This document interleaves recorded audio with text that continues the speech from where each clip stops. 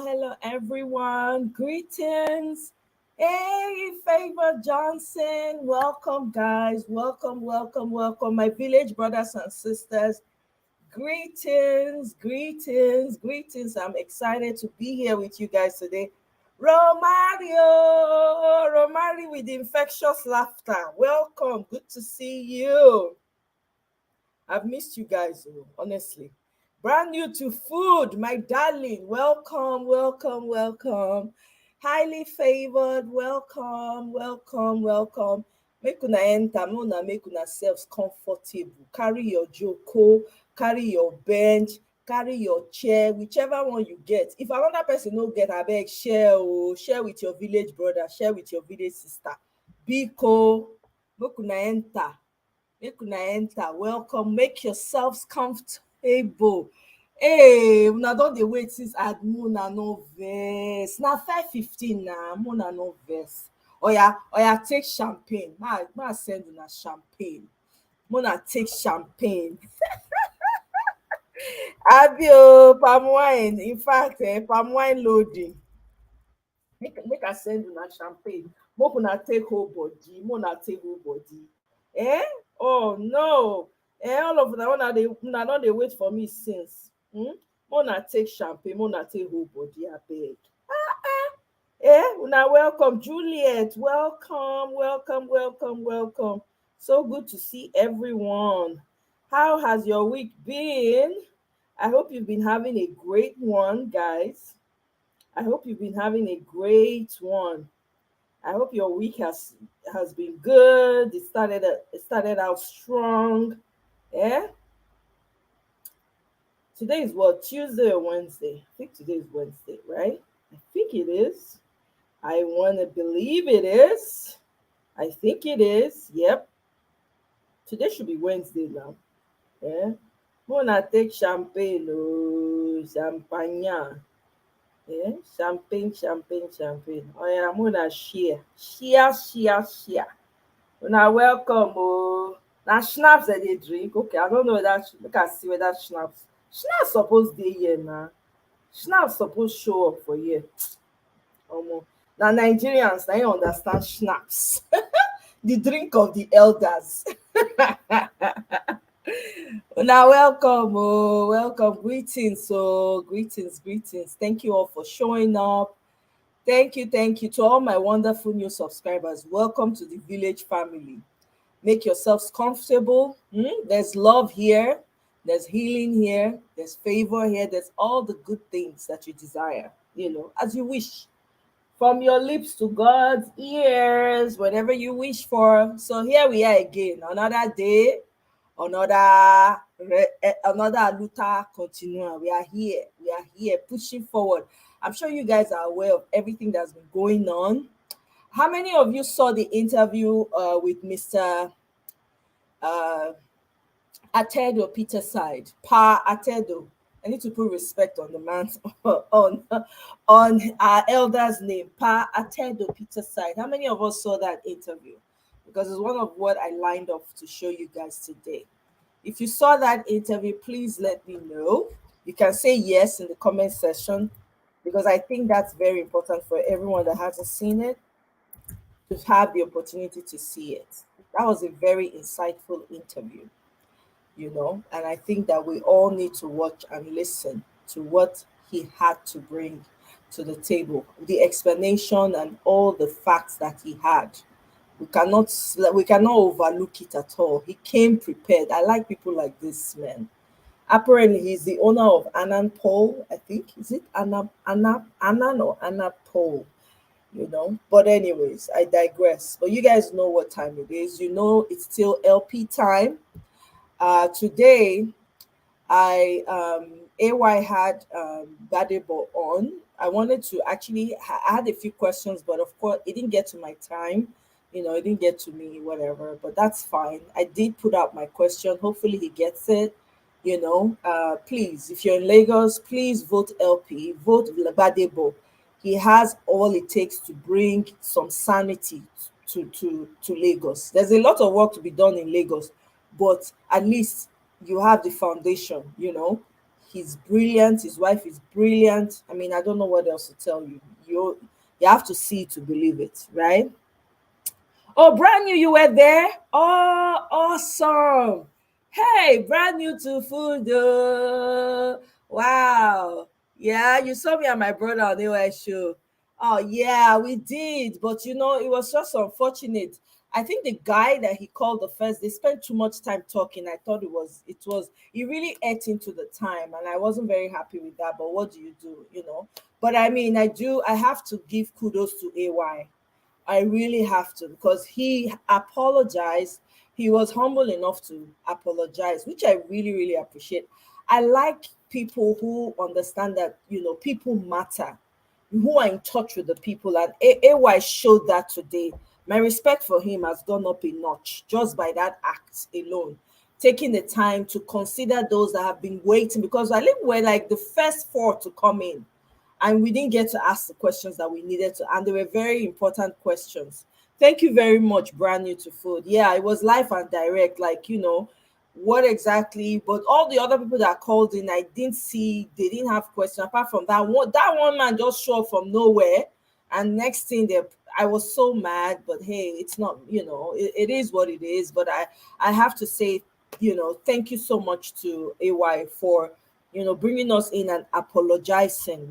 That made me feel comfortable, and that made me feel heard and seen. So I want to thank him for that. So anyway, in case you are watching, in case you are scrolling through Peter Obi's internet and you hear this, I'm saying thank you, kudos to you, thanks for your humility, and for appreciating the fact that we're waiting in the studio and taking the time to apologize, and also giving us the opportunity to put the questions out there. Hopefully he gets it, because those are very important questions to me. I had one more question, but I chose not to include that because we're short for time, but that's fine.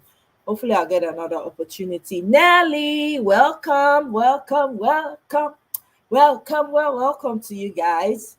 So I'm gonna start by playing that video, since nobody responded, whether you have seen it or not. So when I go watch am today, now must. You guys must.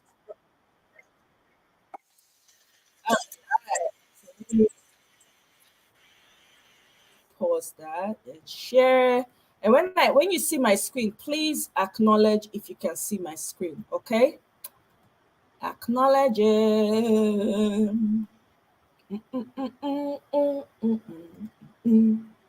Da da da da da da. Can you see my screen, guys?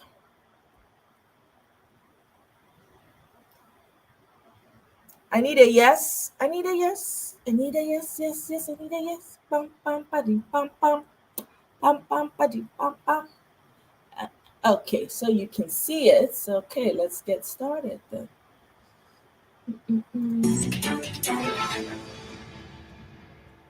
Now, after much hesitation and apparent foot dragging, Nigeria's Electoral Commission, INEC, has finally agreed to hand over to the opposition all the materials linked to last month's disputed presidential ballot. The Labour Party and the People's Democratic Party, or PDP, want access to the election data to help build their legal challenge to the result, including data contained in the Beavers and IREV machines, which are the electronic devices that have been at the center of the dispute. And when INEC seemed reluctant to comply with the court ruling ordering it to make the materials available, the Labour Party threatened to embark on nationwide protests. INEC has now agreed to hand over the data. But with just a week left to file their case, there is a growing sense of urgency. The Labour Party have set up collation centres across Nigeria to help gather as much evidence as possible.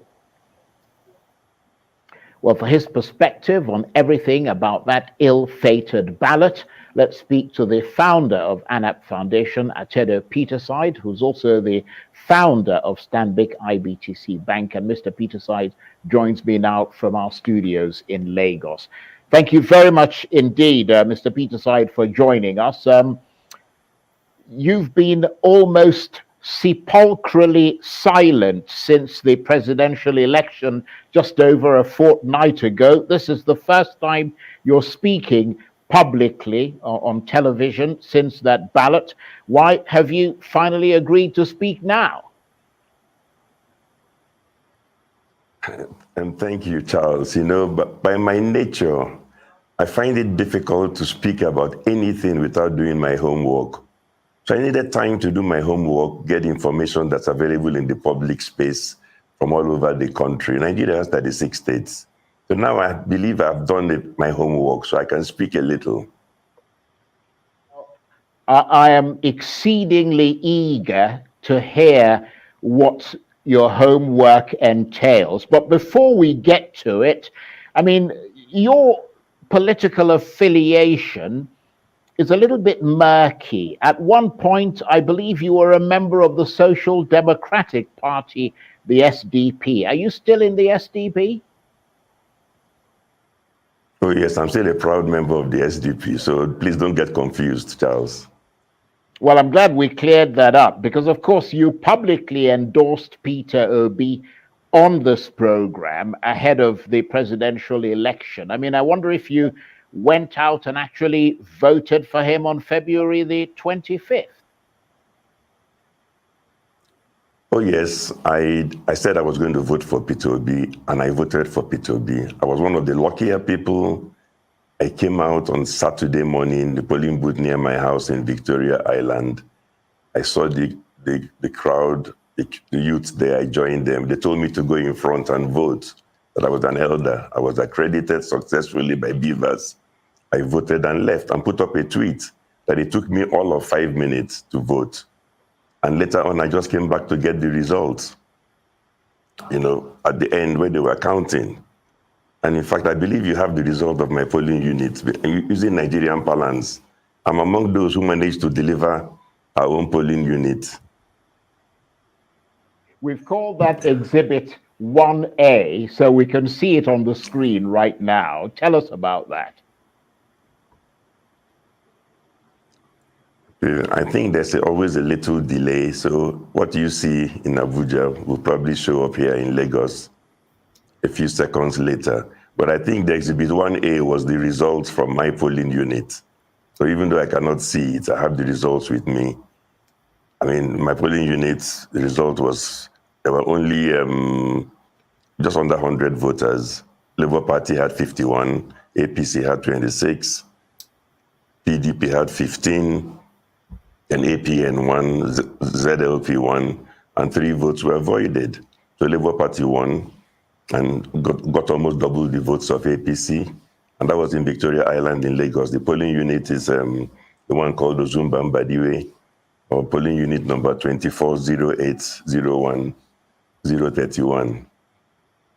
So Right. later on, I checked the results. I mean, this is what we're supposed to do. When the results came out on INEC website, I went and checked the results, and that is Exhibit 1B. I saw the results sheet there. It was published. What INEC published for my polling unit was the exact same results that I saw on the day. So I don't have any problem with my polling unit. And if this was the experience all over the nation, I will be the first one to say there's nothing to discuss. Unfortunately, the evidence shows that I was one of the luckier ones in terms of being able to vote early, no voter suppression, no delayed start. The results that were published were the same as what we counted. And so everything was hunky-dory. Well, so if we go on... Right, go ahead. Go ahead. No, you go ahead.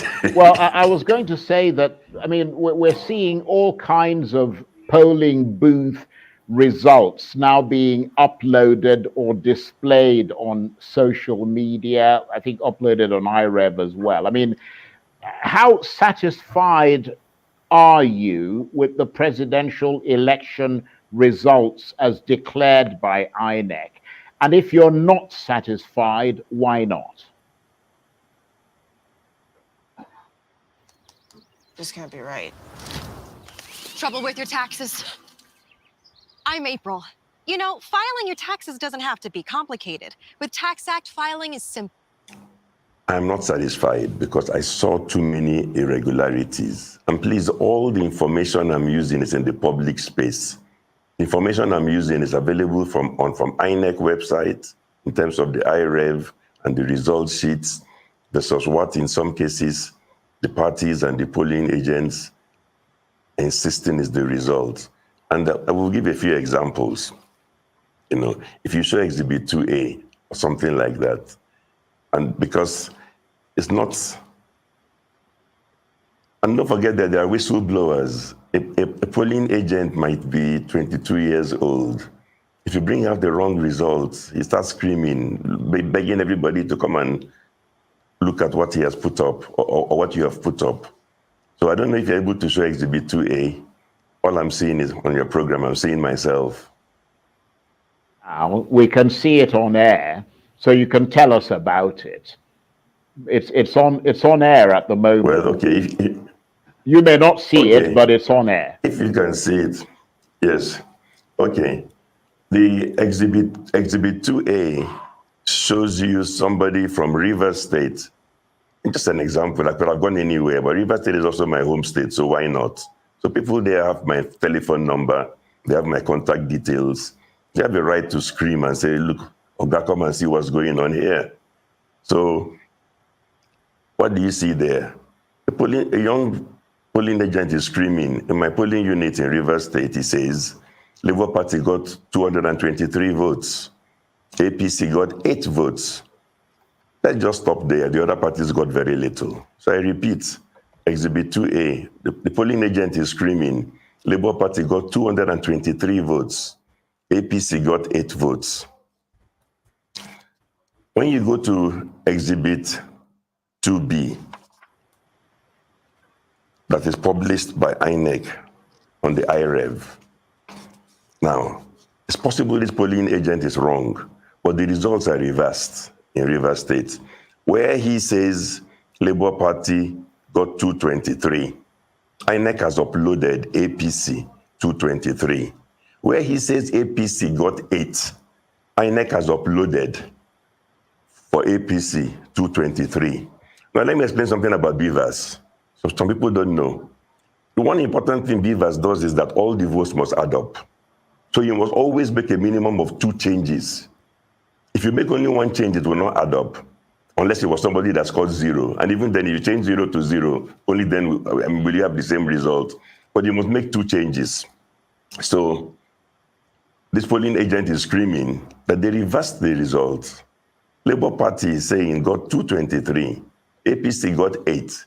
INEC is showing the exact opposite between those 2 parties.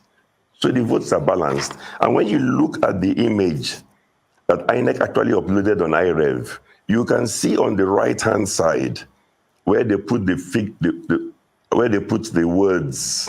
You can see that the words have been altered. Tipex has been used. Hey, I'm not investigator, criminal investigator. I invite people to go and look at the same information themselves. This is polling unit number 32, 15 07 031. You can see that beside the APC, the figures in words have been bastardized. If you look at the one for Labour Party, in fact, they've Tipex both the figures and the words, and it's thoroughly bastardized. So on the face of it, I'm unable to dismiss what the polling agent was screaming, that something seems to have gone wrong here. Also, I should mention that because I've been involved in opinion polls and so on, you don't just look at 175,000 polling unit results. If you have been looking at election results since 2011, you know where the dead bodies are buried. So you know if from all the results, opinion polls and so on, the trends, whether Labour Party is supposed to do well in Rivers State or not, whether APC is supposed to do well or not, you can look at all the trends. So when you suddenly see people screaming that all that was done was that the 2 numbers were switched, APC's tiny votes given to Labour and Labour's tiny votes, Labour's huge votes given to APC. So the whole thing balances. So again, I'm just presenting the information. I saw it on INEC. I looked at the information. It looked like it had been altered. So that's what I'm saying. So I'm answering your question, am I satisfied by that? Of course I'm not satisfied. I would like more investigation. We can look at Exhibit 3A. Right. Well, let's look at Exhibit 3A because we need more information. I mean, you can't, there may be anomalies in one or two sort of polling booths, but we need to see more. So let's see Exhibit 3A then. Yes. Yeah, Exhibit 3A is going to Bauchi. Because I'm going around the country, just a few examples to show you why some of us are not happy. Exhibit 3A, you see a polling unit results in Bauchi. Forget about all the things INEC announced telling you that Labour Party scored almost nothing. In Bauchi, we're not a player at all. This polling unit result, in fact, again, the agent was on social media screaming that in my polling booth, Labour Party got 199 votes. The polling unit is known in Bauchi, it's on the exhibit. APC got 78, PDP got 95, and so on. Then the same little agent is screaming that somehow, when what he saw on Channels TV or something, so in one polling unit, Labour Party gets 199 units, but that by the time they aggregated the results for all the wards, the whole LGA, that the figure that he now saw for Labour Party, he claims, was 185. So which means that the result declared, according to him, for the whole of an LGA is less than what Labour Party scored in its own polling unit alone. Again, I'm just throwing these things out because they're available on social media. These are people who have put it out, and I've gone to INEC to go and check the result of the polling units and seen that, yes, indeed, Labour Party got 199 votes there. It was the highest in the polling unit. So the guy is not lying. If he made other mistakes, it's not from this polling unit results as uploaded by INEC. So we can go to Exhibit 4. Again, I'm just going around to different parts of the country because this information is available everywhere. When you go to Exhibit 4, that's the polling unit results in Imo State. Again, it's from INEC website, please. Right. I don't invent data. It was downloaded there, and I give the polling unit number. You can go and see it, unless they changed it 5 minutes ago. That's the result they announced. It's polling unit number 1624060002. What is unique and different about this result that INEC uploaded?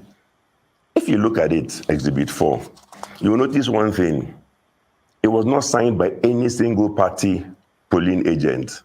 The earlier ones I showed you, in Rivers and Bauchi, you see each party signed beside the figure. In Rivers State, the complaint was that after they signed, somebody seemed to have altered the results. In this one from Imo, not a single political party signed. So what is the result? Only signed by an INEC official and put on an INEC website. And what does the result show? APC got 600 votes, Labour Party 4, PDP 16. It's not initialed by any political party. It's possible INEC can explain that probably the original results sheet got lost or disappeared. So it was their own official called Mbakwe that filled this out all by himself. So he by himself filled out something, total number of votes 620. APC gets 600, Labour Party 4, PDP 16. No political party signed. Again, there are polling agents in Imo in those same areas screaming. Right. Well, let's just move quickly because I want to be able to talk to you before we run out of time. There's another Exhibit 5. Just tell us about that. What's in it? Exhibit 5, that's Lagos. Yeah. Right. Exhibit 5 is from Lagos. Again, you see two images side by side. One on the right-hand side is from a polling agent saying this is the result on the day. It has no alterations, no serious alterations. The one on the left is what INEC posted. Massive alterations. And you can see that the result has totally changed. So somebody is lying. Either the polling agent is right, what he's showing you on the right, or INEC is saying for whatever reason, after that clean copy, they've made adjustments all over the place, and it's the same end result. Votes that went to Labour Party have shrunk or disappeared. Conversely, we know who the beneficiary is because it was balanced at the end of the day. So this is the trend that is worrisome. Right. And this is why I'm concerned. I don't want to waste your time by going to other states. Right. Well, you've given us a kind of bird's eye view of what might have gone wrong, but obviously that's different from what is actually admitted in a court of law, and they would have to prove a lot of things. But as you review the presidential elections and assess the results, would you say that Beavers and IREV were helpful at all? See, without Beavers was helpful because it established the total number of voters who were accredited. So whatever you're altering, like I said, you must add and subtract so we can see you doing the alterations. IREV was helpful because you must post for us to see this horribly altered result sheet that I'm calling Exhibit 5, which the party is disowning, saying it's not the correct result. So those things were built in and they give us transparency. And I'm happy that INEC posted this result available for the whole world to see. And everybody can go and check on that particular polling unit result and compare it to what the polling agent is saying on the right-hand side. So I'm saying that something is wrong somewhere. Yes, well, I mean, there is the sense that a lot of people share your sentiments, but obviously those election results are now being challenged in court. I mean, how do you rate the chances of the PDP and the Labour Party in court? You probably know Vistaprint for business cards. Yeah, we print that. But did you know we also print that?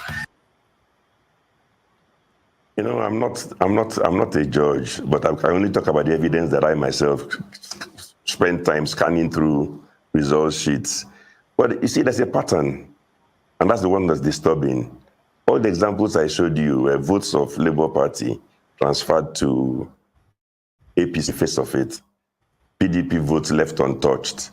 Now, it's about magnitude overall. How was this done in a huge scale all over the place? And let's be careful, this is an election with a low turnout. If the sum total of such incidences, which I have examples of and I've shown some live, if the sum total was, let's say, 1.5 million votes only, or 1.5 million votes total that were transferred from Labour to APC, go back and look at the INEC declared results. They said APC had 8.8 million votes. If you deduct 1.5 million, it's down to 7.3. If you add 1.5 million to Labour, the 6.09 jumps to 7.6. So the point I'm making is that what the courts have to do is to look at these incidents carefully and see whether is there a pattern that shows that in the aggregate, something like 1 million, 1.5 million votes or even more were modified like this from result sheet tampering. Unfortunately, people had time to tamper with the result sheets. The last time I checked, INEC had not even finished uploading presidential elections results on the IREV. They had like 94%. I don't understand why it takes 10 days or 7 days to post a result sheet. What are you altering that it takes, we did 5 days or 4 days to post it there? Well, Mr. Peterside, you talked earlier, or you explained earlier about doing your homework first, which is what you were doing before you then decided to come on air. But beyond that, is there a reason why you've decided to bring out all these exhibits at this point and at this time? Yes, because there's another election coming on Saturday, and we cannot or we should not repeat this nonsense. Okay, the last time they said there was a problem with communication. Can we please on Saturday finish counting and immediately upload the results so we can all see it, instead of holding it back for 1, 2, 3, 4, 5, 6, 7 days, and then bringing out altered result sheets, and then we start arguing over this is falsified, that's not falsified. And also, it's important for everybody in INEC to know the examples I've given. Everybody can trace it now. You know which INEC official signed the result sheet that no party agent signed. If people really falsified, it's a criminal offense. We're talking about forgery and fraud. So they should not go scot-free. And please, it's possible even that the candidate is not involved. But fraud is fraud. It doesn't matter whether if your agent carried out fraud, even you, the candidate, should say, I reject this. That's a very good point. And I'm going to ask you what your reaction is to those who argue that in the Nigerian context, irregularities at elections are a fairly normal practice, but what really is the scale of the irregularities and what impact they might have on the outcome is the issue here. Yes, okay, let's look at the scale. I've shown you single polling unit in Imo, 600 votes, I'm doubting. I've shown you Rivers, single polling unit, 200 and something votes, and in Lagos the same. Let's even imagine that the average was only 10 votes per polling unit nationwide. 175,000 polling units times 10 is 1.75 million votes. So if it was 1.7, if it was only an average of 10 fake votes that were transferred from left to right, it changes the result, because add 1.75 million to Labour, deduct 1.75 million from APC, immediately Labour has the highest number of votes. So it's not true that the magnitude of what you're looking for is something humongous. If it's an average of only 10 votes on average per polling unit, it changes the whole result. This election was a 3-horse race. It's even possible that PDP, after you make those adjustments, got the highest number of votes. I don't know. What I'm saying is that I don't know, and I see results that are a blind man can tell that the sheets were tampered with. It probably explains why PDP and Labour Party walked out. Now, please, everybody should go and do the homework. Go and look at the result sheets. They're available. So I mean, what sort of accountability should there be for what you believe happened during those elections? I mean, do you agree with those who say that in view of everything, from the failure of IREV and Beavers to all the other issues that clearly marred that presidential election, the chairman of INEC should resign? For just $67, you can make as many videos as you want, and you never need to pick up a camera. You'll be surprised. I don't think so. Because the way I understand INEC, the chairman of INEC is in Abuja. I've given you examples from Imo, from Port Harcourt. If there was fraud carried out in Port Harcourt in Rivers State, and the state rec from INEC brings those results to Abuja and insists these are the correct results, to an extent, the INEC chairman's hands are tied, because he was not even there. The parties are saying this is falsified. The INEC official in charge is saying, no, everything is okay. If it's a case of fraud, you have to go to court to prove fraud, because fraud is about criminality. If it's about forgery, you need to go to court. You need investigation. The INEC chairman in Abuja cannot make himself the investigator, the judge, the jury, and overrule River State results. So I can understand if he's telling the parties, please go to court. Take this evidence and put it before the judges. Let the judges look at it and tell us what the whole world can view from INEC portal, that there was no distortion of results. Let the judges look at the result from Imo State, signed only by one INEC official, not signed by any political party agent, and say it's okay. See, people have to know that these things are now available publicly. So would you, Mr. Peter Side, support those from the Labour Party and the PDP who feel aggrieved enough to take to the streets in protest? My personal view is that it's premature. I would always advocate in a society I'm a disciplined person. Go through all the processes. I don't play God. Take this evidence, which I said in some cases, even a blind man can see. He can feel the tipex with his fingers. Take it before the courts. Let the judges look at it and tell us it does not matter. At that point, if you want to go to the street, perhaps I'll follow you and join you on the street. But not now. Give people a chance to do their work. It doesn't matter how much you distrust them. Let them look at this evidence which the whole world is seeing. We have become the laughing stock. A football match was played, Man United got 7, Liverpool got 0. One of the jokes in Lagos, somebody changes the result of 0, puts 10, and says INEC has changed the result. It's from these result sheets. We Right. made ourselves the laughing stock. Right. So, I mean, let me ask you this. We're almost out of time here, but you're a big wig. I mean, you're the founder of a bank. You're a founder of a major sort of foundation. You move around in prominent circles, and some of your colleagues in those higher circles have rushed out to congratulate the president-elect Bola Tinubu. What do you have to say about that? I imagine you haven't gone out to congratulate him. No, each unto his own. Look, if they go through this process and the judges convince us everything was done correctly and we add up the numbers, whoever is the winner will congratulate the person. But for now, it's premature. I mean, when I can see with my own eyes what INEC has uploaded, part of what they've uploaded is an insult on anybody's intelligence. I think it's premature. They're just people who are rushing to congratulate probably have not taken the trouble to even look at the available information or the evidence. In any case, each unto his own. Well, Mr. Peterside, we're literally almost out of time. After all the complicated politics and tensions following the presidential election and all the issues around alleged manipulation, fraud, and disenfranchisement, what are your expectations for the governorship elections on Saturday? Briefly. It's a chance for the INEC chairman and others to redeem themselves.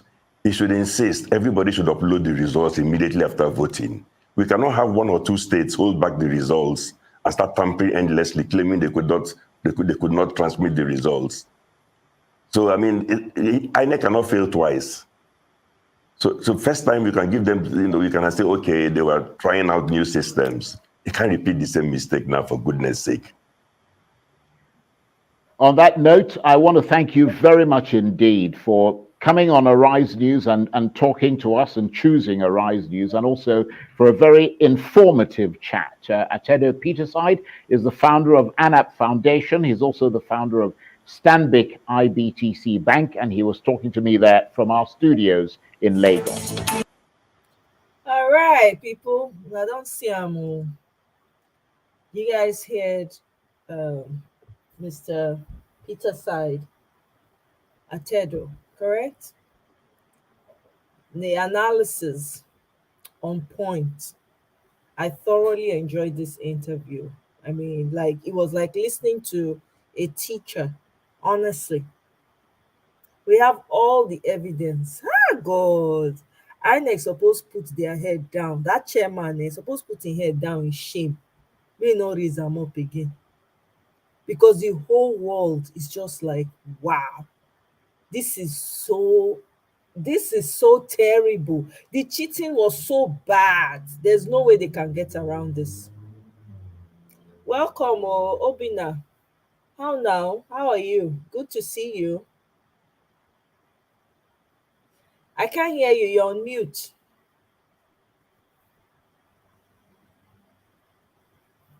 Still cannot hear you.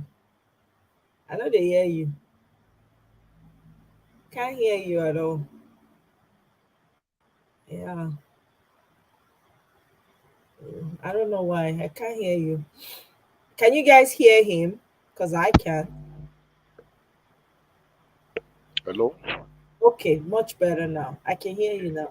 All right. Say good morning. And Good good morning morning. to everybody.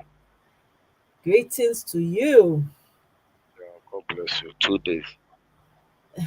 Thank you. You too. What do you think about the interview? Did you watch this interview before?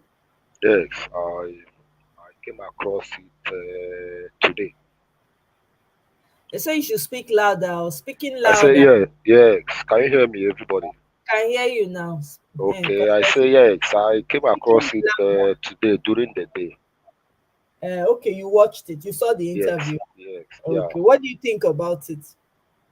Um, it made a lot of sense, and Yeah. it's instrumental to the struggle too, because apart from following it up with an Arise News channel, I also have seen it pop up here and there in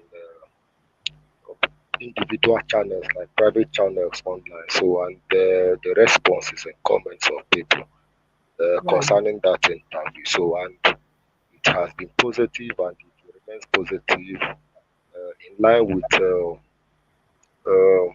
the struggle towards getting our mandate back. Why? Because um, if you look at it, my biggest fear has been that um, God should preserve the evidence in INEC portal, so that because there have been so much publications of the errors, the mischiefs of the company of INEC and APC all over the internet. So somehow at a point, I remember mentioning a particular picture in INEC portal, which I went back. I actually went and confirmed it when I came across it online, and in subsequent days, I went back to the same portal and I discovered that that picture had been removed. I think it precisely from the Kitty State.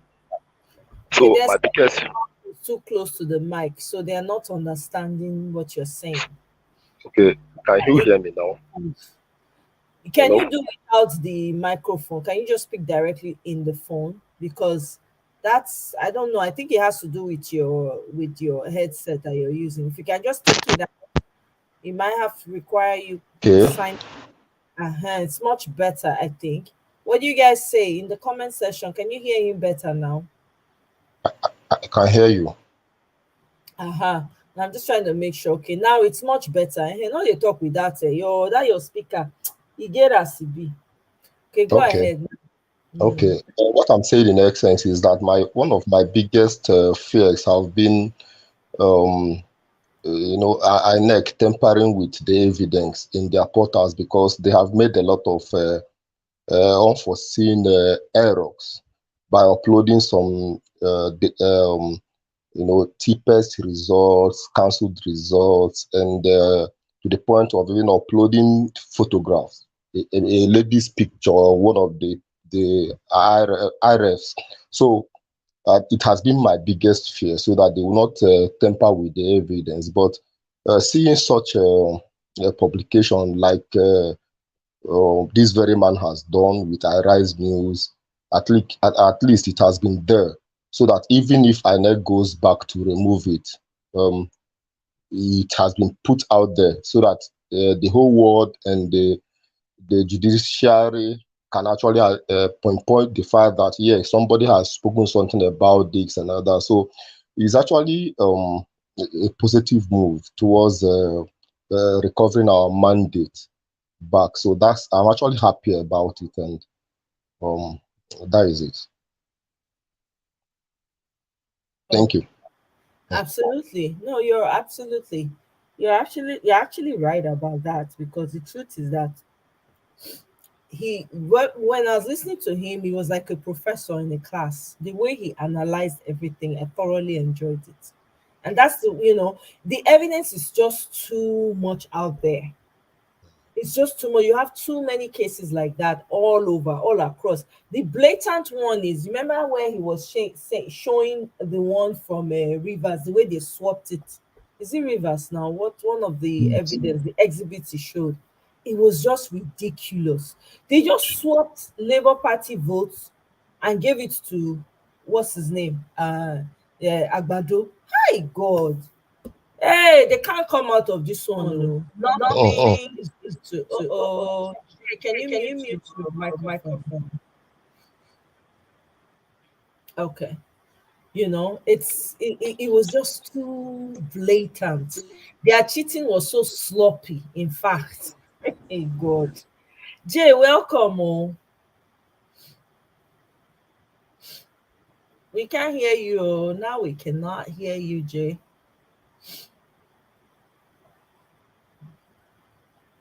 Jay, I think there's something wrong with your audio. Now you can Hey, talk. hello. Uh-huh. Hey, Now we can hear you. good Hi.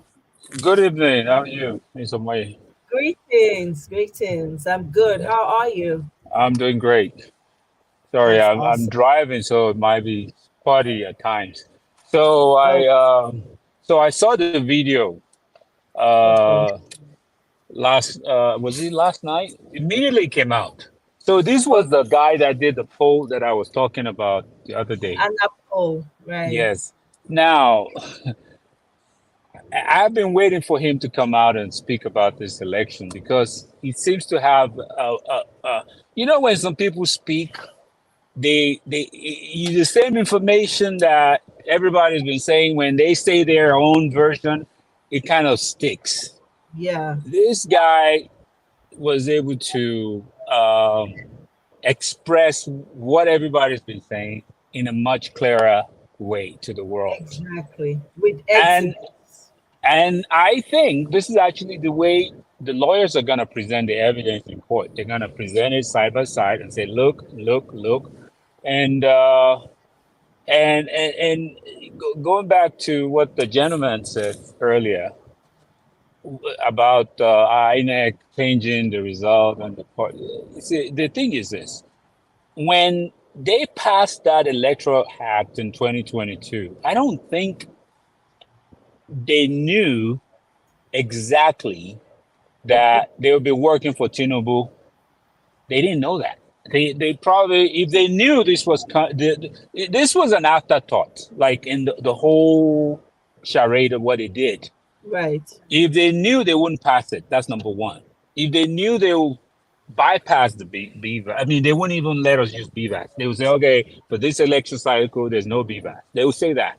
So I think it's their greatest undoing was this same act that they passed.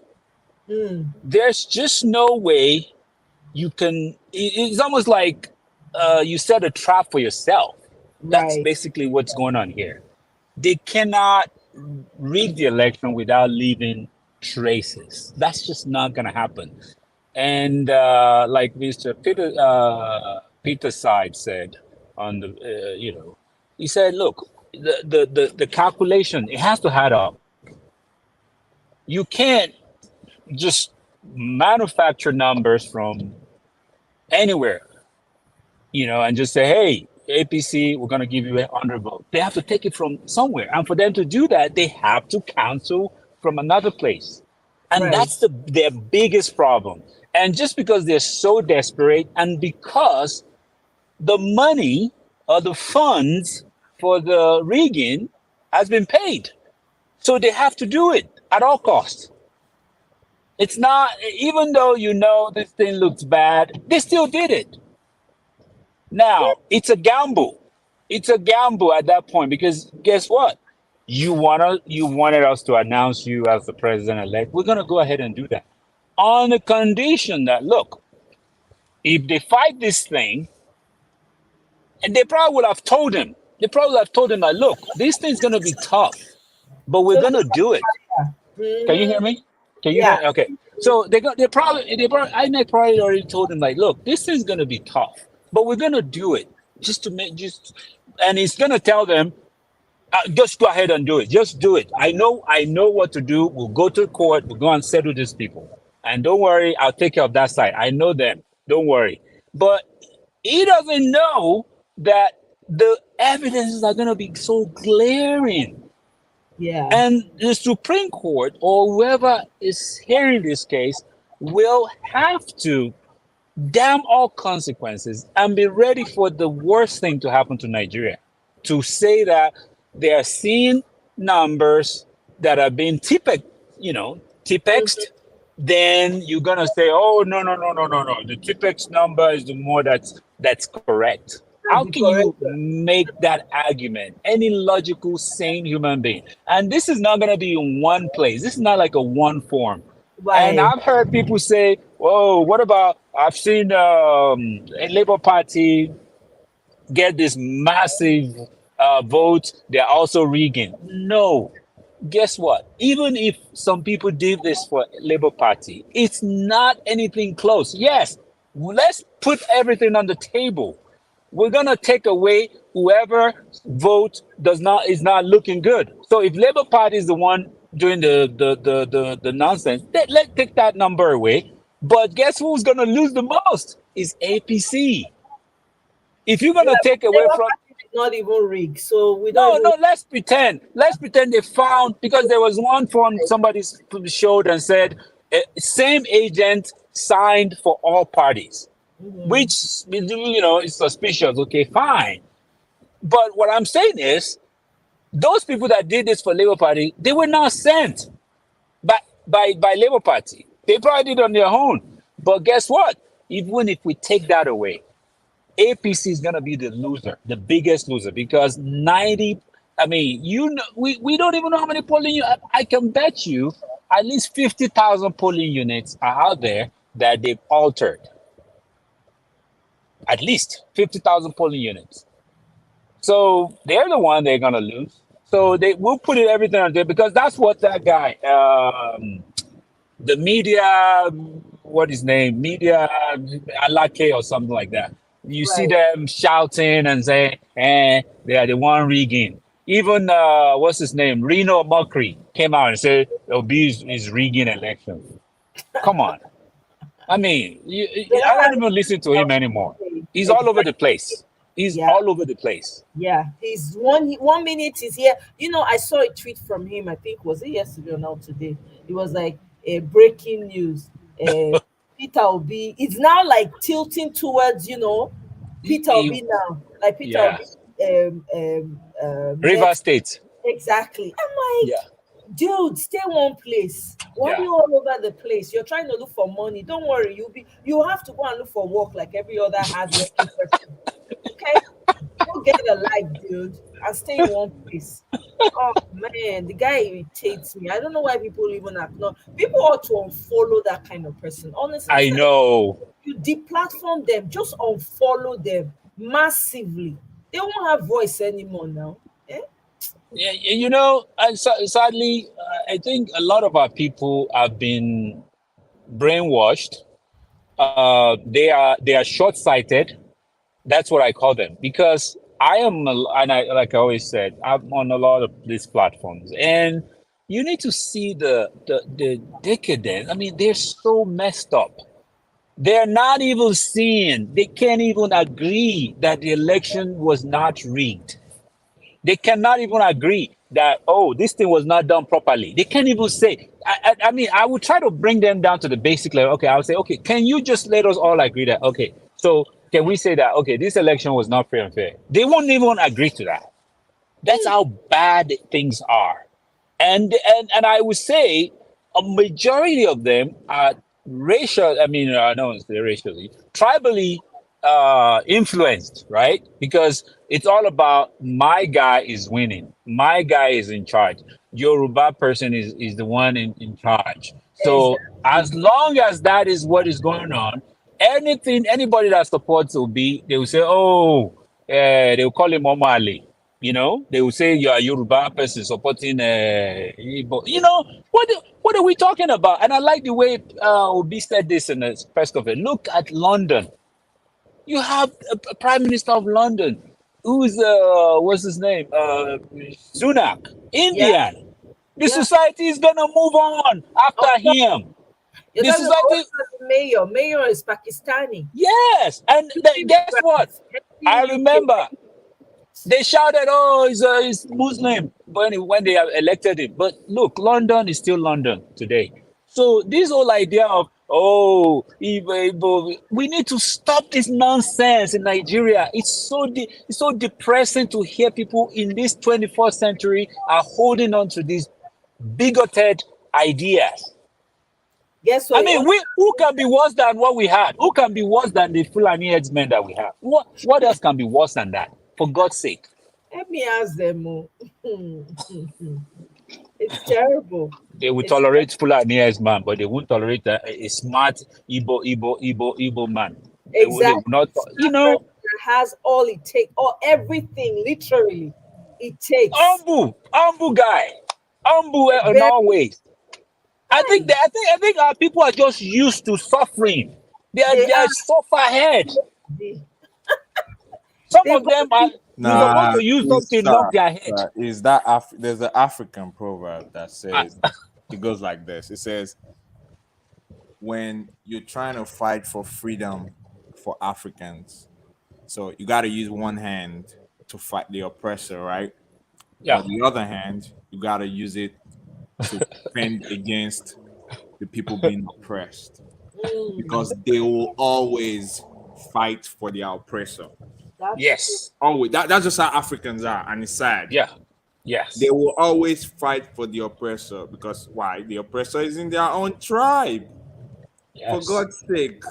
Yeah. You know what's funny? Like, I look at our country and I just the moral degradation, it's in the marrow of the organism. It has to be removed out. There's no how light and darkness cannot coexist. Nobody waiting Bible talk. Yeah. There has to be a separation. For God's sake, we got thugs as king. MC Oluenron that has no educational or what he doesn't know his ass from his head is in charge of motor parks, logistics. Why wouldn't there be Yeah. gridlock everywhere? No, you tell me, like, what are we talking about here? Like, for real, what are we talking about here? Like, listen, guys, listen. This tribal, like, I don't even engage this tribal nonsense. Like, look at that idiot. That's a grown man on Rise TV talking about IPOB. What does IPOB have to do with Lagos State, my brother? Can someone tell me what IPOB has to do with Lagos State? Am I missing something here? Vaivo, that his family has been in Lagos since before any of us, any of all our family that were there. Like, Yeah. they were renting to white people. Yeah. The first the first judge in the state of Lagos was a Vaivo. Yeah. What are you talking about here? Like, and these people are so stupid. They're still making the same mistakes they made during the presidential election. Like, again, your problem are not the Igbos. These people are someone who is dumb, but this makes me like this shows very well that he's dumb as a rock. Your problem are not the Igbos. The Igbos are 13% of Lagos, even plus all the ones that visit, all the generational ones that they've been born there and they've been there for generations. They're not more than 13%. What are we talking about? Koshofe. Do you know how many people, Yoruba people of Yoruba descent, live in Koshofe? They're like 85%, and they rejected you soundly. Alimosho. So you're telling me Igbo people voted in Alimosho? What are we talking about here? You see, these people only bring this nonsense during elections, but any other time of the year, they're marrying each other's children, though. Mhm. They are falling in love with each other. Every Saturday, I see Ikenna marrying Teju I'm telling you, and Emeka, Emeka marrying Toyosi and so, and they all dressed in the. Everybody comes to the party, everybody eats, and everybody's happy and goes home drunk. But when it comes to election, that's when you remember his mother is Igbo. Ain't you cool, eh? For real. That's when they remember that somebody's mother is Igbo. Like, what nonsense? What let me share, nonsense? let me share one video with you guys. I think that I'm sorry I cut you off, sir. no. Oh, Jay, he's apologizing to you. It's okay. It's okay. I mean, one thing I would just say is we've Nigeria suppressed them for years, Yeah, and they have a fair shot, first time legitimate shot.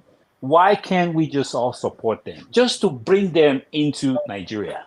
For No, once, bro. no, it's not enough. It's They not are enough. they are still saying it's not their time. Can you imagine that? How? How? So Man sad. proposes, God disposes. Guess what? They can say whatever the heck they want to say. If it's time, it's time. There's nothing anybody can do about it. Yep. Absolutely nothing. I want us to listen to this video. I want us Okay, to pay go ahead. attention to the details of it because I think it's going to speak to exactly what we're doing right now. And people that are still sitting on the fence and being convenient, saying conveniently, well, it doesn't concern me. Okuku come me, my family is not there. So I'm removed from it. Please listen, pay attention. Please. Unsure why I'm being asked to share this story, but I'm guessing it's because somebody needs to hear it. When I was 16, I went into what I thought was going to be a normal day at biology class. And when I walked in, all the desks were arranged in a circle in the middle of the room. And the instructor, who had always been a really amazing, loving, kind instructor, was super militant, super scary, and just looked at us and said, "Sit down, shut up.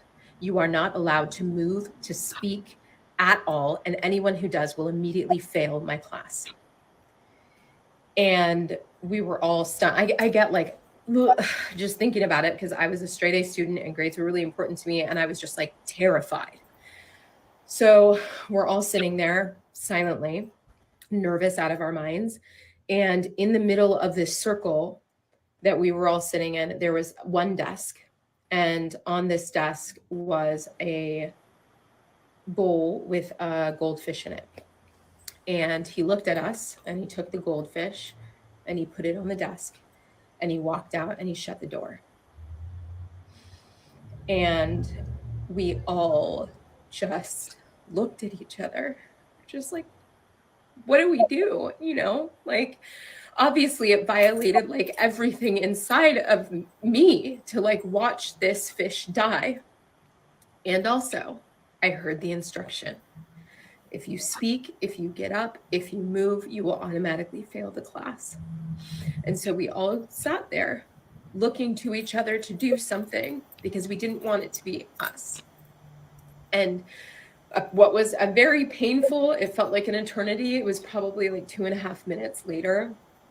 Hannah B, got up and said, "Fuck this," and took the goldfish and put it back in the bowl. And when she did that, he came out and he looked at all of us and he said, "Look what the world has done to you. You've betrayed yourself. For what?" And I think about that lesson all the time because I learned in that moment that I am never going to be that person ever again. That when I see something that is wrong, even if it's just me, I'm going to stand up and I'm going to do what's right.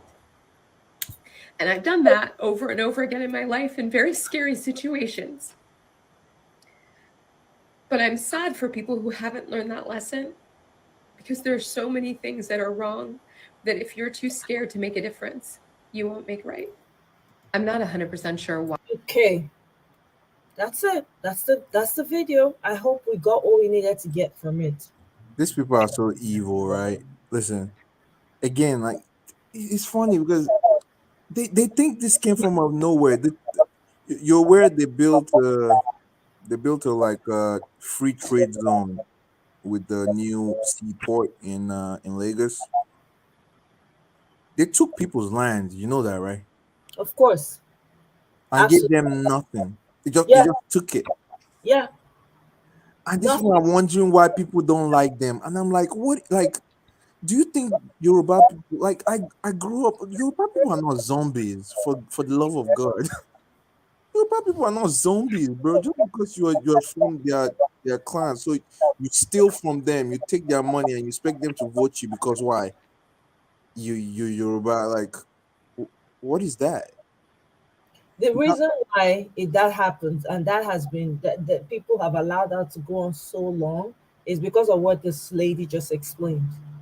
People are so used to, culture would say, hey, you're not supposed to talk to elders, you're not supposed to act, you're not supposed to do this.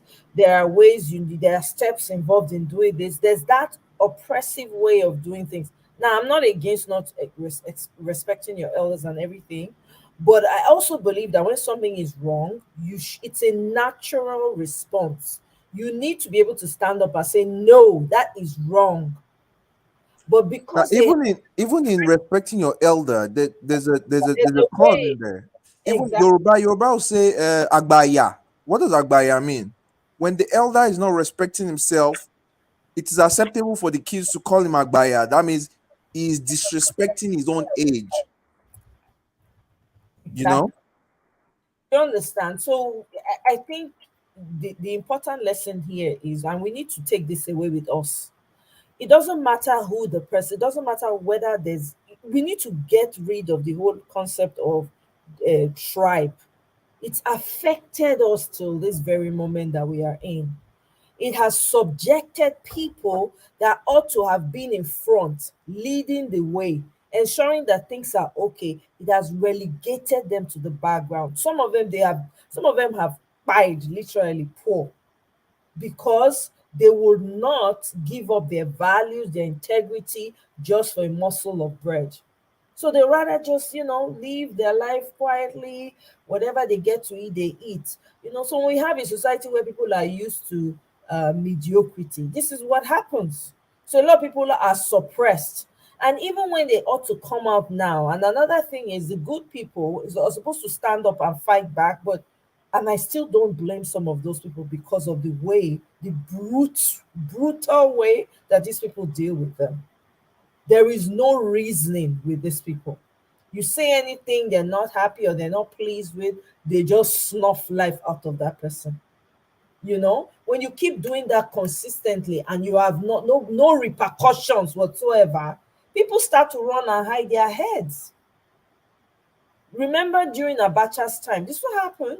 A lot of people that used to be very vocal became very silent because of what Abacha was doing. It just pick you up from nowhere. You just hear they've picked up this fact, they've picked up this person, they've picked up that person. That's literally how they operated. We need to unlearn so many, many things. We've been too complacent, and this is why I know a lot of great Yoruba people. I know a lot of great different people from different tribes that frown against these things. But the problem is they don't stand up to them.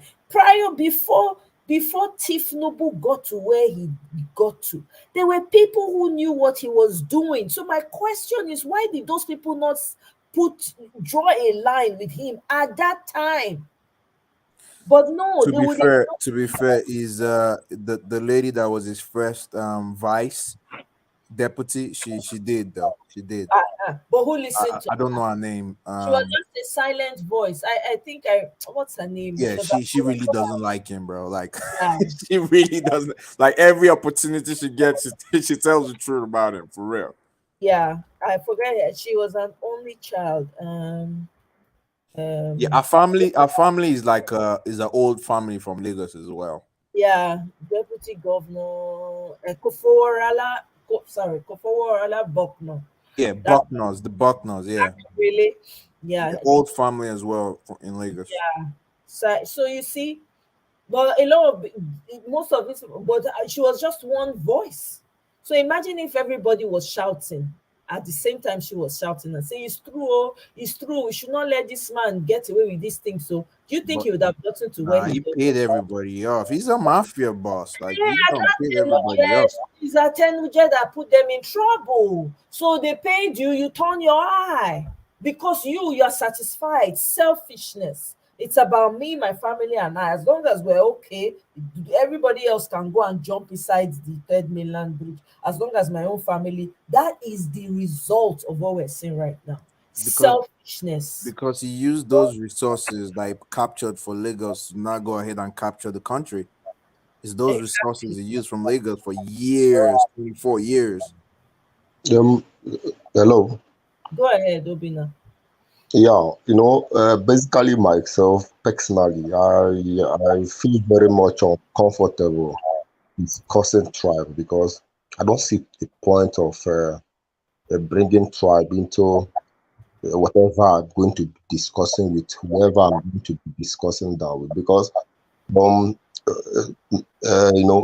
including a tribe in whatever I'm talking about is like saying that some part of me is not me simply because they are stretching out from another angle. But which is a lie, just like what Desmond Elliot said in Television Continental a few days back, that he was talking about a lot of hate generated because of his comment against NSAS. And he said something that struck me somehow. There was a political term he used there. He said that a truth for you might not be truth for another person, which is a very big lie, because it's like saying Yes, that there's only one truth. yes, it's like saying that 1 + 1 is 1 here, and the 1 + 1 is 2 in another place. The truth, is It's truth the truth. everywhere. Jesus. Truth, is truth. To tell you his mindset, even at this very point that he pretends to seek, kind of apologize to people and all that Now for the he's trying to selfishness of apologize, but he's a yeah. terrible actor. He's a terrible actor. If you just go and listen to him, you hear he said that I overheard him say something like that. So now, see, you see Nigeria, no matter what they do, Nigeria has moved from where it was yesterday to a higher ground of unity. Yes. We might not get it right.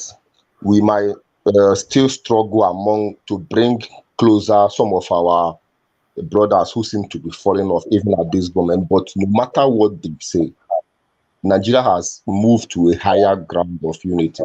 We're Absolutely. not yet it to be, because it's Oh for yeah, the we're very not going backwards no more for sure. Like Go this, ahead. Peter. I'm sorry. Go ahead. okay. So Yeah. why I say I don't like discussing. I know that though I'm an Igbo man, I know that part of me, part of my being, is living in the west of Nigeria. There's another part of me who is found in the northern part of Nigeria. But together they make who I am, because I'm in Nigeria. Right. You understand? So, and as I am like this, I can count a lot of things a Yoruba friend who unfortunately is no longer here with us. But the little time I met this man, I came in contact with him. He took me from where I was struggling to a particular place where I find myself, and I'm still moving. Okay. And And he was not from your tribe, oh. he's not. I met him within, I'm talking about a union that did not even last up to 8 months before he died. But within that 8 months, he transformed me, my mind, my perception. And this is somebody that did not even go to primary school. Hmm. You understand what I'm saying? So Right. we must be open-minded enough to. I listened. I heard the clip online today that actually harmed me somehow, because I watched a wheelbarrow pusher and was proud that he voted Tinubu, and was proud that Tinubu won. And I was just looking at his life. Just look at you have, and he's actually he proudly was saying that he's actually happy. And if you look at him, there is no iota of happiness in him.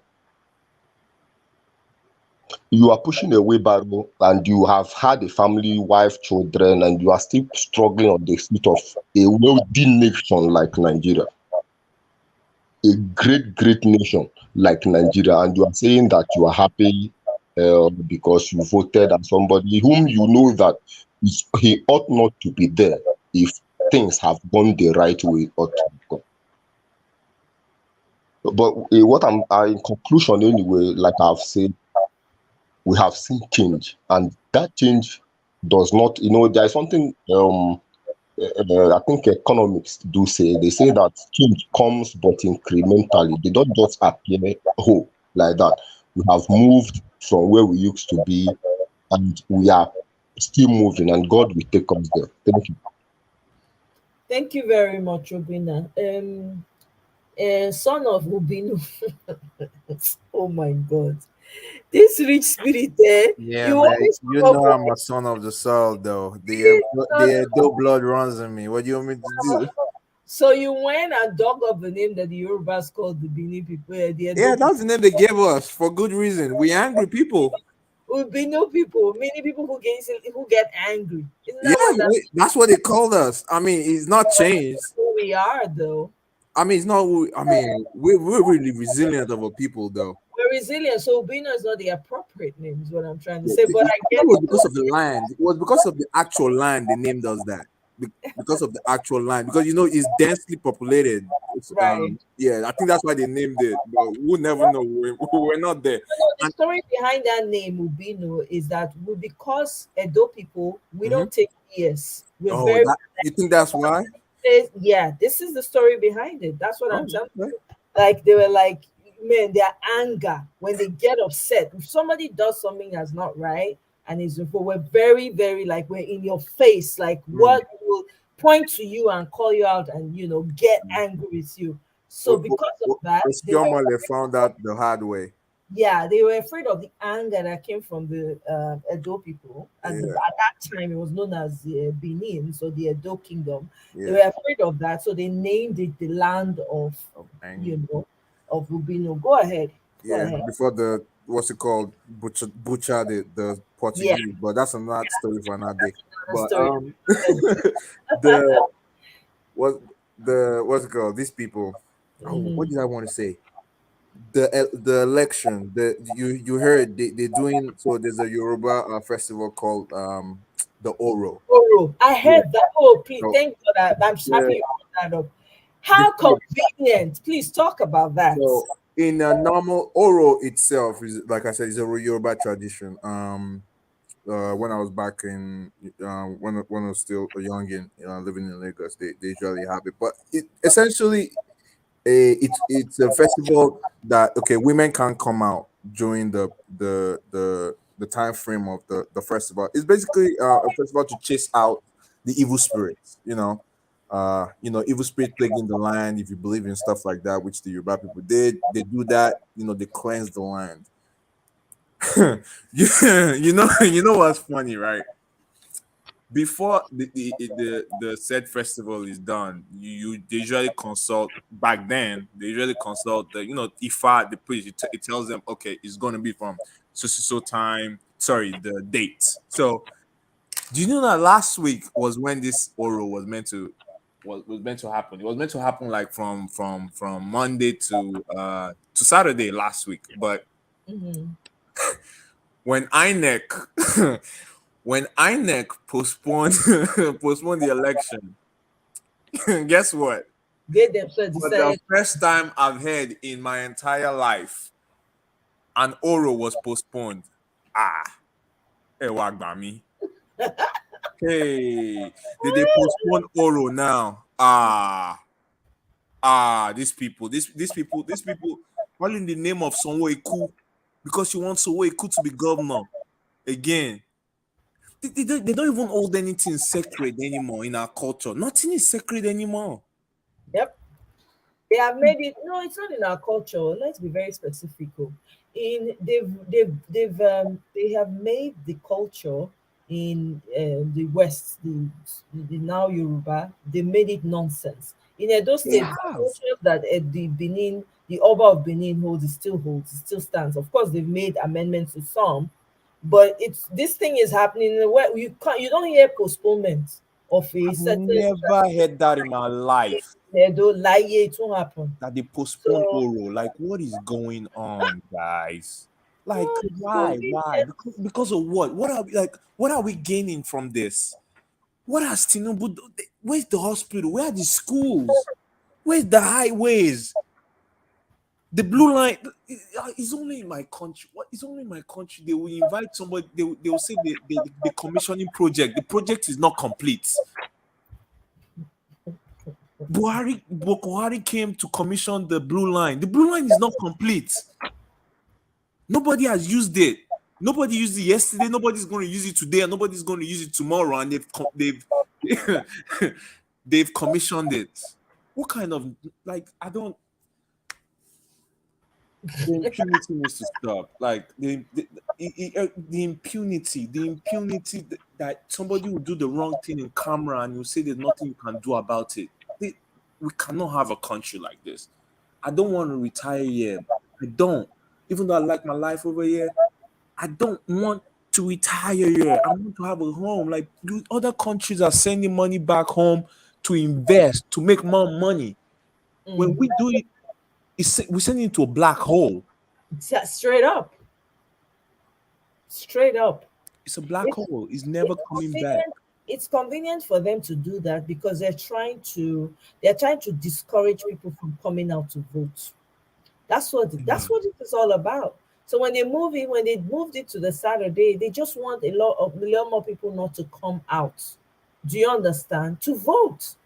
That's what they're trying to do.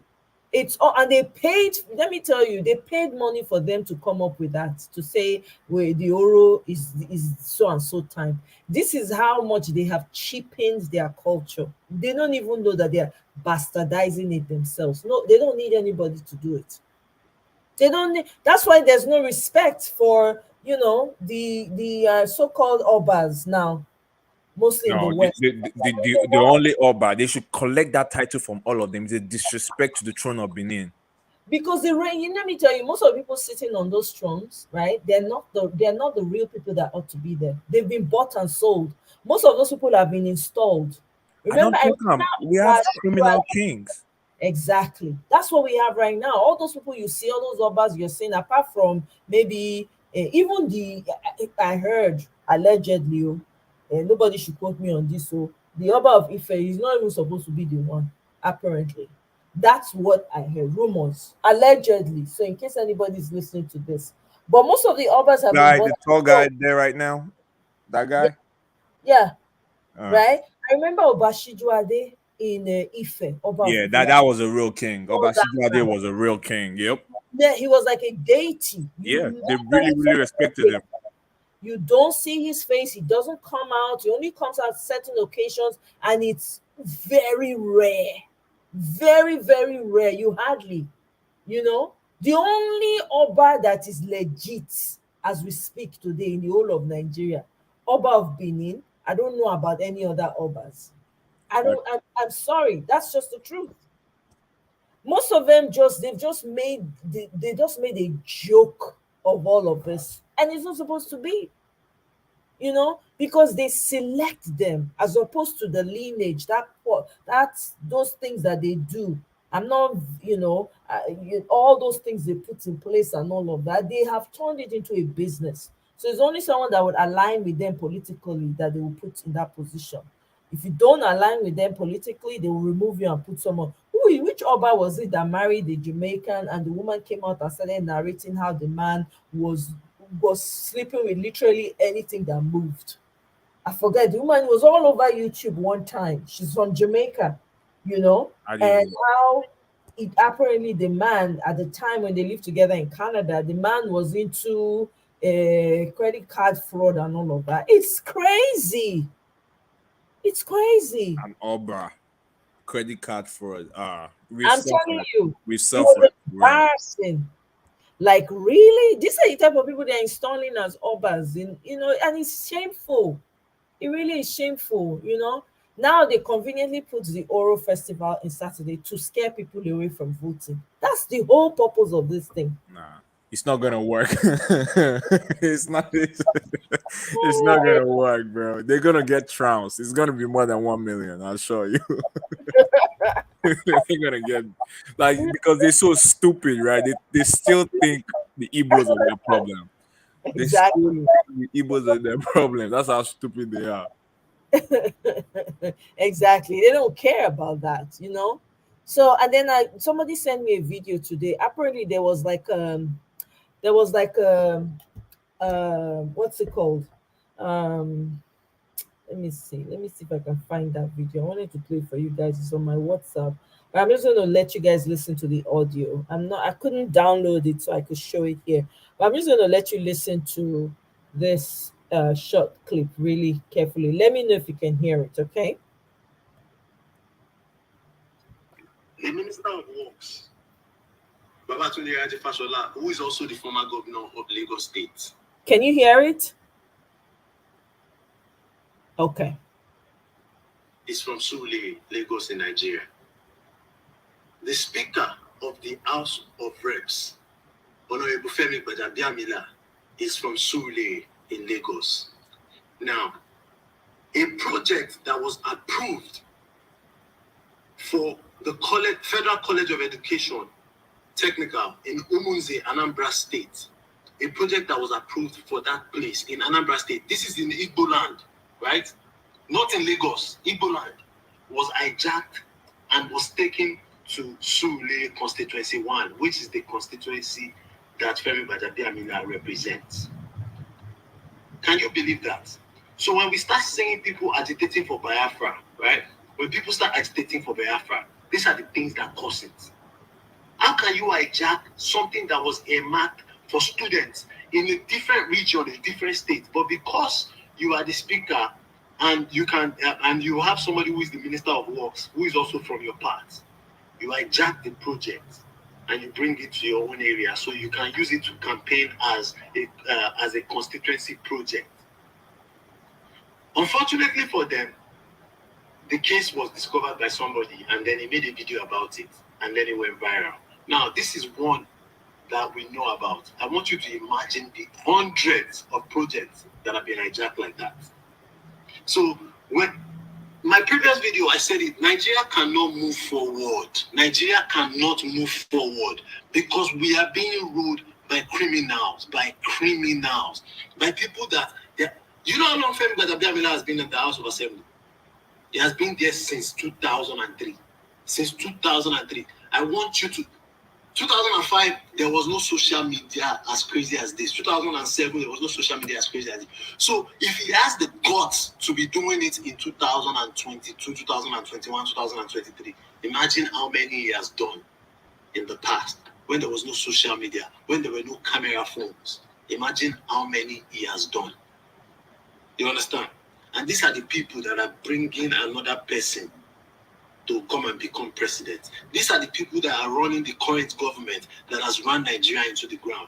This is the same man that went to talk to the president and talk to ASU that, okay, please stop striking so students can go back to school because it's bad for the election period.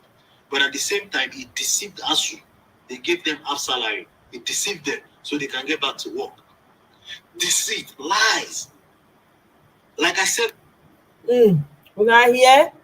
So project when it's supposed to go to another state, they corner. That's regular. Listen, whenever I hear the Southeasterners talking about they want to be separated, I agree with them. Are you serious? The Southeast is the least developed area of Nigeria in terms of federal infrastructure. For God's sake, there are some places in the Southeast, they don't even have road because of erosion. Like nothing. Dirt roads, majority in the Southeast. There's a it's been deliberate that Southeast, we're not going to develop Southeast. And we all know why. Come on, we all know why. Why. Let me share you. There's more. Can you guys see my screen? Oh yeah, the guy that just got released from Kiri. Yeah. What's your name? Kevin. Aruna. Waiting happen. Where you take go, where you go? That answer stand. So for the answer, okay. Police, backwards. Okay. On station. Waiting be today's date. Today now waiting. Yeah, today now Wednesday, February 15, 2023. Yeah. And March 15, 2023. Okay. I dey hear you, my brother. As they took us police station, from police station to SARS. As they took us to SARS, they took us to court. As they took us to court, from that day, they now took us to prison. Imagine. From there, they just done us there. For there? Yes. Yes, I was almost there for 2 years, 6 months. I never go court. Imagine. Because of NSTARS protest, they just carry you to court today because election, governorship election, they call. And they bring me to prison. See, slippers, so to prove say e just come out o, una dey see am, una dey see am. 11 of us wey dey start. 11 people na dey just leave. Imagine. No worry, people wey dey online, we have NGOs online that will take up the matter. No worry. They took you out, where they carry you go? Which prison they carry you go? Kirikiri. Kirikiri. Imagine. Imagine, and we dey country wey say get government, get everything. No worry, we go get your contact. I will get back to you. Una dey hear?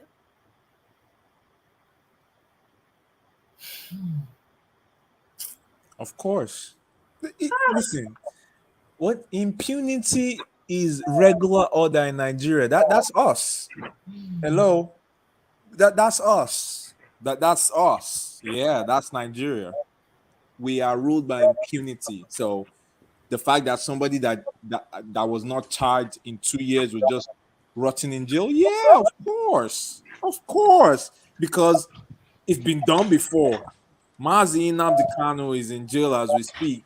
Well, the judiciary in Nigeria said in no plain language that not only did you guys kidnap this man, you have to pay him $1 billion, then return him.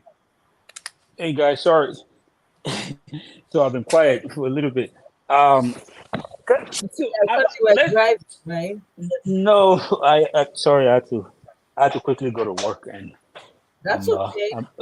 No, I'm done. I'm done with what I needed to do. So, yeah, we understand. I'm done with what I needed to do. So now what I wanted to talk about judiciary. You know how we've been talking about, oh, are they gonna do the right thing or not? Right? I know we've been talking about this. Come on, bro. You know the and answer. Well, so let's look back, right? So the judiciary will say, "Oh, let's free Zaki, right? Remember that guy? Yeah. Right? They said they should free him, and they didn't listen. You between them, let's correct. Yeah, let's free who else? Showore, something like that. Yep. Then they wouldn't do it. Let's free Kano or pay him a certain amount of money. So and look. So what I'm saying is, look at the pattern here. There's a pattern where they it seems like they're not 100% together. Because I don't know if anybody's agreeing with me. Because it might be a setup like, okay, we'll make it look like together though. There's a separation of powers in a normal country like you and I live in. Well, we know this should be, but what I'm saying is, if you study it, like for example, why should they say, "Oh, we're going to award you some sort of"? Because what I notice is there's some judges that actually they will call them rogue judges because they wouldn't do what they wanted them to do. So the next thing they do is they transfer them to another place, and that's what they've done. So in reality, all the judges they're not 100% with the federal government. We need to know that. So whether we like it or not, I think that's the reality here. So I have faith and also hope that they will do the right thing when they see the evidences. I believe they will do the right thing. Okay, let's go to an hypothetical world, right? Okay, follow me down this hypothetical world. Okay, go for it. Whatever we get to, the case goes to court. Whatever judgment is announced, the court decides. Okay, he won. Or no, or the court says, the court gives INEC 2 options, right? Okay. Either rerun the election or you make His Excellency the president. So let me help you here. This is what I think will happen. They will have to go back and recount every polling unit. They will take out whatever's considered scrap. They will say, okay, scrap out this polling unit's result. They will change some back to what it's supposed to be. And in that process, it would take a while before they finish that. So that's what I think is going to happen. Go ahead. Just pause. Before we get to all that. Okay. The judgment gives INEC 2 options. You either make His Excellency Peter Obi the president, or you do a rerun of the election. Now you can't do a rerun of the election because it's too expensive. And if INEC say, and if that judgment is given, and I don't know, Buhari says, you know what, because of national security, we are not gonna obey that order. What happens then? Because that's the same excuse he gave for our Wasaki, and that's the same excuse he gave for Sowore, and that's the same excuse he gave for Mazi Nnamdi Kanu. So this is hypothetically, this is what I think is going to happen since you asked me. So this is what I think is going to happen. They're going to present that evidence, which we have ample evidences out there that supports that PO won the election. But we think he won. We know he won, right? But they have to back it up. And the only way to do that is to go is to go back and do what INEC was supposed to have done. What if INEC doesn't give you the information? You know, they've No. It's not whether they give you or not. They will have to before the 21 days. Says who? Don't worry about it. Legit question. No, they've laid their hands on some. There's some report out there that says they have not. No, they have laid their hands on the ones in Abuja. There's some so like the collation sheet from the local government and states. They have those ones in Abuja. Now that's the beginning. The ones that they're gonna struggle with are the ones in the state.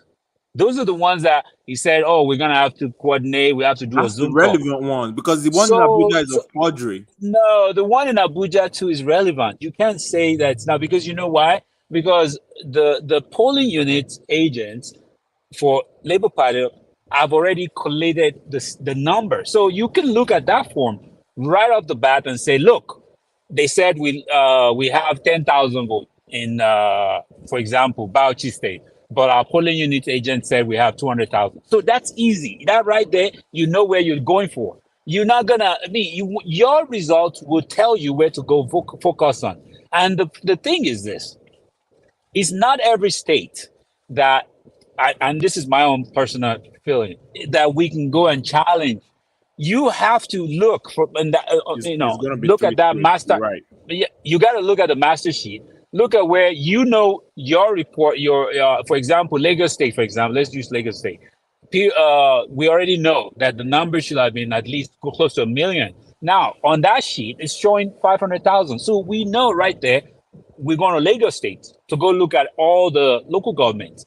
Because in terms of resources too, you got to remember, you got to send people to those states. You got to send lawyers. You got to send a lot of people that know what they're doing. And what I think is going to happen is they will probably give them access like a day or two before the deadline. I said that it's gonna be midnight on that day. That's what they're gonna do, to the point where. But you know what? You're dealing with smart people. They're not dealing with dumb people. We're gonna come up with evidences that we use to file the court case. The court case is gonna be filed no matter what. So we're just looking for more evidence, and that's basically what they're doing. So, like I was trying to say earlier, this is my own personal feeling. They'll go in there. Once you present the evidence and say, okay, this is polling units. They said we got 10,000 in this state, but we got 200,000. Show me the evidence. The judges say, show me the evidence. We're going to present the evidence. Oh, okay. They look at it. They'll say, okay, it's valid or not. That's the answer. It's valid or not. But I know it's going to be valid. And once you're able to prove why do you know? No. But why would you say? Okay, why would you say the video that we showed earlier? Okay, aren't you convinced that they changed those results? You are. Exactly. I mean, it's convincing enough. So that's the exhibit. That's how the exhibit has gone. So now, once you see, it's just like, put it this way. I don't know, if you eat African, we all eat African food. Okay, now you send somebody to bring you a pack of fish from Nigeria. You look at the first one, there's a maggot inside the pack. You look at the second one inside, you see another maggot. It's like, okay, you know what? I think this whole thing is bad. What I'm thinking is, once these evidences are coming, the judges, let's be mindful. They're also human like us. They also know what's going on. It's not like they're in a dark room and they're just gonna open the door and say, "Okay, come and listen to this case." They know what's going on, so I know they will stop this guy from becoming to be what do you call it, to be inaugurated on the 29th, because this process is not gonna finish within the next 30 days. That's the problem. It's not going to finish. It's going to drag on for months, for 2 to 3 months. And that what somebody, I like what Rufai said this morning. He said something on the was it today or yesterday? Some people were referring to American election. Say, oh, we are rigging in America. 2000 election that we rigged in America. No, 2000 election was Who's saying that? The so-called people in Nigeria that are supporting Agbado. Oh, they are dumb as rocks, yeah, you know, those are the people we're talking about. So look at it from this perspective. That election was not declared. It was not declared for over a month. There was we didn't have a winner. And that's basically what they were telling this guy. And look at this fun. This is where Mahmoud kind of smoked himself. He had 7 days, right, to declare the president, to declare the president-elect. He did not do that. He did not do that. He did it. And let me also tell you some other things. He did not do that, right? He did not do that in 7 days. He did it in 3 days. Okay, so why the hurry? You have 4 more days that you could have used to examine at least 1 or 2 states as a random sampling. You didn't do that.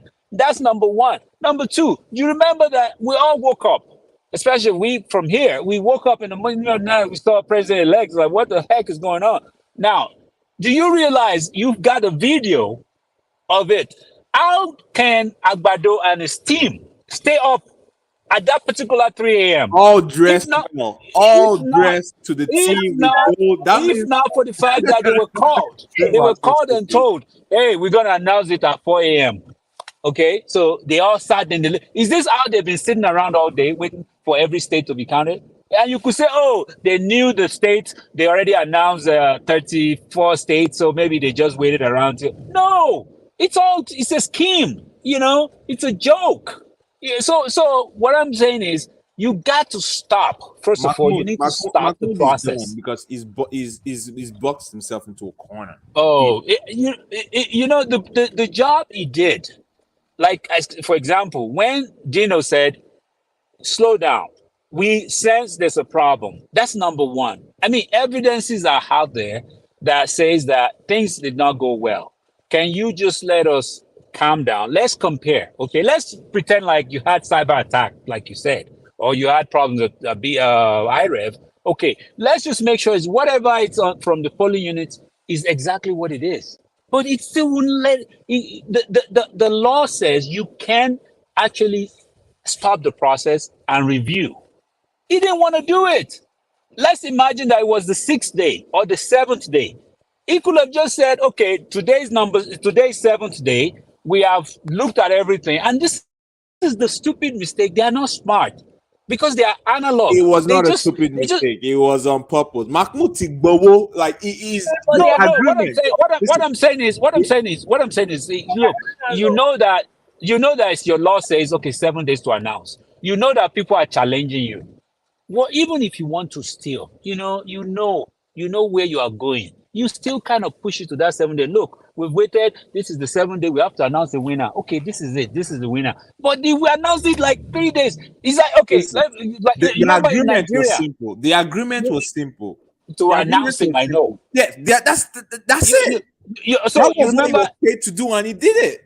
I know. You know, in Nigeria, some people will be doing an exam. This exam is 2 hours, though. They will finish in 1 hour, and they will fail. You understand? You are not smart. It's not like you are this genius and you go and submit your paper 1 hour.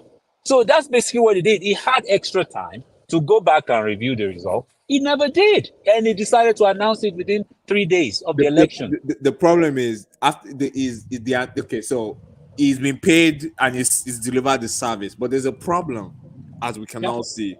Yeah. The numbers are not numbering. Like, anybody that's taking calculus here, you can plot the number in your calculator and put the answer there, like, write it there. Everybody can do that. That doesn't require skill. But if you do that in a calculus exam, you'll get F. because in calculus, we're not even interested in the answer. I mean, yeah, we are interested in the answer, but you get points along the way. So if the overall question is 15, final answer will be like 3. Yeah. The professor wants to see the steps. So the step is not stepping, and he's collected money, and now he's trying to shield the money he's collected, because if the boat goes down, it goes down with it. So this is going to be a very interesting saga. So we're going to find out if this contraption is indeed a country or is just for some people. So we're going to find out. But me personally, I've said it to Omoye, I've said it on Nigeria Watch. I do not have an iota of confidence in this Supreme Court, because this evil Supreme Court made hopeless Ogodima. If I'm pronouncing that wrong, I really don't care. Hopeless Ogodima, who was third in his primary. I'm sorry, my brother, my Igbo brother. I made no disrespect. Right. He was third, and they made him first. What's he called? This same INEC gave 2 different parties 2 different scores on the on 2 different certified copies. That happened in Nigeria. So, okay. What's his name? Technical. What's it? The former chief judge of the Supreme Court, Tanko Technicality. That's what I call it. Tanko. Yeah. Who was a Sharia court judge that knows nothing about nothing, an idiot, an illiterate, somebody that should be remanded to cows and cattle. They put him there on the Supreme Court. Did I even go to law school? Who knows if he went to law school? Talomo. He went to Sharia law school. Please don't please please sir, please listen. I'm forgetting some the Senate president Lawan, useless Lawan.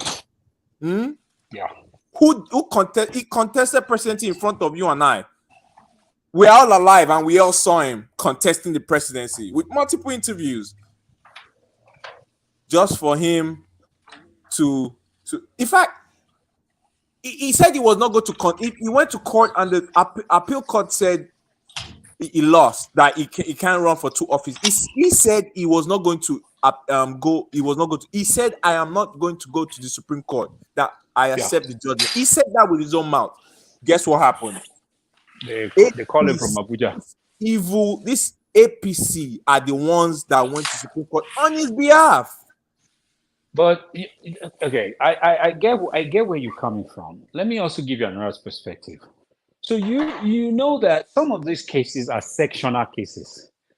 The Supreme Court can do the job, okay, on different. I don't know how to put it. Like, it depends on the occasion, okay. It's like you're going out on a rainy day. You wear a particular clothing because it's raining. Now, if it's sunny, you put on a different clothing.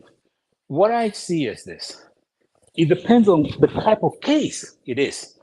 That's the only thing that they will do, whether it's it's a sectional case that's not going to cause a lot of problem.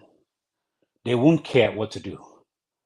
You have a national case that involves 200 million people, and the outside world is looking, and it's like you put water in a pot. You put on the stove, the water will start boiling. The temperature will go from 0 to 10 to 20. Before it gets to 100, you start boiling. They can see that the water is getting warmer by the day. That is basically what it is. They know the right thing to do. They know that election needs to be will be won. They even themselves, without even the evidence, they know. But there must be pressure from society for this case to be judged the right way. We can't sit in our houses, put our legs up, and say, "Hey, Supreme Court will do the right thing." No, even if they have been paid, They know. They know. I mean, let's just say the temperature right now is about 30 degrees right now. Okay, we are going to 100. Every day, things are going to come out. And let me also tell you something. You can still see Mr. Obi is going around. He's going around. And look at the people that are surrounding him. Look at the Campaigning. People crowd. are No, like people. not even campaigning. Just put that. I know it's campaigning, but look at the people. So It's organic. you know that if you wrong this man, the same way that you know that you cannot take somebody and buy them because of the people following them, right? So you would also realize that, let's say when he came out today, it's only a few people that followed him. Then they will realize that he's not getting support anymore. So they can do whatever they want to do with him. But when they realize that the people are still with this guy, it's gonna be tough. You wanna incite the whole country, you want to put it on flame, then do something with this guy. And the only thing is for him to say he doesn't want to contest the case anymore.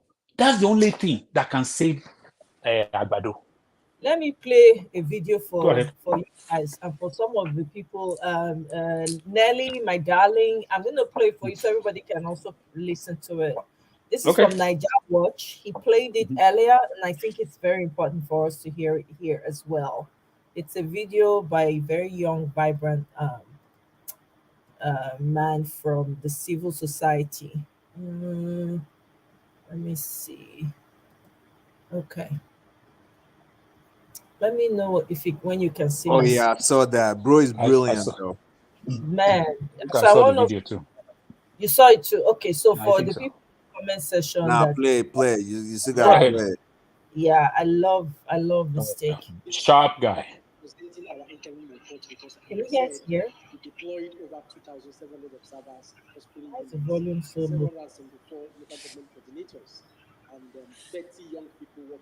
Can you hear it? Yeah, why is it so low? What did you do? No, I don't do anything, my brother. Now they lose. Some of the things we observed.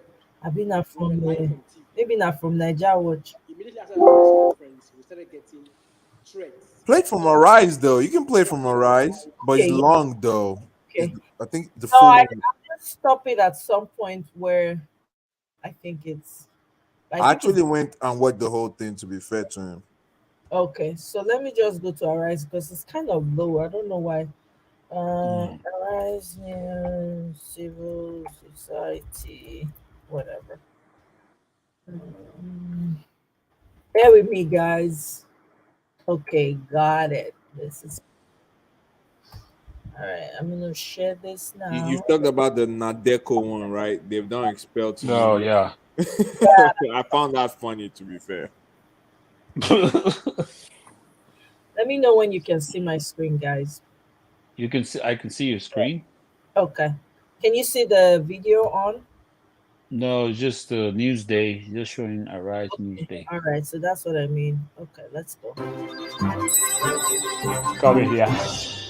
Now we go back to that live press conference organized by Equity International Initiative in collaboration with coalitions of civil society organizations on presidential election tribunals and the X-raying of INEC's readiness for the conduct of credible governorship elections in Nigeria this Saturday.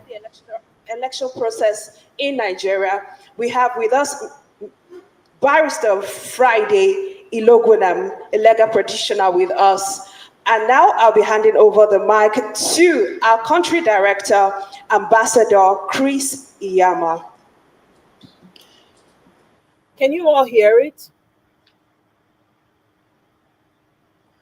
Easy. Maybe you want to check because they Carry on is audible. Okay, because they're saying they can. Okay, maybe it was before. Once again, good afternoon, ladies and gentlemen, Nigerian people. You recall that exactly 2 weeks ago, we addressed the world with respect to the conduct of the presidential and National Assembly election. You know, we gave our preliminary reports with respect to the elections and the way forward and what is expected of relevant holders, even as we move into the 2023 gubernatorial and state of assemblies election.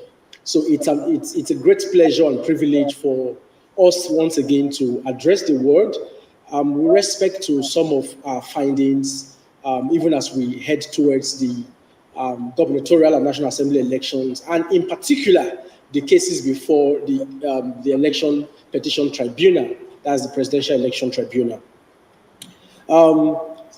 So the expectations of Nigerians from the Presidential Election Tribunal and assessing INEC's preparedness for the governorship and State House of Assembly elections, in Nigeria, and of course, what is expected from the Independent National Electoral Commission, the several election petition tribunal that have been set up, and the rest of them. So, gentlemen and ladies of the press, distinguished Nigerians, I welcome you to this August press conference once again. We are gathered to address the world on expectations of Nigerians from presidential elections. We're writing a new story right now. We have to. Importantly, to assess the level of preparedness of the Independent National Electoral Commission for the gubernatorial and State House of Assembly elections scheduled to hold this Saturday, 18th of March 2023. First and foremost, we would like to thank Nigerians for heeding to our pleas and the well-meaning Nigerians to refrain from engaging in acts capable of jeopardizing national peace and security. We urge Nigerians to continue to be law-abiding and peaceful, heading into the polls. We thank Nigerian youth for not venting their displeasure over the outcome of the February 25th, 2023 Presidential and National Assembly on the streets to destroy properties as feared by international observers. The Presidential Elections Petition Tribunal has been set up and is expected to entertain grievances and dissatisfaction of political parties and their candidates who participated in the polls that are not convinced that the conduct was free, fair, and credible. I'm sorry, guys. I want to take it to where I think really matters because the video is very long. So I'm trying to, so bear with me. I'm just trying to get it to the. Our interim report, because, like I said, we deployed over 2,700 observers across polling units, 774 local government coordinators, and 30 young people working at our data center, collecting data from across the country, especially from our observers. And we stated categorically some of the things we observed. We were live on TV. Immediately after that press conference, we started getting threats, calls, threatening our lives with all manner of, with so many things I cannot even mention here. But you see, the beauty of democracy is that it is a government of the people, by the people, and for the people. We are young people, and nobody can silence us. Nobody can silence us. Because at the end of the day, it's about the future of our country. We encourage Nigerians in the past 2 years, telling them to go out en masse, register so that they will vote in the election. These same young Nigerians on election day came out massively to exercise their fundamental human rights. Some young people, according to our observation pool, we found out that most young people arrived at their polling unit as early as 6:30 in the morning, waiting for some INEC officials who did not even arrive their different polling units up until 11 and 12 noon.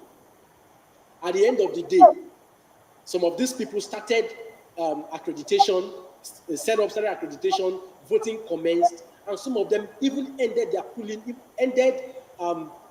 units as early as 2 o'clock, disenfranchising millions of young citizens. If we want to be fair to ourselves, 2023 Presidential and National Assembly election really fell short of international best practices. Because on one hand, you cannot ask young people to come out en masse to vote and at the same time disenfranchising them. using thugs to chase them away from their respective polling units. We saw on video, live video, how a woman was, macheted. We saw the different bullies. We saw how some persons even destroyed a road constructed with taxpayers' money because they don't want some INEC officials to get to those places in order to get to the people. And the question is, can we continue to go this way? How can we continue to elect thugs into public spaces? Gubernatorial and national state house of assembly is before us. We must really examine the credibility of those we are sending into public offices. Because at the end of the day, we are going to be sustaining them with taxpayers' money. We are going to be sustaining them for the next 4 years, sometimes even the past 8 years. We have some legislators that have been in the National Assembly since 1999. You cannot even trace specific bills that they have sponsored to help their different constituencies or their different senatorial districts. And they are back again. So what is the cost of our democracy? The problem is that for a lot of citizens, especially young people, we are not interrogating the process of governance enough. So any Tom, Dick, and Harry can just decide to vie for public office, and he's not subjected to different scrutinies. Whether we like it or not, the 2023 presidential election and the National Assembly election, and of course, the forthcoming gubernatorial and state house of assembly election, especially the presidential election, proved the fact that young people are the owners of the states and not the godfathers, not the politicians. The gubernatorial and the house of assembly election is around the corner. We saw how some state governors are shamelessly going from attending different parties, going to different churches. Some are even entering them, going to beauty salons to plait hair of women. Some are even going to Ikeja ShopRite and some different places to canvass for votes, to beg people. The question is, where were they 4 years ago? Where were they? They said the people's vote don't matter. But the 2023 general election has proven otherwise. And so, for the fact that maybe in any way that the previous election did not go according to the will of the people, we are asking young people, Nigerians, not to be discouraged. We learned how some young people are already destroying their voters' card. Please, this country belongs to you. It belongs to us. There is no godfather anywhere that will take this country away from young Nigerians. So wherever you are as a young person, for us, we're encouraging you. Saturday's election is just around the corner. You are going to prove again, just as you have proven 2 weeks ago, that your vote really counts and that you matter and that your vote will speak. Please come out again to exercise your fundamental human rights. You will vote. You will wait and ensure your vote counts. You will escort your vote to the different collation center so as not to be seen doctored results, altered results in different polling units. Because clearly, we saw how results were being doctored by state actors in the last presidential election and National Assembly election. They want to prove to citizens that their vote don't count. But listen, it's a lie. The vote of Nigerians count, and it will matter. To INEC officials who felt that they can be used to perpetrate this crime against humanity, we are watching you. Nigerians are watching you to do the right thing. To the INEC chairman, you have to sit up. Most observers are already calling for your resignation. And we will not be out of place also to call for your removal and for your resignation, because the election of the presidential election fell short of international standard, despite the fact that the commission invested over 305 billion naira taxpayers' money. 305 billion naira is nothing but, you know, in some African countries, this is their country's budget for 5 years, and we used it for election that did not go anywhere. So it's another opportunity. We're calling on INEC, security agencies, especially for the fact that they have constituted election petition tribunal, the presidential election petition tribunal, especially the cases are before the Supreme Court, the justices at the tribunal, which anyway, if they are not satisfied, they will go to the Supreme Court. Over the years, there have been a lot of allegations that citizens' hopes are being dashed at the different court level. This is high time for us to retrace our step, to begin to trust the judiciary that it is indeed the last hope of the common man of the streets. So we are counting, we are not missing word when we say that we respect our judiciary, the appeal court justices, the Supreme Court justices, but you see, they must do the right thing. They must not dash citizens' hope. We are urging them to look at the fact of the matter, the merits of the matter. Because at the end of the day, some persons cannot bring doctored results filled with tippers and cancellation. And at the end of the day, they may want to say, based on technicalities. Technicalities has led this country to where it is at the moment. And we're calling on our learned justices to do the right thing, to shun corruption, to shun intimidation, to shun harassment, to shun blackmails. They should not give in to that, because people are watching, and posterity will judge all of us, including everyone who feels that this country belongs to their pockets. So INEC officials, once again, is a time to redeem their battered image, because we can't understand how, we invested taxpayers' money, investing 305 billion in an election, yet we cannot accept the outcome of the election because they were all filled and mad with irregularities. So, distinguished ladies and gentlemen of the press, is our concern, and the concern is that INEC must do the right thing, leading to the gubernatorial election and the State House of Assembly election. Any result that they feel that it is that is being doctored, they have the opportunity when it comes to the different state coalition center to immediately question the returning officers. You cannot be a professor after so many years. You'll be used to rig election, not minding the destiny of over 200 million Nigerians. It is unacceptable by law. It is unacceptable by international best practices. It is totally unacceptable by young Nigerians. We cannot go to the streets to vent our anger, because the truth of the matter is, if we call on Nigerians now, we are sure of mobilizing over 10 million Nigerians across the states, across the country, to protest. But the truth is, we may not know the outcome. That's why the right thing must be done now. Because let us not get to that point where citizens will no longer be afraid of the armored tanks and the bullets. Because apparently, if the right thing is not done, we might be heading to that direction. And this is something that we don't want to experience. We saw what happened with NSAS and some other things. It is just, it's nothing but just a time bomb.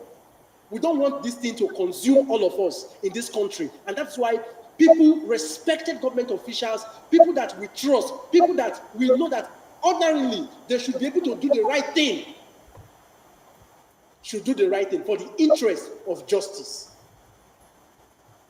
So we will pause at this point to entertain question from you.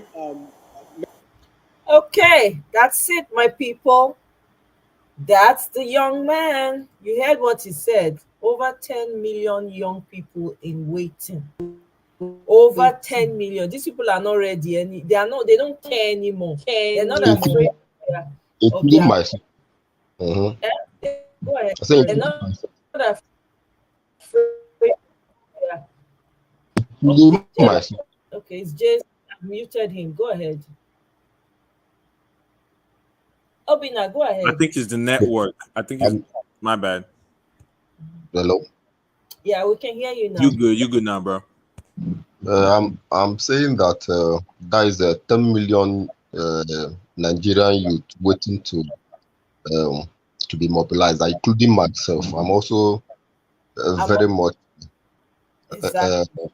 Yes, reserve, waiting to be called. I can't wait to be called because seriously, it's up to my neck. I can't wait. Like, I know I have millions of Nigeria who feels the same way that I'm feeling because, like I have said on this program, I've never voted before in an election. So, and it took me a lot of sacrifices to get my voter's card, and I paid the price. I was awake on the day following on the day proceeding to the election. I was awake at around 4:30 in the morning, waiting till daybreak.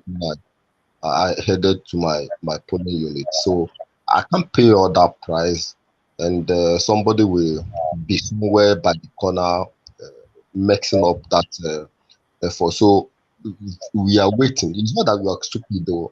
It's just that we want to follow the due process, but on how the due process is not producing the needed result, man, we are not going to watch for the next 80 years of misery, not participate in that 80 years of misery.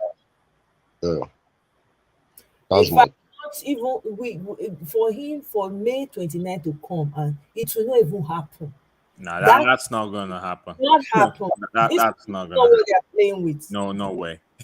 that if there's anything I trust, if that happens, there will not be a country anymore. I can tell you that right now.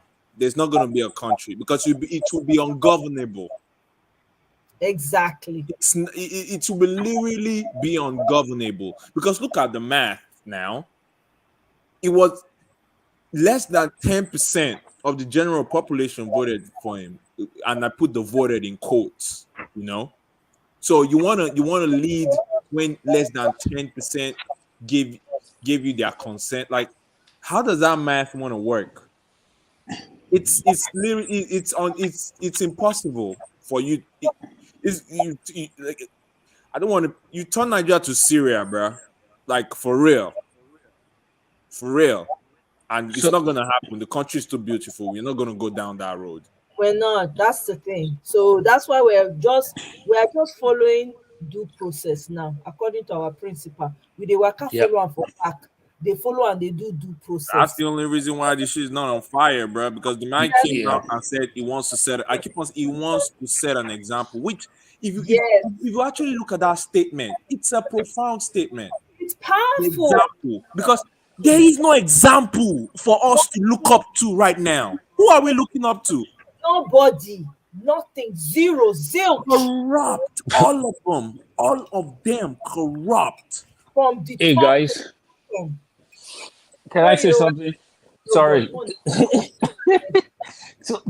So we know that Atiku and PDP backed out of Yeah. the lawsuit, right? You know me now. No. He didn't back out of the whole lawsuit. He just backed out of the request because I think they have given them access. I don't think he backed out of the whole lawsuit. I read I the think he article. did. That's not what I got from when I read it. Except somebody has I it. read it. It sounded to me like he backed out completely. He, But I he think never. he, I think it was back after the request for information. yeah, That's not where he backed out of. yeah, but that, I mean, once he does that, I think that's it. When you're not looking for information for a case, you probably like, okay, do you have enough case to go to court? So I believe at this point, the case against INEC, that's what it is. The case against INEC it's just LP at this point. Don't get me wrong, I don't care, but I mean, for article, it's about that time for Dubai. Like, we all know by this time it should have been in Dubai already. I don't know why they've been stressing. Oh my No, God. I think he found the result. I think Funny. the situation room. But I think they saw the situation room and they kind of realized that look, we're not winning. This is not what I think they have the result, right? So he looked at it and what was the point? Why is he gonna go after INEC? Because he's not winning. And you saw the strategy for INEC. They put LP at number 3 so that it makes it look like okay, this guy, they it was a poorly it was just poorly done. Everything was just poorly done. And look at Joe Biden. Now they're saying that he never picked up the phone to Why would you pick up? They know what's happening now. Why will They you? know Why will what's you do going on. that? Election is coming. You want him You to put know his what's head gonna inside happen? something? The kind of people that they're gonna chew him up. Of I mean, course. you got Of course. That's why he Stacey congratulate. Are you Abrams. serious? You He's got gonna lose the Stacey election if he Abrams. congratulates him. Yeah, you got Stacey Abrams, right? She was there. She was in Abuja monitoring the election. These are people that pick up the phone. These are people that pick up the phone and call the White House directly and say, "Hey, this is what's going on." So and you got you. I actually heard that Stacey had actually tried to talk to what's his name, our principal, to whatever. Now they tell and say, what you they talk about? Really? She didn't consider her own election. What's she talking about? Wait, one, my brother, spirit of Borami.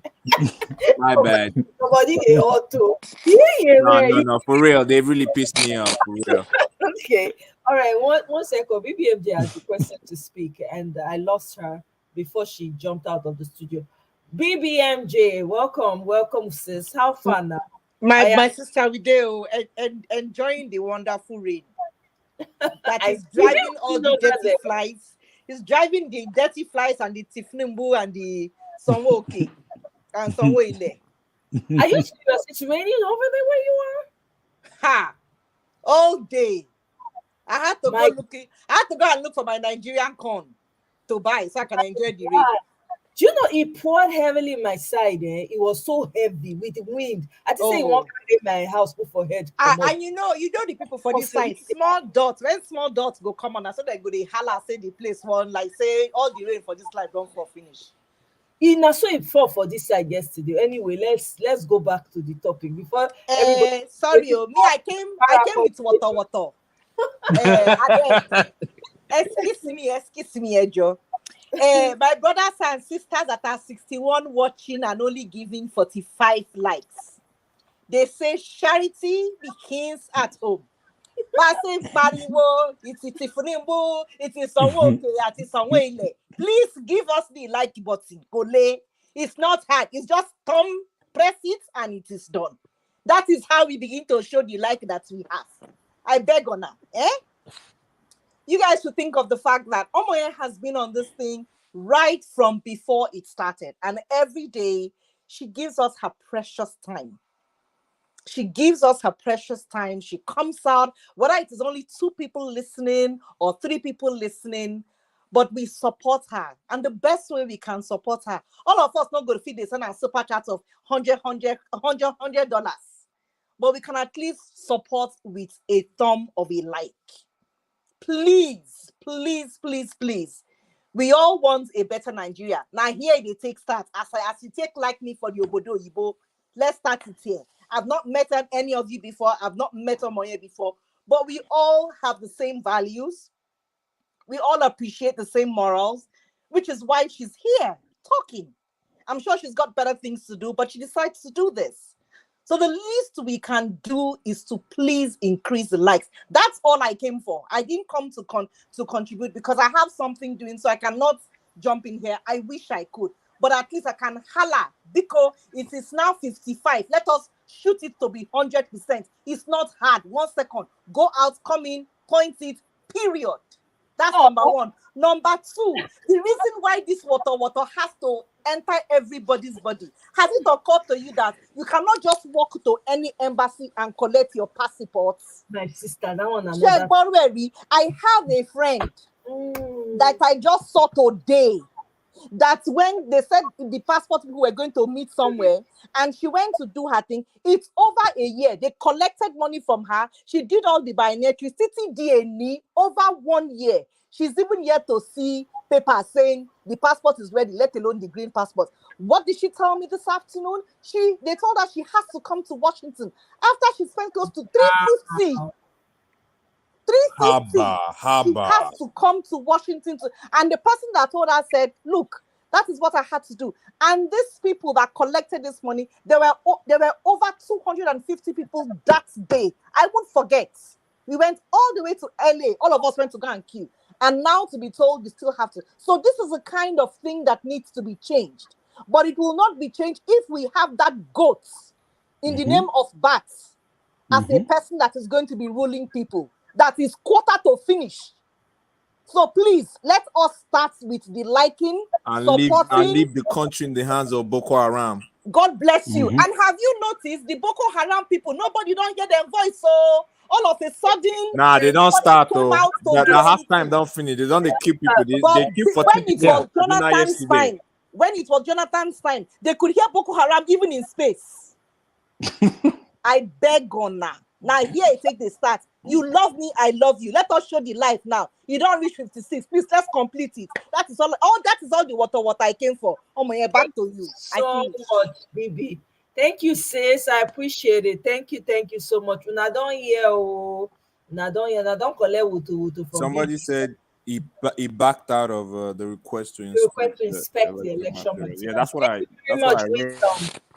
Thank you. Okay, I thought he backed out completely. So it's just that's what I read. I read exactly what I read.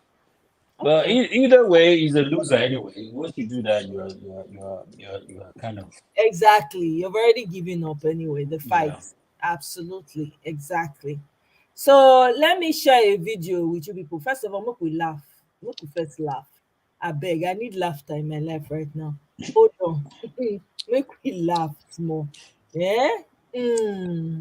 Abi now, what person go do? Let's laugh. Woto. Aside from the woto. Let me know where you can see my screen. All right. I like floating my body. This my body will be like old layer. You know, as old layer they do like this. And the funniest thing, I they couldn't tire. Just the small flavor, I don't tire. I need help. Somebody help me.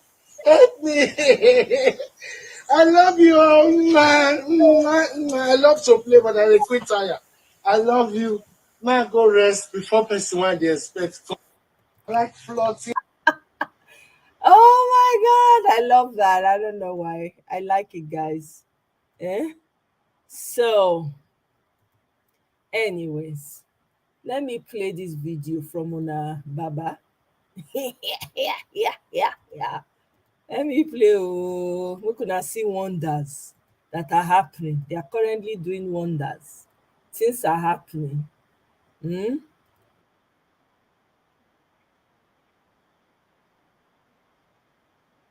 hasn't. Let me start from the beginning.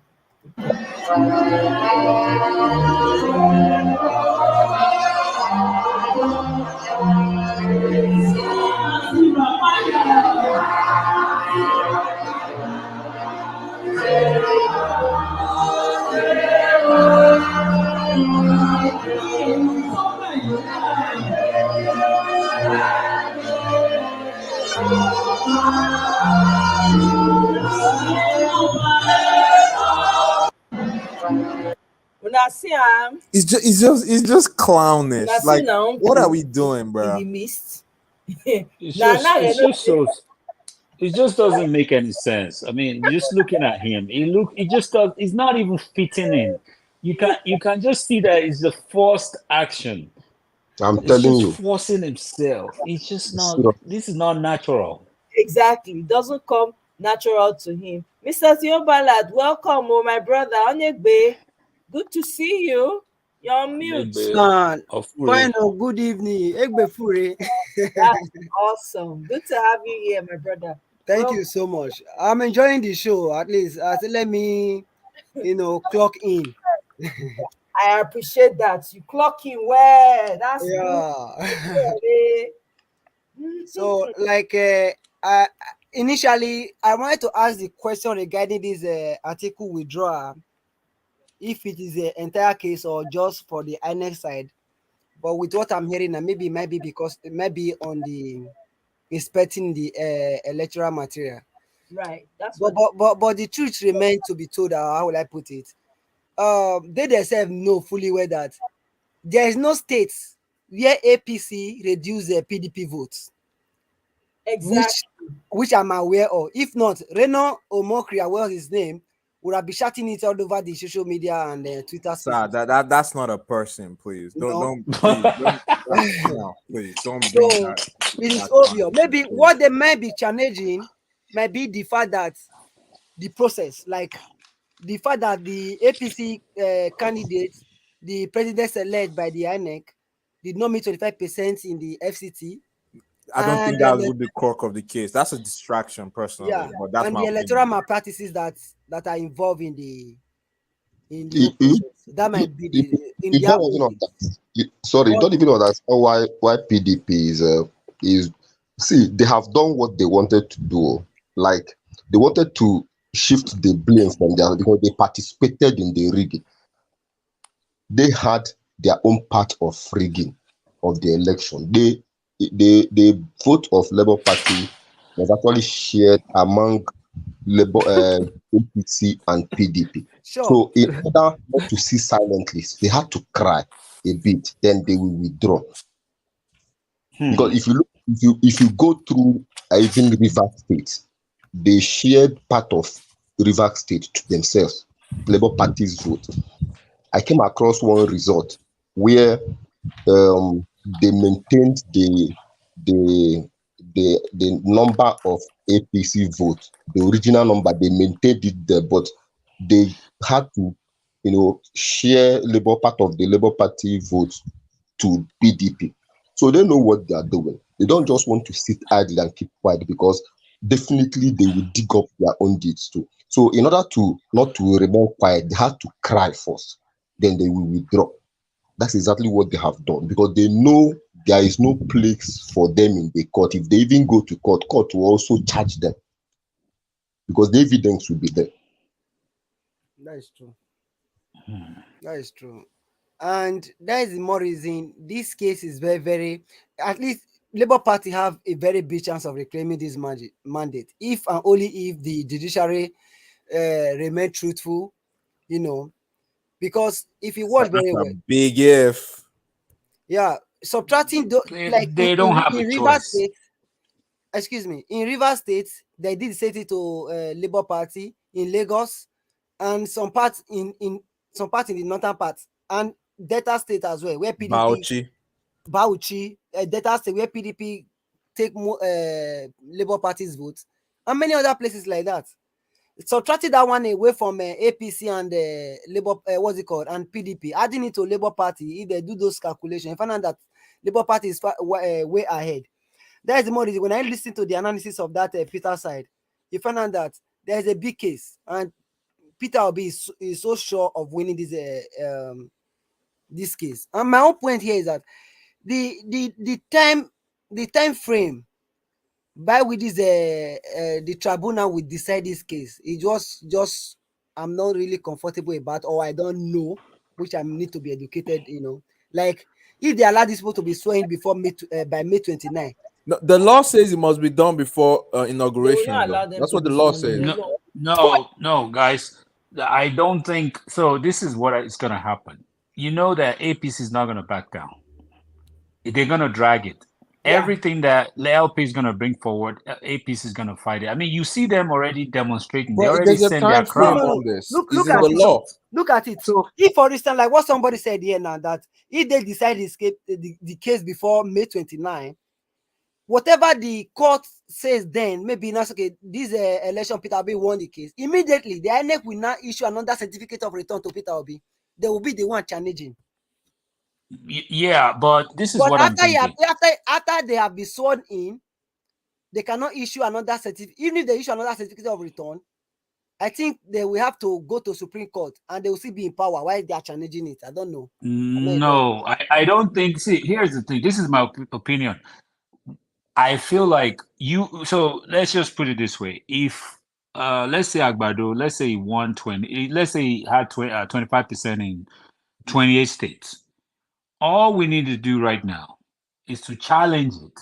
Challenge about challenge about 5 states and prove that it did not get 25% in all those 5 states.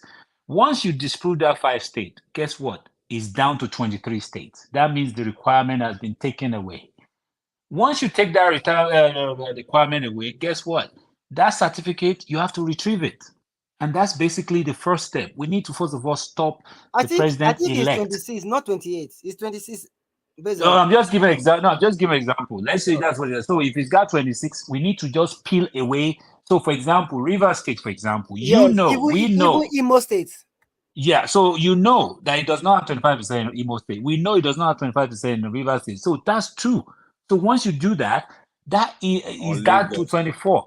Then Or in Lagos. Lagos, we do that. So we only need to look for 3 states, scrutinize the 3 states, bring it to the tribunal within these 21 days, show it to them, prove it, and once you prove it, then it's gonna then as it stands, he was not meeting the requirement to be declared the president-elect. Let's forget the Abuja 25%, because if you watch INEC Because that's a Mahmoud, distraction. You're right. what he did, let me say what he did this 2 days ago or 3 days ago, whatever, when the lawyers for LP met him.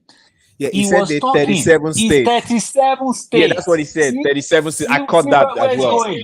I caught that So as well. it was intentional. He was Okay, all so along. so that they already talked about that already. They already figured out this is going to be an issue, and they already kind of cleaned that in their mind. So let's first of all peel away 3 states. Once you peel away 3 states, that certificate will become null No and one void. corrected him. That's the when he said 37 states, nobody said anything. I'm like, Do you see anybody talking about this anymore in the news? Nobody's talking about it anymore because Yeah. guess what? That's a technicality. You cannot beat that. We can't win that case. And I know we all know the answer. It's very clear. It says and FCT. But listen, guess what? this was You don't want to decided even in fight it. 2008. It was asked and No, answered in 2008. they will beat you on that. The justices I will know. win That's you. why we know that's not the strategy they're going to use. That's a distraction. You gotta see you want you see this case. This is a case it's like for example, let me give you an example. It's like somebody came to your house. You have a CCTV camera that's showing they literally broke into your house. You have everything. You have the face of the person, and you take it to the court. That's the kind of case we have. I mean, you can't. We're not gonna be able to do this. Like, oh, I think I suspect this person came to my house. No, we have to bring in the evidence. It's clear. Some of these TPEX forms, there are video evidences to back some of these polling units up to show that this is really a polling unit. Blah blah blah. Once we give it to them, it's going to be glaring. It'll be too much. And the law says you can challenge. It's not like, oh, sorry, you already past time. You can appeal your case, so it's over. No, there's a time, and we are going to stick to the time. As long as we package all our forms and put it in, I believe we stop 3 states. Once you stop 3 states, before that's the initial stage. Then then we're gonna say, okay, that certificate you have in your hand, we need to retrieve it. They retrieve that certificate, then they will not go back to other states again. And within that period that they've taken away the certificate, then we might not have we might have interim government the way things are going. Because I don't believe this is going to be done in 60 days No, or I whatever. reject that. That's a recipe for disaster. Yeah, interim. When you don't talk I'm not interim, trying to hear none of that. No. Okay. it happen. You know what? Let me make. I think we need to laugh a little. Some people are Okay, being. let's go. So let's just laugh. I mean, more laugh small, big. Nelly, this is for you, my love, my darling. Cheer up. We're all here together. We're all here for each other. You understand? So you're not alone in this. So that's a consolation. Imagine if you had to deal with this alone. You know how tough it will be. You know they sleep again. So my darling, my sister, my dear, we're here for each other. So more laugh, okay? Breathe. If you hear people they shout jackpot, go jackpot, go jackpot. You go to say na easy thing. You go to say that something where you go just carry your bag and tap plane jackpot. The process alone be like say you still in Nigeria.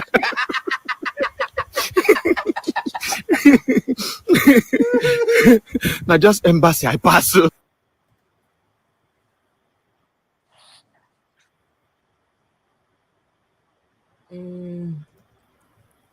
Sorry, network. Yeah, I was about to say that's when it's not if you're in Nigeria. What's going on? What's going exactly? I don't know. I have No offense. No offense. no worries. I mean, Not to you, to our brother in Nigeria. If you hear people they shout jackpot, go jackpot, go jackpot. You go to say na easy thing. You go to say that something where you go just carry your bag and tap plane jackpot. The process alone be like say you still in Nigeria.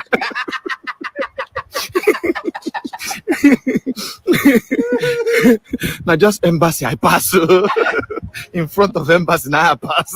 I don't die already.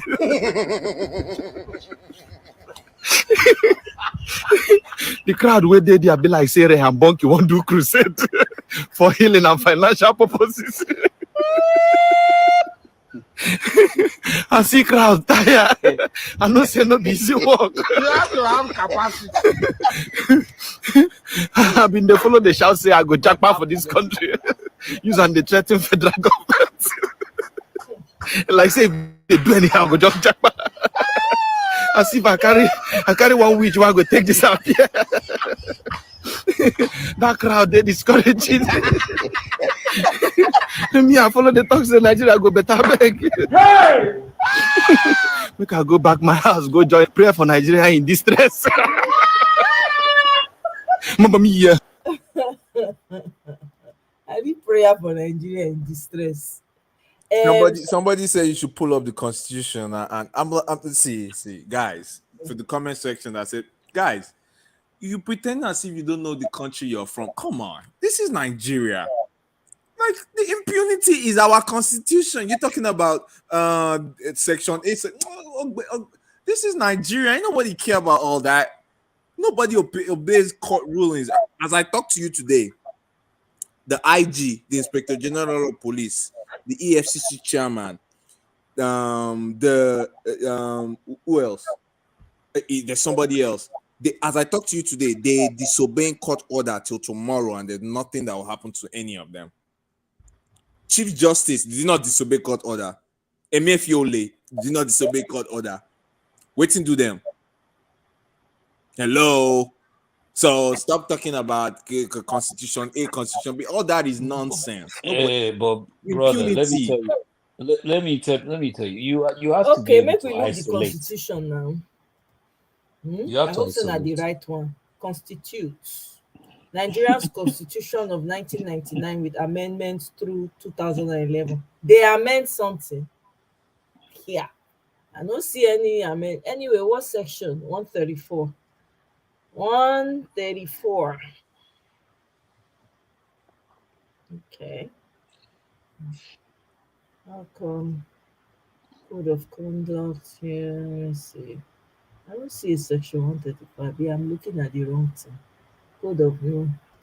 Let me go back here. Am I in the right constitution? They're not going to advise me with constitutional experts. This is fundamental rights.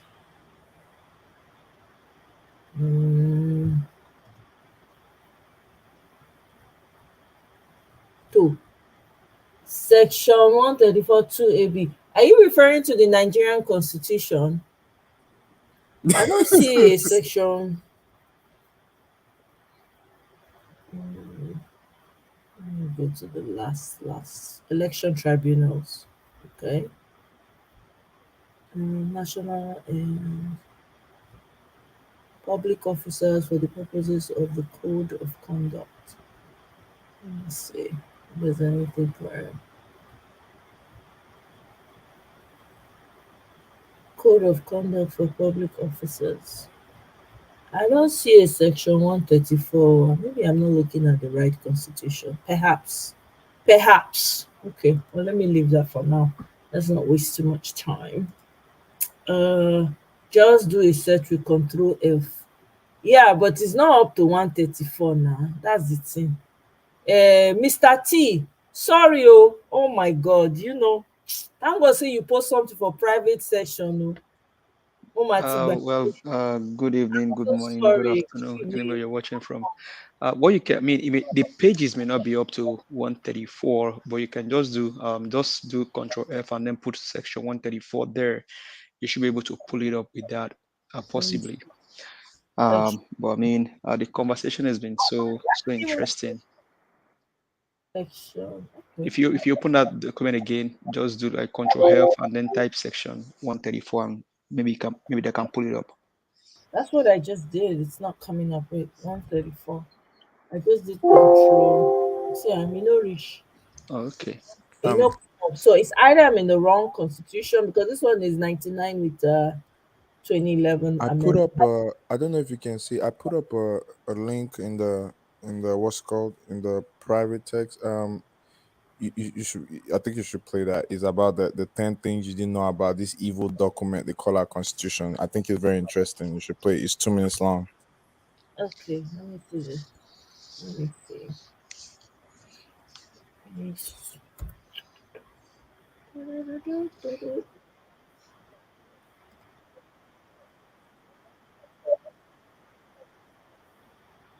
Okay. All right, let me share. 10 hidden things about the Nigerian constitution. Let me know when you can see my screen, guys.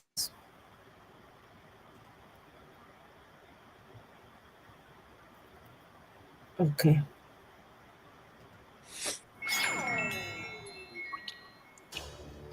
Ten things you never knew about the 1999 Constitution.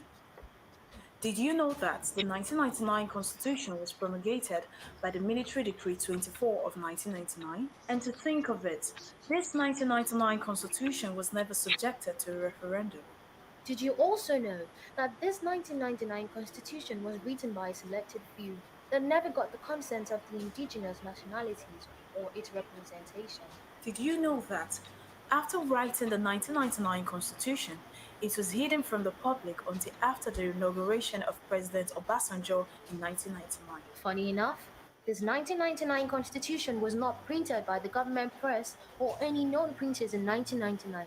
Did you know that the 1999 Constitution created a unitary government as against the projected federal government, and this forged an inefficient over-centralized government, as well as creating a centralized judiciary whom has never been autonomous? In all this, did you know that this 1999 Constitution falsely and maliciously claims that the indigenous nationalities willingly handed over their lands and resources to the federal government?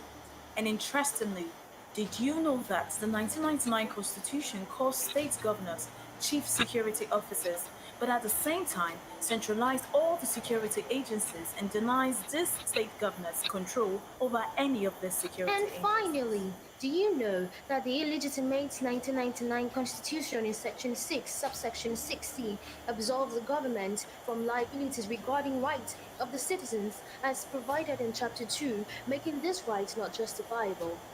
This and many more are the reasons why corruption, unaccountability, incompetence, and insecurity are institutionalized in Nigeria. Like I said, nothing will grow out of this evil document. So, okay, I don't Kukuma finally see the 1999, the 1999, the 1999 constitution. Finally. Let me pull it up so that Nobody proofread it before it was signed. They just brought it the next day, and everybody was like, "Oh yeah." yeah, according to that video, they hid it until Obasanjo was sworn in. So here section waiting Mr. Pansa says section 134 subsection 2A and B. Okay, 134 subsection. Can you guys see it? Man, it's so small. Whew. Let me see if I can blow this up a little bit more. Kumashine blow up. Just Okay. read it, all right? I think I just read down. 134 A and B, section 2A and B. Okay. Section 2, a candidate for an election to the office of a president shall be deemed to have been duly elected where there being more than 2 candidates for the election, A, he has the highest number of votes cast at the election, and B, he has not less than 1/4 of the votes cast at the election, each of at least 2/3 of all the states in the Federation and the Federal Capital Territory, Abuja. Okay. So, I don't know. I don't know. Anybody want to talk about that? Right? Because to me, the Constitution, my Like, name not okay, if I may say something here, if you check the condition of this section of the Constitution, it said that the person must have the highest votes, right? Yes. That's the first condition. And you now use the word and. Yes. Must have 2/3. Yes. Meaning the first condition is highest. Is high, which is the highest number. It depends on And what your definition you of must "and" is, also, though. hello? You must also satisfied 2/3. And the SCT, the word "and" used twice in that context. So It depends on what your definition of "and" is. Well, here's my opinion, bro. if that is the case, if you say it depends on the definition of "and," why not neglecting the "and" in terms of 2/3? So can I say this? This is my opinion. We're dealing with criminals here. We're dealing with an organized crime. We're dealing with mafia, right? So Mafia. they know this law here. They know it before they rig the election. They know this thing. Now they know this is not gonna fly in the Supreme Court. The Supreme Court is gonna strike this out. This one is not the way they're gonna. If you remember, okay, so do we remember the Akinji Day in 1979 election, right? This is the kind of stuff they did. The technicality, they used technicality to put Shagari in power. Shagari did not meet the requirement as it stated in the constitution back then, but they found a way. Same thing. This one is not gonna fly. We're not see how many people are even talking. Okay, here's the thing. A day before the election, Mike Igini was saying it on TV. Said, "Remember, Abuja is a compulsory question. It's like a compulsory question. You must have 2/3 in Abuja." But guess what? This guy did not have 2/3, and they already declared him.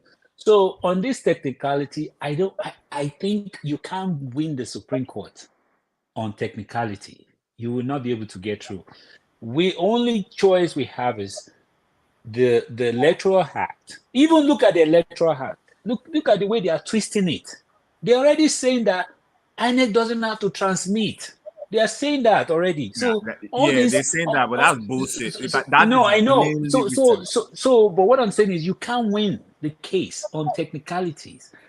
Yeah, Obasanjo, when Yaradua got elected, there was polling. The papers were not serially numbered, and they took it to the Supreme Court, and they lost because it's technical grounds. You get so all these things are technicality, but where this is gonna be a challenge is gonna be if you look at it, it's like picking rice one by one out of a bowl, and that's what we're trying to do here.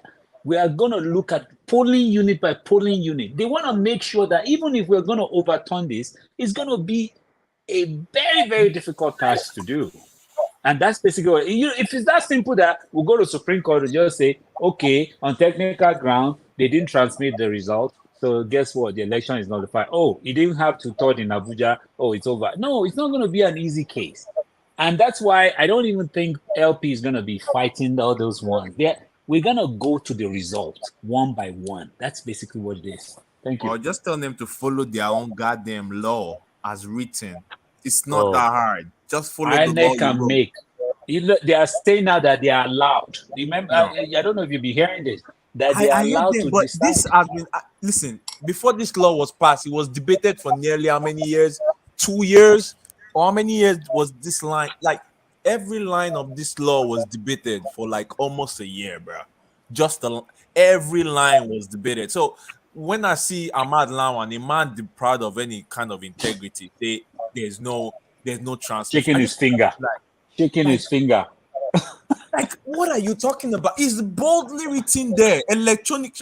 Listen, I don't even want that's a non-issue, because that is actually one of the things that's actually very clear about this law, the mode of transportation. And even beside that, INEC has the law gives INEC the right to write the rules of the game. The rules of the Yes. game have been written. It was written. So when the rules of the game you had the power to write the rules, and you wrote the rules without anybody disturbing you, and you want to violate the rules that you wrote. No way, bro. I That's not. think I think where this is gonna end up playing out is this. It's gonna be like, look, INEC violated their own rule. They're gonna put it out there.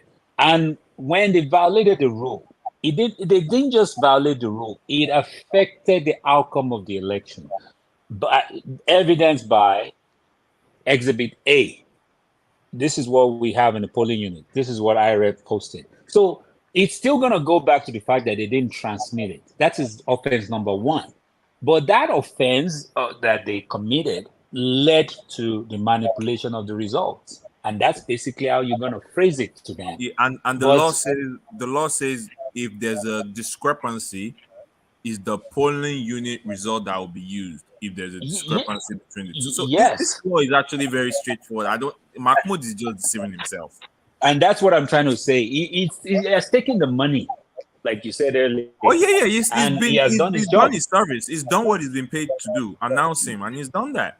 Now the problem is, are you going to wiggle out of it because you booked yourself into a corner?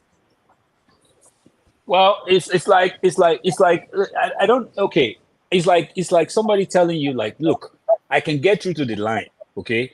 If like, queuing for petrol in Nigeria, it's like, I'll get you to the gate.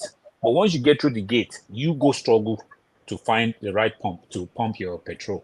We don't even know That's if the same thing. that's the deal that was made. The deal that No, was well, struck was no. He the may not have result. told him that.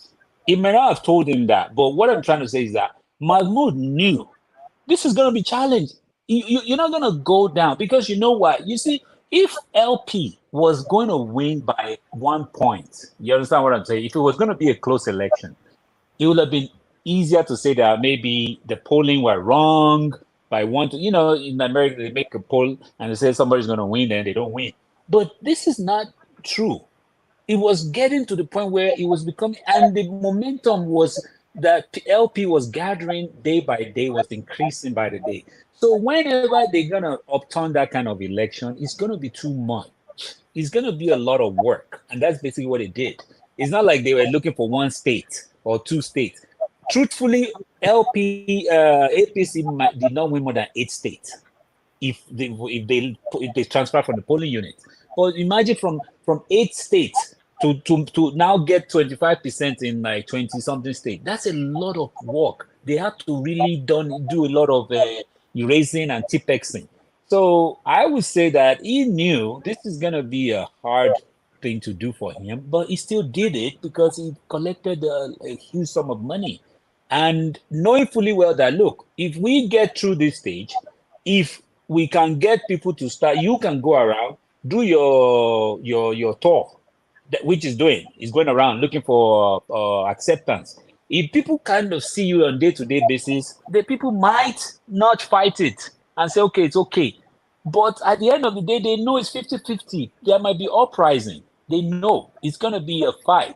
And that's basically what's going on right now. If Obi had said, guess what? Even with the fact that they stole the mandate, if Obi had said, you know what, I don't want to do with this, I'm just gonna abandon this, that's the end of it. That's the end of the case. So it's a gamble. Go ahead, please. All right. Mr. Pansat, welcome to the show. Thank you very much, Ms. Omoye, and the rest of the panelists. You guys are doing a good job. And Thank you. I greet everybody, including those who are in our chat section that I was in. Yes, sir. The discussion that we're having, obviously, we have a lot of things to talk about on the election. But the lawyers and anybody who's approaching the court cannot do so lazily or determining what the court is going to rule on before you go there. That's why you go into court, is to go have them not only rule it for this time, but then to set precedents for the next time. That's the way the Western jurisprudence works. That's the body of laws. Believe it or not, even here in the United States, as we all know, most of the laws that govern, say, the United States is from the Supreme Court decisions, ends up being what the law is. So it's okay, even if not just for B and versus Tinubu in this case, there, it's good that the courts clarify this Abuja, this 134 subsection 2AB.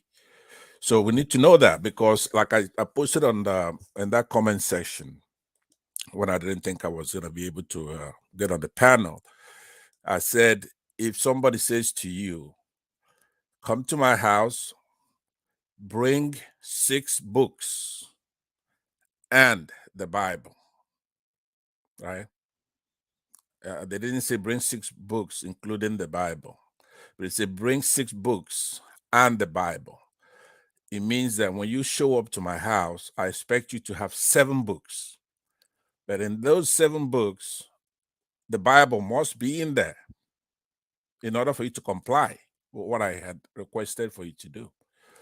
But like you said, in a third world country such as Nigeria, they can do anything, but not really.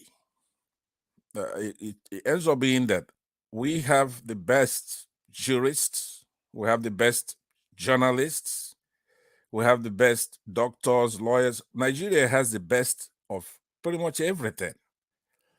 So it's the impunity and all kinds of things that make us keep doing the wrong things. But if you listen to our judges render decisions, when they need to shine, they shine. So when they know they're about to render a decision that is going to be what's called in law stare decisis, that is what's going to be referenced 10 years from now, to in case this constitution and Nigeria itself remains a country, that's going to have to now be the law. When they render this decision on this thing, they can't be narrow-minded, focusing on OB. They have to do it knowing that if there's a dispute 10 years from now, Abuja being a federal capital territory, if there's more than 2 candidates, it's not normally if you have, I think that's what that text says right there. But we shouldn't dwell on that alone. The only reason I wanted to get on the panel was to say, yes, it is an issue, but it's not the only issue. It's an issue. We can't be lazy about it and just run with the juicy part of it, the sexy part of our case, which will be the blatant fraud that is being exposed every day. So that's basically what I wanted to cheer up my brother who was saying, we don't need this, or that's going to be hard to prove. It's not. It's one of the articles. So when they go there, then it's going to be adjudicated, and we'll know for a fact now from next elections and everything, do you have to win 25% of Abuja or not? So can I thank you for coming in? Yes, sir. So in 2008, or was it 8 or 11? I can't remember. It was 8. It was 8. Okay, so the Supreme Court, they have actually ruled on this case, the status of Abuja, and it was, you have to have 25%. What I'm saying, Very clean. you and I know, clear judgment. yeah. So, and that's the current law right now as it stands. Now, you and I know, if we take a poll on this a live show, everybody will agree that you have to have 25% in Abuja. It's clear. It's English. It's just simple English. You read it, but no, going back to where, the way Nigeria is, we know that if that's what we're basing our argument on, I believe, and that's why they decided not to even make that the issue. That's why they went in and just, okay, why didn't they rig Abuja? Why didn't they do that? Just so they can clear out that particular, portion of the requirement, so nobody's talking about it. But at the same time, I believe that they believe they can tell the Supreme Court justices to redefine that and say, no, that's not going to be, because there's a part that says you cannot give Abuja a special status, right? That's what it says. So at the Yeah, same you time, can't make even Abuja Falana, have a veto. My bad. Like you can't and make Abuja have a veto yes, over the whole so country. Femi Falana came out and also said, no, that's not, there's no issue with that. They are going to count it as a state. That's what they're saying. So Okay. in my opinion, I think they have already planned this. So that's what my comment. Go ahead. Right, that a reasonable person such as ourselves, we can come to that talk about it. But there's two issues there. Winning Abuja might give Abuja a special status. That's true. But even if our constitution says that, yeah, then you're gonna have to go and change the constitution.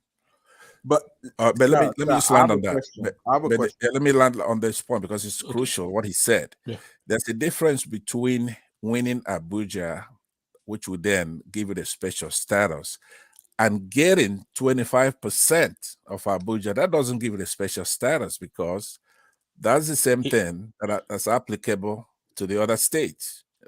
You have to get 25% of, I guess, 24 states. Somebody gave the actual numbers a few minutes ago. So that what this section that we have it right on front of our screen.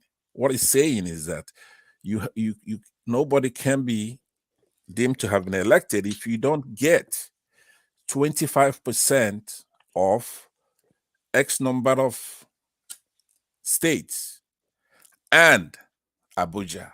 So whoever's making that argument about special status hasn't, they have not read it very well, because we're not talking about winning Abuja this time. Because if there's more than 2 candidates, this applies.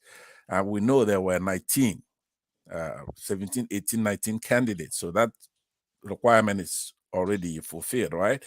So it's more than 2.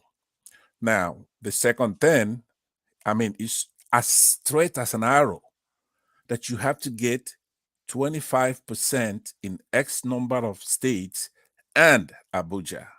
And Tinubu did not meet that requirement as we're talking right now. So it's not special status because it applies to another 24 states. I don't know if you understand. Yeah. So, Well, I can you can respond to let that? me quickly respond, please. So I like the way you said that it's not a special status, but it is also a special status. If you say you have to have 25 states, for example, and 25% in Abuja. For example, you said 25% in 2/3 of the state, which is 24 states, but there's no specific state out of the 36 states that says you must have, as long as you're able to gather wherever you want to get it from, north, east, south, west, doesn't matter. So all the states are equal in that Right. 36, right? So that's this 24. is the Now, argument what I'm we're saying gonna make. is, no, what you're saying, let me land with my point. What you're saying in terms of winning Abuja, no, it's not only winning Abuja that will make it a special. I did not say winning. Give it, As a matter of fact, I made that very, very clear when I was talking to you that we're not talking about winning Abuja. That's a separate issue. It no, says, I get what you're saying. hold but, on. It's not me. It's the Constitution. We're looking at it. It says right there, verbatim, right? You have to win X number of states, right? So mathematically, it probably comes out to 2/3. And Abuja. Now, Abuja, the reason for that is that Abuja is the federal capital territory. You cannot tax people without representation. They're not a state. So if you looked at the 1979 Constitution, it wasn't there. So because Abuja wasn't the capital at the time, so now It was Abuja Lagos. is the federal capital territory. So it was put in there for a reason. It's not a special status. They have to be treated like a state. That is true. That is what it comes out to be. But what we have to deal with is the Constitution, as shambolic as it is, but that's our Constitution. We have to deal with the Constitution we have. So So what you were saying, we are on the same page. What I'm just Right. telling you is this: this is the way these people are going to look at it. That's what I'm I know. saying. They're going to come in. They're going to come in and say, "Look," because they have an agenda, right? Right. So, and we've all been part of one way or the other, part of a contract whereby the contract is very fluid. It's not tight. It's not really tight knit. Now, this one basically says 2/3 of 36 state and federal capital. Now, federal capital is not a state per se, but now they want it to lump it as part of a state. That is the way they are going to say it. Then it I becomes know, but 37. And look the at point. Mahmoud. Mahmoud did this yesterday. So let me say this. Mahmoud did this yesterday. Look at what he did. Mahmoud said 37 states yesterday. And we know we have 36 states. But he said it on live TV. So they know Yeah, he did. they already have an answer for I this. know, That's but what I'm so trying to say that hold on. Yeah, we know the don't answer. be. Hold on, please. The reason why we can't just rush through this, because this is very, very important. In your mind, in the back of your mind, remember, it's not winning Abuja. It's not winning. Scoring 25%. Yes, it's scored, because if Yeah. you make it to win Abuja, okay, yes, I would be more sympathetic to that argument, even though it still doesn't make a difference. If that's what the Constitution says, that's what it says. Nobody's afraid of Mahmoud. He is not bright, right? He's brighter than any Nigerian. He's not a Superman. This is a special case when the country is all awake. There are a lot of smart people. They have a team of 60 lawyers, and they have justices, tribunals who are going to look at this, and the international community is looking at this. It's not an inferior court where you are somewhere in a jurisdiction in maybe Owerri or any other appellate courts or whatever. This is the Supreme Court now, setting precedents and looking at the case smartly. They're not going to do it because Mahmoud said anything. Mahmoud will be insignificant only if he's right. He's not going to intimidate anybody else. This is not something you could buy. The country is looking at this. Now, but the main point, remember why I came in here, because we're on the same page, and you were making all the arguments, and you were saying everything that would have made me redundant if I came on the platform. But the only thing is that there shouldn't be any fear. That's one. We shouldn't fear anybody. Two, we shouldn't be lazy and say, okay, we have so many, so let's just go with this, and that. We're gonna take them all there, whatever it is they I did get you. wrong. Yeah, that's Yeah, we got to put. Yeah, you know what's even interesting when they get to the Supreme Court, because it will go to the Supreme Court. We'll be curious, because this law, this part of the Constitution, had already been interpreted in 2008, and it was very clear. You know, it says you have to have 25% in Abuja as well. So I will see. I want to see what these justices are gonna make a fool. See, Maybe they will make a fool of the themselves. reason, let me show you that even this clause right there is a poison pill. So let me take you on a theory, right? Imagine you running for president, right? And you get 25% in 30. Fuck it, you get 25% in 36 states, right? And when it comes to Abuja, you get 2%. So does that mean you're not now be the president?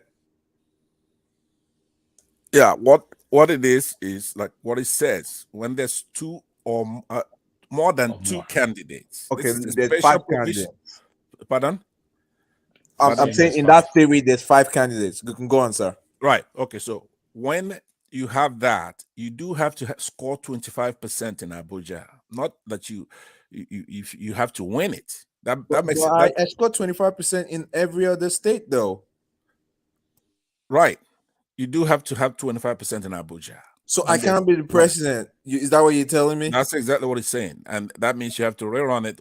If you don't meet what it says, that constitution makes does a lot of harm to a Then lot of why is people. Mahmoud walking around like a free man? What is going on here? Exactly. Well, Remember, in that constitution, you could say, "Hey, you mean my state we cannot generate electricity?" You can't, because they have what they consider exceptional things to the federal government. It doesn't. It's not right. It doesn't make sense. It doesn't make us progress. But that's what the constitution says. So a state, let's say Rivers State, cannot generate their own electricity. Do you understand what I mean? So What you an have, asinine and backward, like, yeah. geez, Louise, bro. But you know, do you know something that they assume that INEC, whatever INEC declares, the court will not say anything about it. They will keep quiet until somebody comes to them and said, "Look, there's a problem." So the court will not stand up and say, "Hey," they won't raise their hand and say, "There's a problem here." So they're waiting for people like us to come up and say there's a problem. The impunity in our country is shocking, for real. It's really shocking, bro. You're telling me somebody will come out 15 times and say something, and he'll go back on his word, and nothing will happen to him. He'll still be going home, enjoying his life in different hats, bro. Like, it's really Let me really tell you, even the video he made. because You remember that video he made? Sorry, I'll say this and I'll be quiet. The video he made that he said it was in November last year. He said a section of the public came out saying that INEC, and this was or probably a the leak. rumor that came out that he This was wasn't a going to do leak. it. This Yeah. was a leak. This was a leak within INEC, and he came out quickly to dissuade and say, no, we're not going to do this. After all, who are we serving? We're serving the people, blah, blah, blah. That video alone is enough to prosecute Mahmoud. That video in itself is just enough. But, you know, because we're dealing with the contraption. There's Whatever. something in the Quran that says some you have to be a man of your word. I'm sure there's something in the book that says that. Even Jesus Christ said, "Let your yea be yea and your nay be nay." That's right. I've never seen a man come out on camera and say something so much it sounds like a song, and on that day it just nothing, and it's just nobody saying nothing. It's just cool, bro. Like, the impunity in Nigeria is staggering. Yeah, you know, I that's think why we don't have to. We all this is good for us, for the country. Okay, it's catharsis. Let's show who we are this time, right? Oh yeah, this is who Let, we are, sir. let them, This is let them, absolutely who we are. with impunity behave anyhow. But that's a big difference this time. This is the entire country is awake and they're watching, right? So it depends on where we are in the process. Yeah. It depends on where are we in the process, right? This is pre-trial. Everybody is getting ready. Those who have hubris, they can be doing that. Those who have power, they could exercise it. But remember, the country is blessed with enormous human resources. There are a lot of educated and intelligent people involved in this case. The Labour Party is not the only people interested in this. And the Labour Party themselves is not a small force that cannot be reckoned with. There's a lot of people involved in this. A lot of our statesmen who are interested in this. So it's a fight between good and evil and who we are. So you can't try to reference what happened in the past, or maybe refer to a case or Mahmoud's behavior. All that's irrelevant in this time around. It's a different atmosphere. It's a different climate. It's a different issue. So the court battle, as they're gathering these pre-trial materials, and of course, people can err in this part of it. In essence, INEC not obeying the court order. All that's they've still not obeyed it. Have they obeyed it? We've still not gone ask. They've not gone ask. Exactly, but this is one of those times that if he doesn't obey the court order, then we win faster. So, though this is going to be trashed out, and there's a lot of intelligent people, the lawyers that they have assembled on all sides. So it's going to be fascinating. But the only thing, we cannot fear anybody. It's not an issue of fear. The people are sovereign. Nigerians are sovereign in this case. They are above the Supreme Court. They are above the military. They are above the president. And they have interest in this. So we go there, they bring whatever they have, their talents, and let their courage and You're right, sir. We are about to really find out who we are. exactly. We are about to find out who we are as a people. I That's what truly it is. believe that. That's right. Because we're And the gonna find out good has to triumph over evil. That's the bottom line. What the West is saying that Nigerians are cheats and we scam, we really about to find out if that is who indeed we are, or we are the most brilliant black people on the surface of the earth. We are gonna find out, because this you can't technicality your way out of this. You can't. Exactly. You have to come out with your full chest. Exactly. And they themselves are on trial on this. The West cannot believe that about us. We already know who there's they no are themselves. They have committed the worst atrocities remember in what the the world. man said. Right? They've committed the worst atrocities in the world.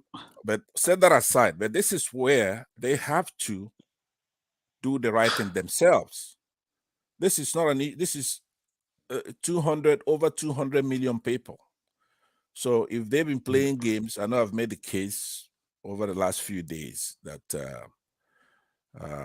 Britain and the United States, Richie Sunak is a fucking disgrace. He should be ashamed of they have himself. played bad roles in that country up till now. So this is the time for them to do the right thing. And they've been doing the right thing. Nobody, if you go and look at how nervous and silly that President-elect Bogo's certificate has become. It's not really I mean, risky. What about he's the looking for anybody. Yes, looking for anybody. But let me mute myself, and I'll listen in again, and I will if I'm recognized, I will speak again. Omoye, thank you for recognizing. You're right. Me. Yeah, the certificate so is ridiculous. what is the 21 days expiring? So I think In like 8 days, What right? is the 21 days expiring? we're down. Is it 8 It's days? almost 7 days now. I think 7 days too. 7 or 8 days. You So get it's one. 7 now. It's 7 down 7 days now. So we have exactly 7 days to respond. I'm telling you, he's gonna release that stuff on the last day at midnight. That there's a motion they can file for an extension of time. I don't know how it works with regards to this, but there's a motion they can file to extend for extension of time. But we don't know if it's going to get to that. Let's see. I mean, I did see somewhere on Nobody Twitter. say Mahmoud say, I assure you. How many times did you say I assure you in that video? We all saw that. You guys have to understand something. These people are Fulani men from that behave in the jihad. Believe what's it called? The history of the Sultan of Sokoto, right? Am I saying my history correctly? And I'm trying to remember. I'm trying to tie it all up. So there's an Islamic agenda first and foremost. If you understand that, now they're based on their beliefs. Some of their beliefs, and I'm not generalizing all Muslims because I know there are different factions.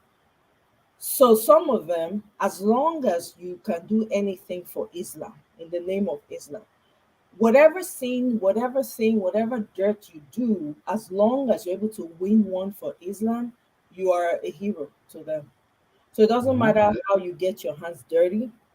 It doesn't matter what you do, as long as you can win one. Now, the way it is, the reason why you see the chairman is so blatantly in your face doing all of that, because he has a backing. They're saying this is Of what the we want. president. Yes. They've given him everything that he needs, right? The money, whatever. He's collected all the money. He's playing by the narrative they're telling him to play by, because there's a bigger agenda. That's why you see him acting the way. But he's under pressure right now from all sides. He's not realizing that, man, it looks like I don't swallow boom. The one way big past me, don't hook. I don't know what to do, whether to go forward or backwards. Because if you pay attention to that interview where he immediately called them for a press, whatever that they did, he was sort of nervous. I could see it in him. He was nervous because even when they were asking him questions, he didn't want to be asked questions because he didn't want to talk too much so he doesn't say something out of place. He was being guarded, sort of. If you know, I paid attention to his body language and I could sense that from him, you know. So there's Omo, this is the only time we've got. That's all I can say. And I know we already know that, but I just have to Miss bring it up. Omoye, Yes. can I ask you a question? I thought that Yeah. we're talking about Islamic agenda. Oh yeah, there's absolutely an Islamic agenda. Is it no, I know. This is a rhetorical question. So is it okay now for a Christian now to run for president in Nigeria Yes, now they've going made it forward? popular. So this is how Oh, it's going to. so would they accept it? They Now would. they sabi the way they did not That's sabi. gonna be a war. What? Never. But guess what though? They've already. This is why we have to get it right. This is why we have to literally let everything crash to the ground. When I say that, I don't mean like we all get on the street right now. Understand what I'm trying to say? Yeah. Like all these things that are playing out, it's very important that it's all playing out in the open. Yeah. Yeah. And What did he said? Katase? Somebody said Kata. yeah, Yeah. it was Mr. Panzer. Yes. Yes, he's so absolutely right. Yeah, it's so important that it's playing out in front of. Look at us now. We're talking about it. If you go to different, I went on Twitter briefly. They're having spaces, Twitter spaces. They're talking about the same thing. I kid you not. Like they're having their own conversations and all of that. Yeah. This country will never be an Islamic. Of Nigeria Will never be an Islamic country. Not over my dead body. And you know, the VP said, that he said it. He said, this is not Republic of Saudi Arabia. He said it. You know? So he himself knows. He knows what's going on. He understands what the fight is about. So he's just, I'm telling you, and I hear that is very angry. You know the man. Oh yeah, bro is mad, bro. Boy is angry, like for real, bro. He's seething. So they had to like keep him from. Yeah, they sent him abroad. This is in London. They say he should go to London. It be like best way to talk. So yeah, bring it on. Now see me we scatter this place. Yeah, I saw him. He was mad. Like bro was seething, bro. Like he and the guy is brilliant too. Oh yeah, that is brilliant. Brilliant chap. You know, so this is what's happening. So people that don't understand, there are a lot of issues wrapped into one in this situation. But right now, the people, as Mr. Pansat clearly stated it, they're above everybody right now. Can you see all of them dancing to the people? Look at your body, Sanwo-Iku, in that church. Everywhere, he's even plaiting people's hair. He's doing everything that he's never done in his 8 years. He looks like a robot. Exactly. It's not natural. It's just weird looking, bro. Look at the dancing. Look at the you're dancing. shaking people in church. They're not even looking at you. They're shaking you like Onibara. Like just take and go. They're not even looking at him when they're shaking him. Do you know what he's afraid of? Do you know what they're afraid of? They're afraid of the financial dead bodies. The financial, the trail that they've been covering up for the past 20-something years. They've been passing it on. So I mean, you guys know that Lagos State funded the election. I mean, obviously. Most of it. I mean, I don't even think Bat. I don't even think he's the one. Lagos State funded using the his of money. Nigeria. I don't even think he's the one taking his own personal money, spending it. He's at Lagos State is with him. So why should he have to go and get his own money?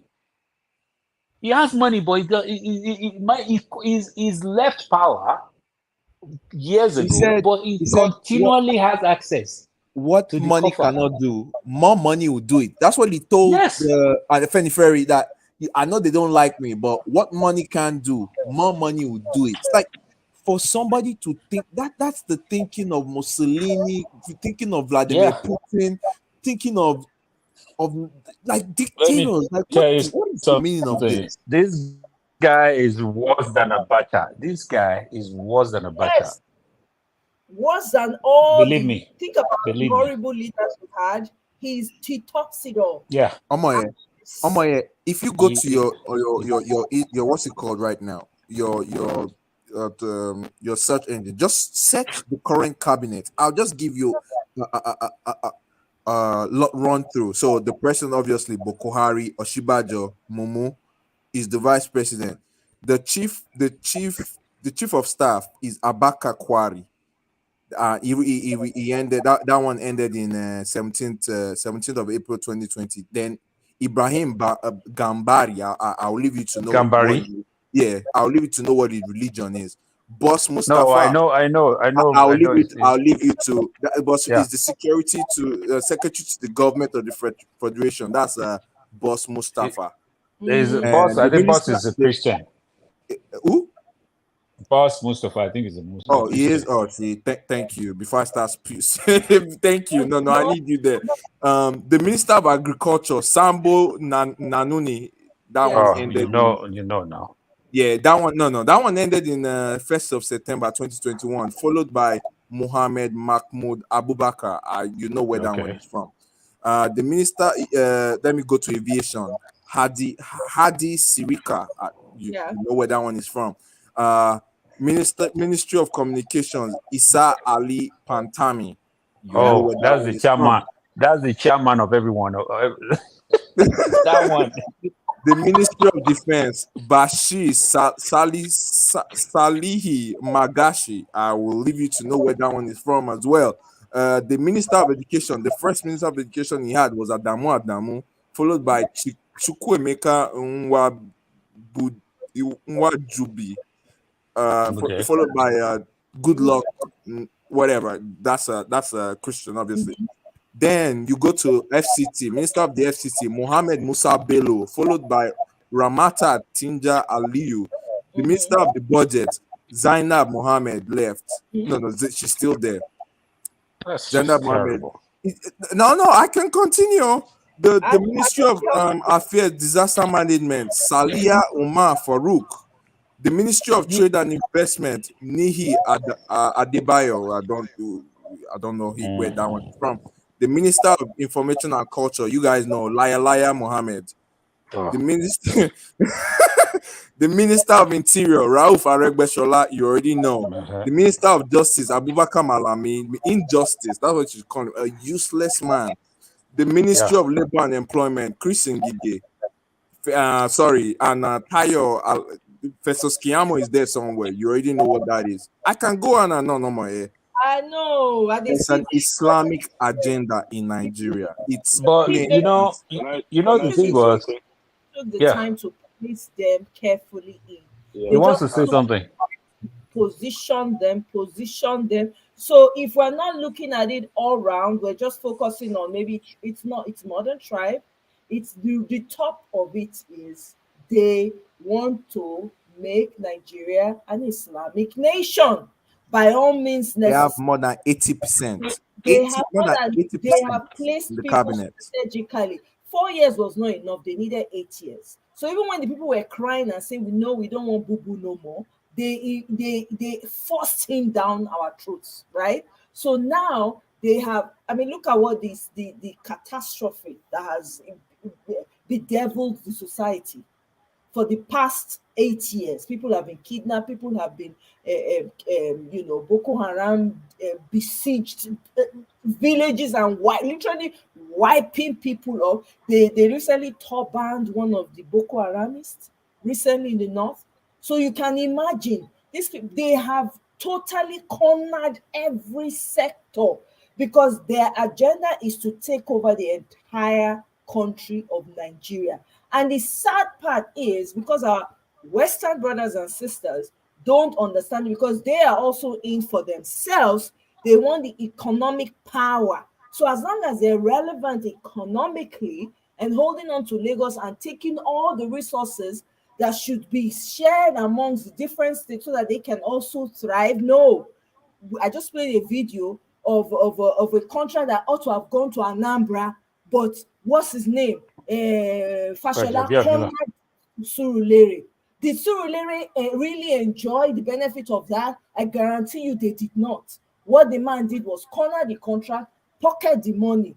So you see how they do it. So all the seaports, all the means of doing business that could make life easier for those in the different parts of the country, so that Lagos is not overwhelmed, They will never allow that. They will never allow. In fact, to themselves. So this is where the West, sometimes you wonder, like, come on, guys, you can't just, because you want it all, you choke everybody out of it. It doesn't make any sense. So we're in a place where it's either sink or swim. So right now, everybody eye don't open. We're all ready to lay down our lives. If that's what it takes, man, that's what it's got to be. Because we can't have this anymore. The South has a lot of wealth. And by the way, it used to be the North, the South, the West, and Lagos. So the entire South was made up of different people. West was West, North was North. Lagos, they decided to remove on their own and put, because it was a colonial whatever, where they were sitting. So we really need to be telling ourselves the truth and be interested in the development of our neighbors as ourselves. It cannot be self anymore. If we continue in the ways of our fathers and continue in the ways of our ancestors, the bad ones, the horrible ones, we are doomed. So we need to consciously tell ourselves, if my brother, Spirit of Ovorame, is not okay, I should not be okay. If there's something going on with him, something should be going on with me. I should be concerned. If my brother, if Mr. Pansat has issues, I should be concerned. It should no longer be, oh, because I'm from this tribe, yes, no, let's have it you all. you absolutely spot on, Omoye. It's so Absolutely spot wrong. on. We've done it consistently over and over. Look at our children, they're suffering. They're suffering today. There's identity crisis. We have not even begun to scratch the surface of the problems that these things have created.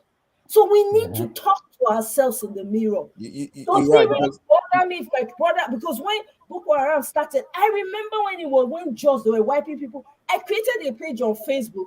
It was so heavy, overwhelming, I had to stop because it was too much. The slaughtering that was going on, nobody said anything.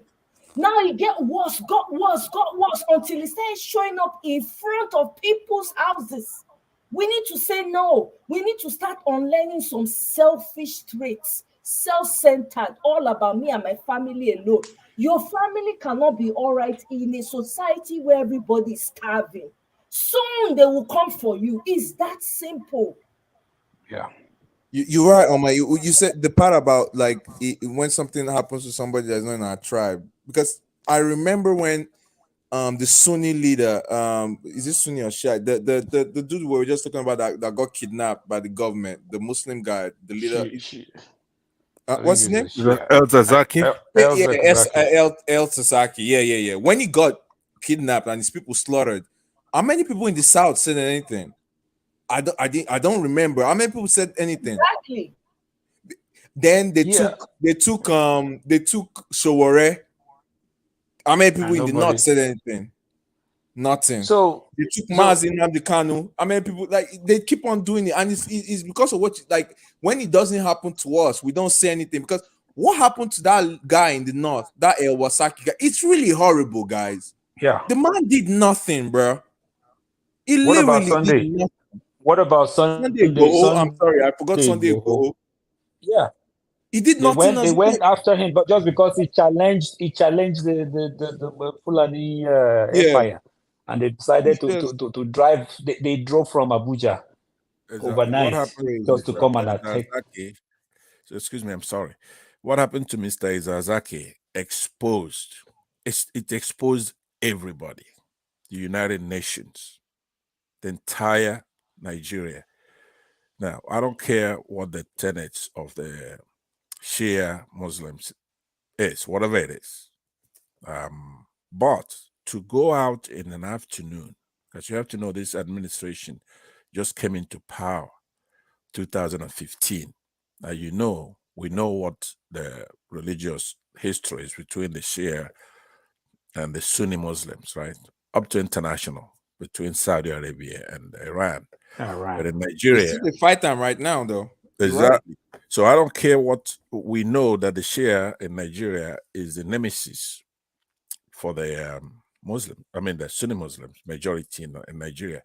But for this Buhari and the El-Rufai and others at the time, Army Chief of Staff, to go in the afternoon during the day in Zaria in December of 2015 and kill almost or over 1,000 of our citizens. Nigerian citizens, Our fellow Yeah. citizens, and shoot them up and bury them in mass graves. And nobody, forget about naming the tribes, nobody did anything about that. As if we're just animals. Yeah, that I think that was when they knew they could get away with anything. Exactly. I really do think that because nobody in the South said anything, and it was frightening. Well, Nobody stood up. Well, sorry, brothers. I think we're so. This is the problem, and we need to go back to the root of these things. We are not one. Remember that we knew this, okay? And everything. Well, that's number one point. Number two, an average African or Nigerian. Let's just use Nigerian. And I said this before. We are selfish. As long as I'm able to eat, I'm okay. I don't have to look at what is going on. All this banditry that's happening in the north, the people in the southwest and south, we weren't saying anything.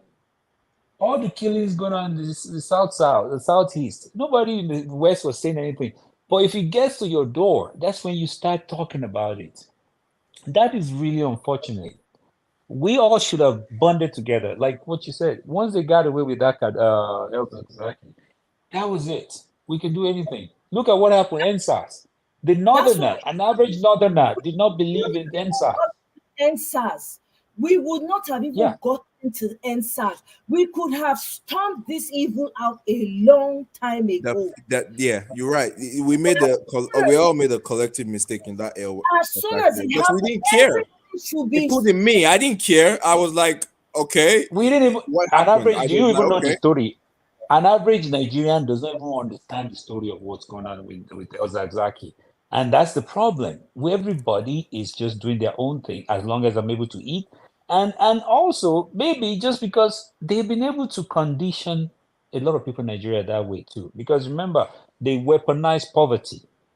If you say, okay, let us stop working, let's occupy the street, people will say they can't do it because people live day to day. So how do you even tell people to occupy the street? So these are the kind of stuff that they've been able to use to distract people. They are hungry. They won't have time to bond together to come and challenge us. That's basically, we have the population, we have the numbers. The numbers are there. We're just not unified, and that was why they're scared of social media. And I bet you, like somebody said, when this guy, God forbid, comes to power, they are going to do some censoring on social media because they know that is our weapon. This obedient movement started from social media, and look at where we have what we have been able to do with it. So they know what they want to do. Not let them. We cannot allow them even get there. This is where we have power now. Because guess what? He just has a fake certificate right now. That's what it is. I don't care what you want to call it. We are the ones who will see if before evil can thrive, it needs your permission. If you want to go spiritual, before evil thrive, it needs permission from you. It's only when you open the door that it walks in. But if the evil, as soon as you sight them, you say where you they go for where you lock up everywhere. How the evil want to enter? So unless we, as long as now that our eyes are open and we're ready for this, we all should be singing with one voice. Because if it good for you, it go good for me. What's the point? I go they drive a big car. Meanwhile, you're living in a hot water, they pass through your ceiling, they enter, they wet you and your property. For me, go on drive, I go come splash more water on top of your body.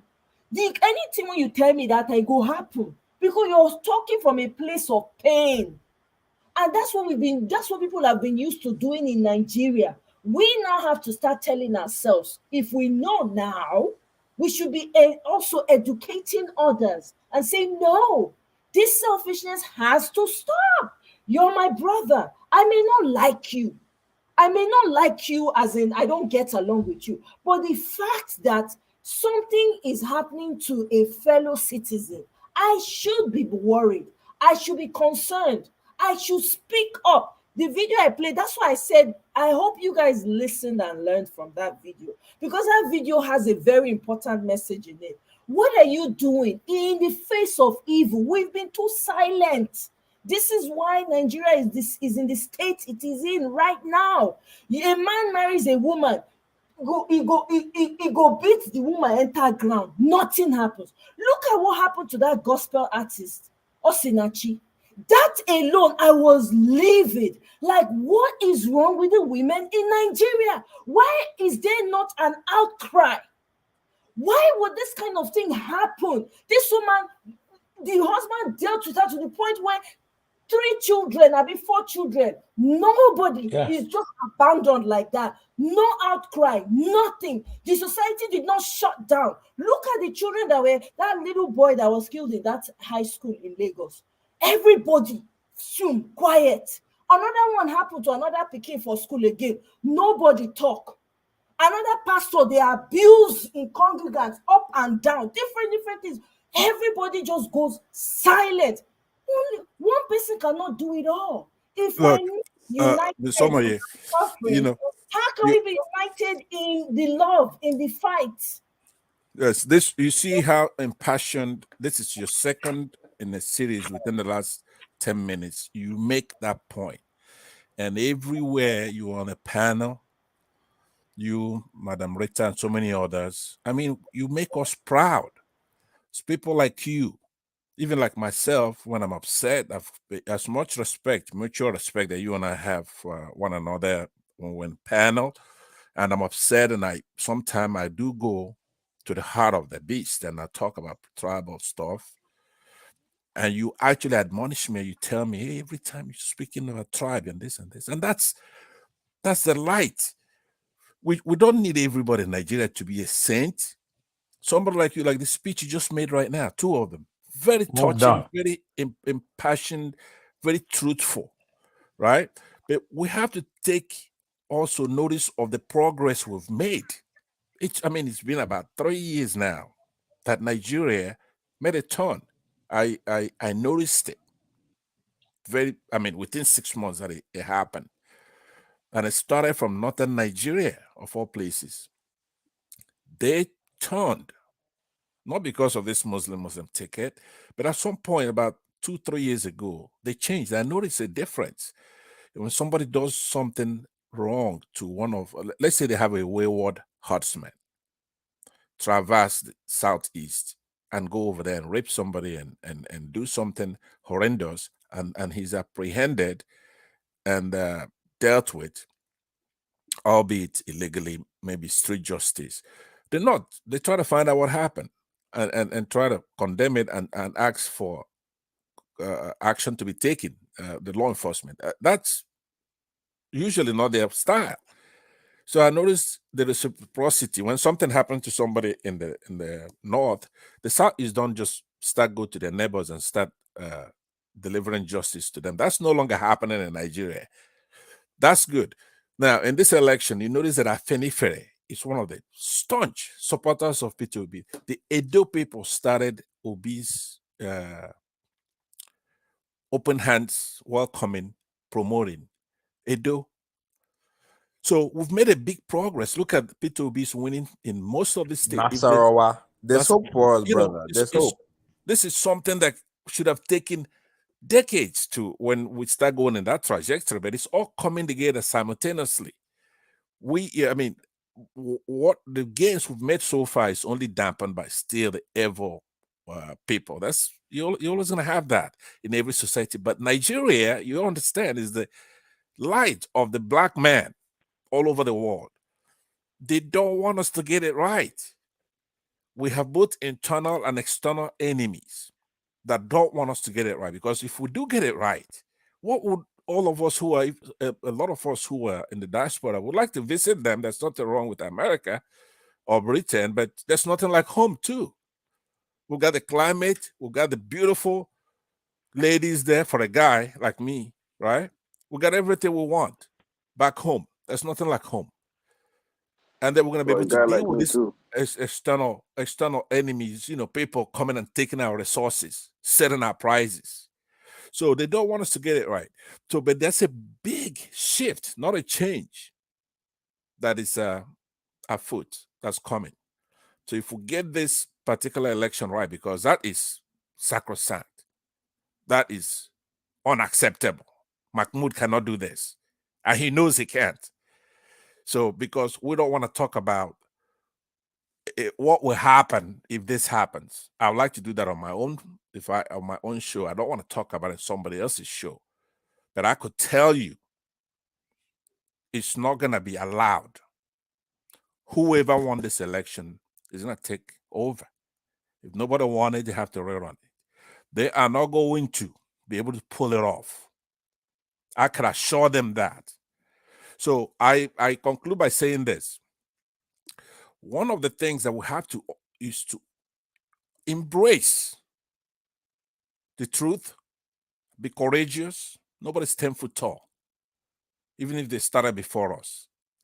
So we're gonna have to hold this thing down, get it done, no matter what it takes.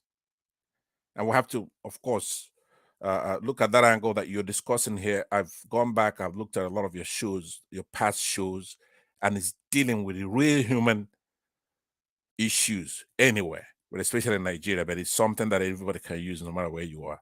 So let me also mute myself again. And actually, I'll be absent from the microphone for like 10 minutes to take care of something. Then I'll be right back. But I'll be listening in the background. That was Thank you really very much. passionate, sir. Thank you That very was much, very passionate. Hassan. And I do appreciate agree with him. There's hope for us. Do you know why I say there's hope for us? I mean, if I told you 6 months ago that His Excellency Peter Obi was gonna win Nasarawa, you'll have said that was crazy. Even though they say he didn't win, but we all know he won. What's the difference? Is the difference in the votes not like 5,000? So they rigged him out of Nasarawa. If Nasarawa people can, vote for somebody from the southeast, there's hope. He got like 300 votes in Kaduna. These kids are gonna save us. The Gen Z are gonna save this country. They're gonna save. I believe that there's hope for us, because this election showed me that there's hope for it. Because I wasn't expecting. To be fair, to be honest with you, I wasn't really expecting anything from like places like Nasarawa or like Kebbi, or like do you know the stone up north. I wasn't really expecting that much, but they surprised me, which means there's still common sense in some people. So there's hope. There's hope for us for sure. Well, that's true. I mean, I see the hope. Welcome, Michael. Thank you for coming on the show. Hi. We can't hear you though. Hi. Hi, Michael. Welcome. Good morning. Greetings. Thank you for everyone for accepting me in the show. Sorry. Oh, Yeah.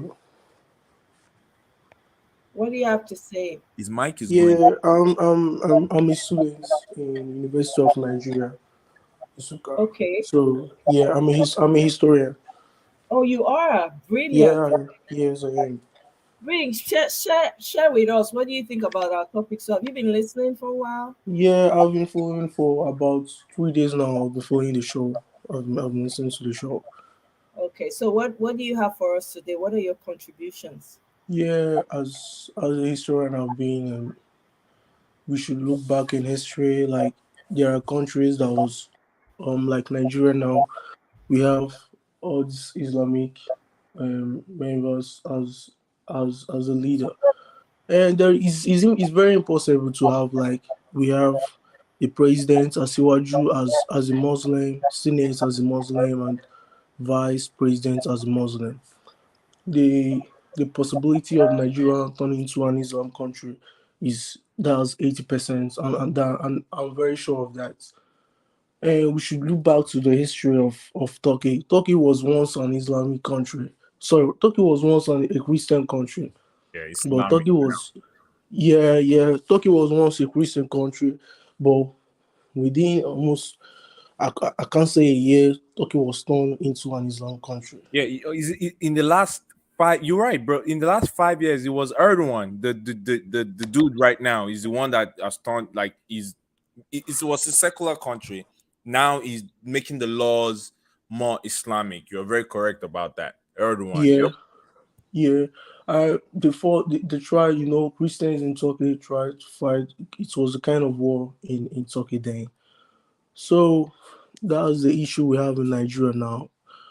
Like in Ukraine, the war between Ukraine and Russia, Ukraine couldn't even believe that they could defeat Russia. Like, sorry, they can just resist Russia or fight with Russia. We can't just say we like Nigeria, we're a citizen of Nigeria, we just fold our arms on what things happening. And we just, we've got to this lifestyle of just letting anything go. Even the process of the election wasn't clear. Just Eleoni law. This is the one yeah, that will not go. Eleoni law. you just let it go. And that's how Nigerians behave. But sometimes I come to understand that these things they are not right. Like those, even the Lakey toll gates panel that was it formed or created by.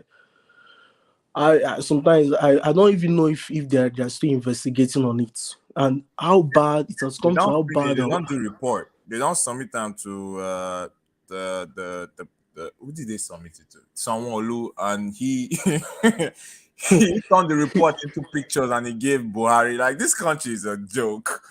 Yeah, Nothing will come out of it, man. it's a joke. But if we think that international communities will come to our aid, we are really joking because the international community we are looking upon, they have their own selfish interest in us. So that's it. So we should just fight for our rights. And You said you're in Suka right now, right, brother? yeah, I'm a student. I'm a How is historian. the temperature among the youth in Suka? What's the temperature like? About the About right. this nonsense charade they call an election. Okay, election. The last election they conducted in Soka was, it was good. No, Enugu, yeah, Labour Party won in Enugu.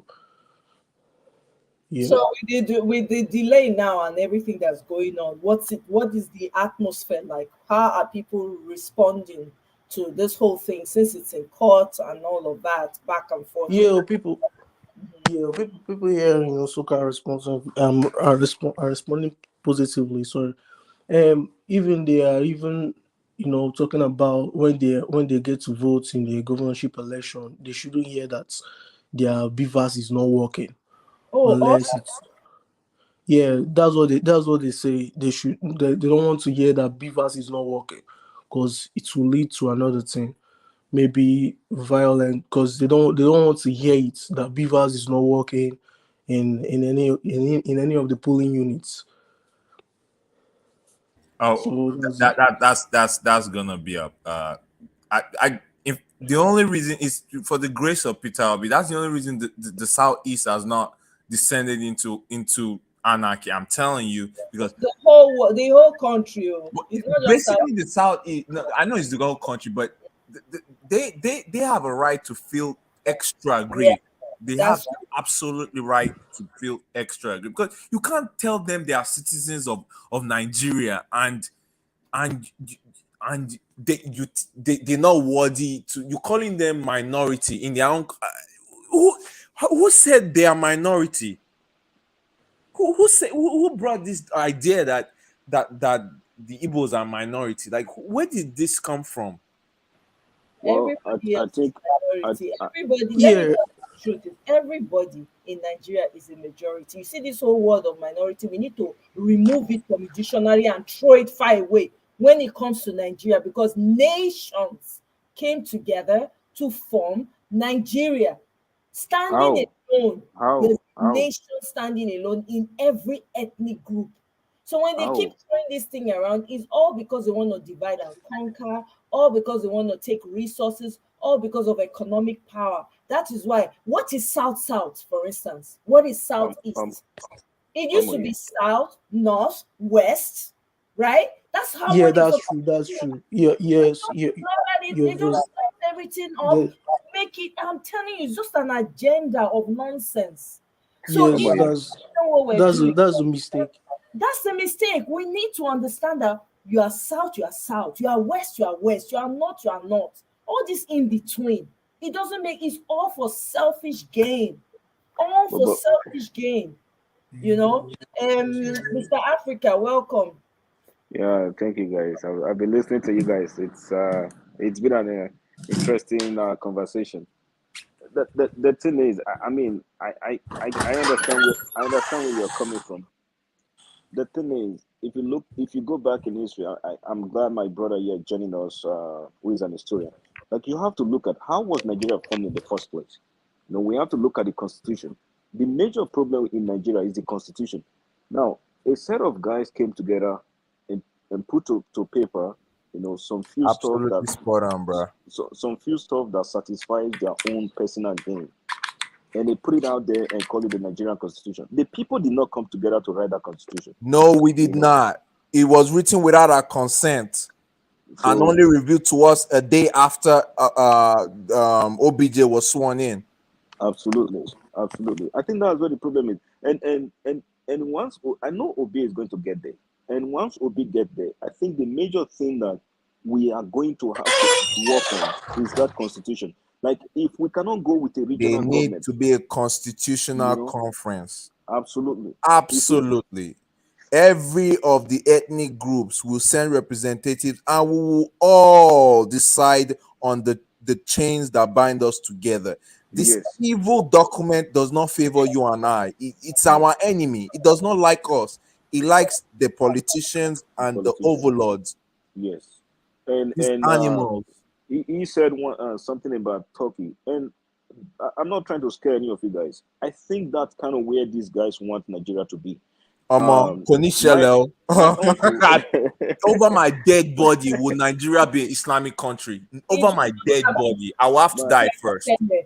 Never gonna happen. Never. We pray so. That's what we are fighting every day. Now, they plan to make it so has been there for years. Now, my uncle is he was almost up to the point of a general in the Nigerian army. He worked during Abacha time. He sort of even worked along that line with the DSS and Abacha and all that stuff. Like, he knows a lot about, but he's not in Nigeria anymore. He knows a lot about what's going on. Now, even before he got to a certain position in the Nigerian army, he had to change his name to a Muslim name. He had to make sure he fit in before they can accept him, before he can get to that stage. So when I look back to history, they've always had this plan to kind of like, Islamize the whole of Nigeria. And if we make this mistake and let Tinubu and Chetima get there, we are finished. Africa, I'm telling you right now, I'm not making threats, but I'm telling you, I will make it my personal mission to make the what happened in England, sorry, not in England, in Britain, the IRA. We're gonna make the IRA look like a child's play. That would never happen in Nigeria. Yeah, because no way. They have this. I'm telling you. Yeah, it'll be a joke. It will be what happened in England. Sorry, in Britain. It will be child's play. No freaking never. But I know there's an agenda. But what do you want to do with the rest of us in the South? You tear the country up. You might as well tear the country down the middle. You take anything above Lokoja and we'll take everything below Lokoja. Divide the whole thing. Simple. Because that constitution favors majority of that part of the country. That's why they don't want to touch it. And if we are going to move on as a country, we have to change that document. Absolutely. The document is the problem. Yeah. You're right. How can a state not be able to generate its own electricity? It You know, doesn't make No, not sense. even resources. Not even resources. Your own electricity for your own people, oh, you can't even generate that without government. Security, police for your own people. Hey, Exactly. You need to go to Abuja for them for what kind like yeah, what the who pres- the, like what who, the what president, kind of the sense is president, that? document. Oh yeah, you can have three policemen for the whole That's so oh my gosh, bro. yeah, crazy. the president controls Crazy. the president controls the police, the president controls the custom, the president controls everything. You know how and even down to INEC and the judges, he controls all of them. That's why Yakubu is not even making an inch to That's be one. scared. We need to remove the power of somebody said INEC chairman should be voted. Was it you, Amaya, that said INEC chairman should be voted on? Yes, Somebody. That was yes. you, right? There were, yes, I mentioned it because I Yeah. heard it somewhere. Like we should vote. It should be by voting. There's no need. Someone that's going to be in charge of counting the accuracy, making sure our votes count. Somebody will Yeah. just come choose them because it favors them. Yeah. They're always partisan. No, let's choose the person by ourselves. Let's search for. Let me say, okay, the spirit of environment, I want me count the votes, not yes. Or yeah, let's vote. Me, everybody vote. This one will choose environment. The other one go choose Africa. Another one choose Mama Echo. We vote. Which when we vote finish, especially when you get the highest vote, because we choose credible three people that are credible that will give us our vote. We go choose them. Everybody go vote accordingly. If Mama Maecho get the highest vote, Lobaton, we know we have her by the jugular. If she try rubbish, we know her house. You understand? The same way, if the spirit of environment no count and one miss, we go in house. Guy, where the one way miss, bring it out or forget it. Say your last prayer. You understand what? This is how it needs to be because these people have made us look like mumu. We look like mumu right now until we get our mandate No, back. we really do. We really. Remember when They listed inside that constitution every tribe, now 250 tribe, all of them, number one to the last tribe, need to be included in that constitution. Nothing, no preference anymore, no quota system. Quota system, disgusting. That shit is disgusting, bro. That's the problem we have. if you're not good at it, you sit at home. And these whole people, when they make, somebody mentioned to me, do you ever wonder who makes the NYSC uniform? Listen, whoever makes that NYSC uniform, tailors boku everywhere. It doesn't have to be one person. One person has been making NYSC uniform for God knows how long. They've made It's a contract, just like this country. This country is a useless country. There was a time we were printing. No, not was a time. We still printing our passport paper. We still bringing it from Malaysia. You know that? Can you imagine? I didn't know that. Oh yes, there was a scarcity during COVID. They said it was from Malaysia. That's when I learned that our Nigerian passport paper, the paper, is not even made in Nigeria. It's not. Ah, I remember one time we have suffered. I remember one time I went to DC to renew my passport. They told me I have to wait for like 3 months because they have to ship some document, blah blah blah blah. So we don't even make this stuff in Nigeria. So what do we make besides corruption, stealing, and darkness? Nothing, my brother. What We is coming out of that country? produce. Not be waiting the excellency talk. We are not productive. Everything now share. Now, the only thing when we sabi be that now share. That's the only sharing formula. That's the only thing we know how to do. Share money. That's it. Anyway, maybe we'll give Mama Echo time to talk. Mama Yeah, Echo, Mama Icho, because she was on AY Live earlier today and she was giving it hard though. that's why I didn't get my chance. It's Mama Echo that made me not get my chance. Hey, yeah. She asked like 3 questions. You also, you just come. You and that man when first come. I see which kind of wahala be this. Mama Echo, for where you not be hear us. Aye. But it was good though. It was good. Welcome. Well done, you. It's your hair. Oh. It fits you. Your face Thank is you. shine. Thank you. I just come up for Aisha show now. Oh, okay. Okay. You see, I don't know why I see the panic.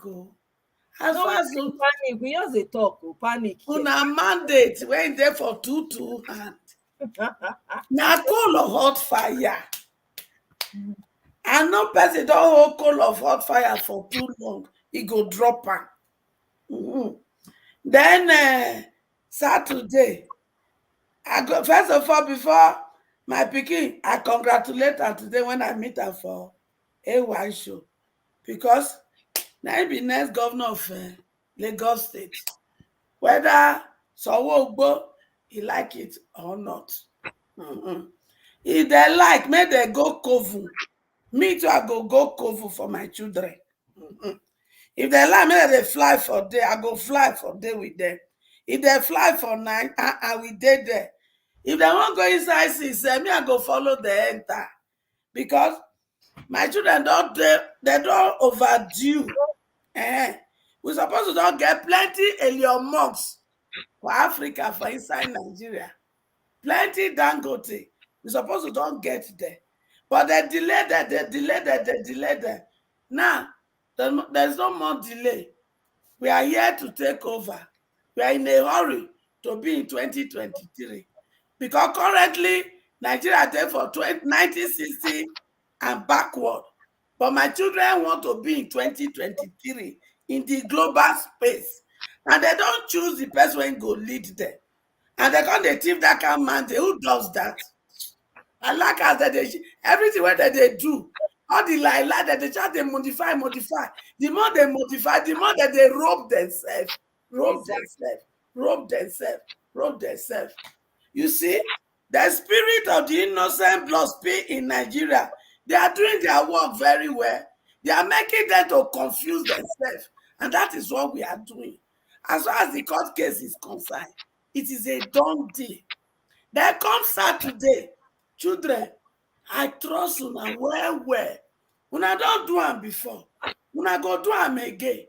For the blood of your fellow brothers and sisters that was spilled during EndSARS, go and drive Sanwo-Ogbo back to his village. For Wike, carry AK to pursue coppers in Rivers State. And he come tell us say he be senior agbero. Abeg, anything when Wike represent in Rivers State on Saturday, help me package and give am make it come out. When Because I go collect water, abeg, they talk. When I come back. okay, because we don't want them. If there's anything you can just do to solidify what you have already done, no APC for House of Assembly, no APC for governorship in the 36 states of Nigeria. Remember, when you people started, they said na social media now na dey para. They say una no get structure. Una don prove to them. Say nobody social media. Say una dey on the ground. Una don prove to them. Say una no be structure of corruption. Una don prove to them. So una no be structure of rigging. There is only one thing you will do more to make am sweet. We get nice sing the song say, as it depend there, it got a sweet up. They could go give her that in song for River State. Now making sure the LP candidate they gave to you people who vote that one in. Make una not worry. Even though I don't know all of them, make una shall vote them. Because we are not just voting them in. When they don't enter, when we don't swear them in, we're going to touchlight any of them. Anyone when don't do the rightful thing, we go see use the same PVC when we then vote them in to vote them out. Because that is our constitutional right. That is our constitutional power. You people have shown to the world that you are ready to take Nigeria from the old Nigeria of corruption, from the old Nigeria of rigging to come into power, from the old Nigeria to buy vote and come into power. You've shown to the entire world that you people are ready to take back your stolen destiny. You've shown to the whole world that you are ready to assume the leadership they said you will be when you were young. Remember, they told us when we were growing up, they said the young shall grow. They also told us when we were growing up that you people are the leaders of tomorrow. So our tomorrow don't come because we have grown up. And because we have grown up, we are ready to take up the leadership of our great nation so that we can compete with the entire globe. I am looking forward to work with you people because we want to bet plenty ELUU Musk of Africa in Nigeria. We want to bet plenty of Dangotes because that Dangote cannot continue to dey reign like a lone ranger. Many of you are equal to the tax because I know one thing. You are smart, you are intelligent, you are hard worker, and you are also have resilient personality. I also know you are a queen, you are a king, you are a prince and princess. You are born to reign, and reign will you reign in your lifetime. So congratulations to all of you, the obedient. Congratulations to all Nigeria, because a new Nigeria is already better. Welcome, welcome, welcome to your new Nigeria, the Nigeria of your dream. Thank you, Mama. Thank you, Mama Echo. Thank you for your prayers. No, we don't receive them. All of us don't connect them one after the other. Thank you very much. J.O. we are back. We are back, amen. Ofure o, yo. Hi, Jason. Hi, Jason, you. My sister. Yeah, I didn't actually watch it while live, but I watched it afterwards. So We know they hear those things when they talk. Oh. I did greet my sister. They greet to now. Okay. Now, mind that they visit Isha. They go Isha. Mama Isha, don't worry. I even near your village, pass where I near my yourself. No worry. Now, Isha, now just go so. Now, wow. Mama, not be small. You say when we touch base. I've been there. Now, well done. You did so well. I wish your question was actually asked, because that was one of the things that I had in mind. You know, we need dualized roads. We don't need all those tiny street roads that. Mama Echo and one the guy when he first talk, the guy they talk, they take like 1 hour. They talk. It's actually the fault of the moderator. I think he should have been able to manage his time. But hey, I understand that he needed every. I'm sorry. Oh, I mean, put your hands of commotion right now. She was on a roll. Sorry, those are my kids talking. That's okay. Yeah. So I wish that question was actually asked, and he actually was able to provide answers to them. But anyway, good job. And I was just hailing you in the background, like, oh boy, come and talk, you know. But anyway, next time. And my annoyance mainly is the last person who asked that question. That one man went to Mo, whatever. That is fake. You know the guy came in like after us. He came in. They just that guy is just like his boss, Tinubu. What else do you expect? Yeah, that's that guy is a mess. Like, he pisses me off anywhere I see him. I'm like, I can't imagine somebody's father. Man, I God no let my papa shame me like that too. But anyway, like that guy. Anytime what annoys me more, I don't know if it's his accent or if it's his personality. But hey, I just felt AY shouldn't have given him that chance. And that his question he asked just super done the sweet. They come like say your post on science. I say, which kind of wish be this? What did they ask, if I may inquire? No, he was actually asking. Oh, we are. Honestly, hold on, I'm coming. Okay. He was just asking. Oh, now the English when you ask them, we know we are talking about the controversy surrounding you, your court cases. You have a series of court cases surrounding you. They are asking questions about your real Lagos. They asked the Vivo if my brother,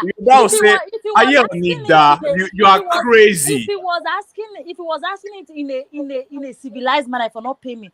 If you have actually heard that man, he's the last person on the show, so you can actually just go play it and just go back on a bit. He was very sarcastic. Person they asked Vivo what his history is. I was so pissed. Oh, your Yoruba-ness. We want to question your Yoruba-ness.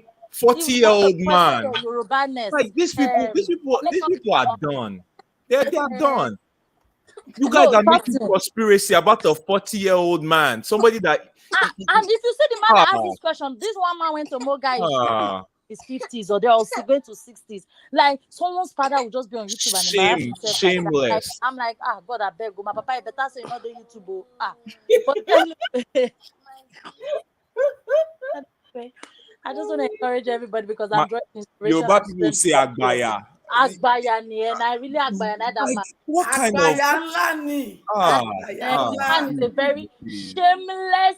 In fact, I will hide my head in shame if I was the child of that man, or even his wife. Instead of you to reflect on your life, what was I doing at 40 years old? You are making conspiracy theory about somebody that is family. He said, family were renting land to white people when they came here.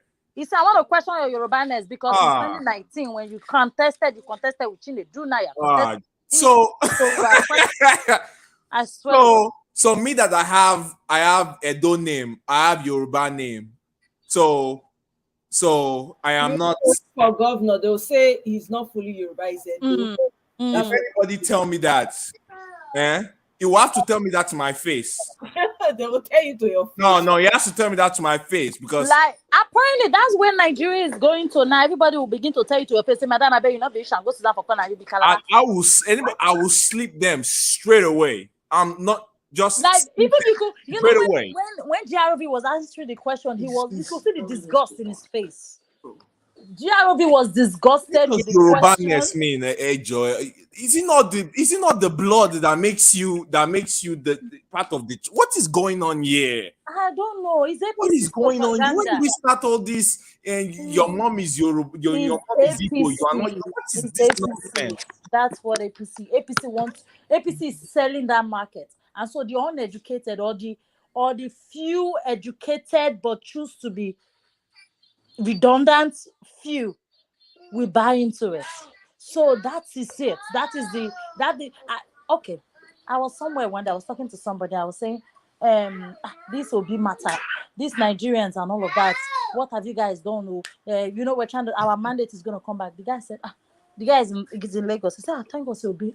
I supported Obi, but thank God say no win because the way this whole thing can be now, I don't see the way the Yoruba people just they fight people, they kill the Igbos, they do this one. War for just come for Nigeria. I said, what is that supposed to mean? Thank God waiting. He said maybe it's the will of God. War for don't bust now. Yoruba people for just scatter the whole country.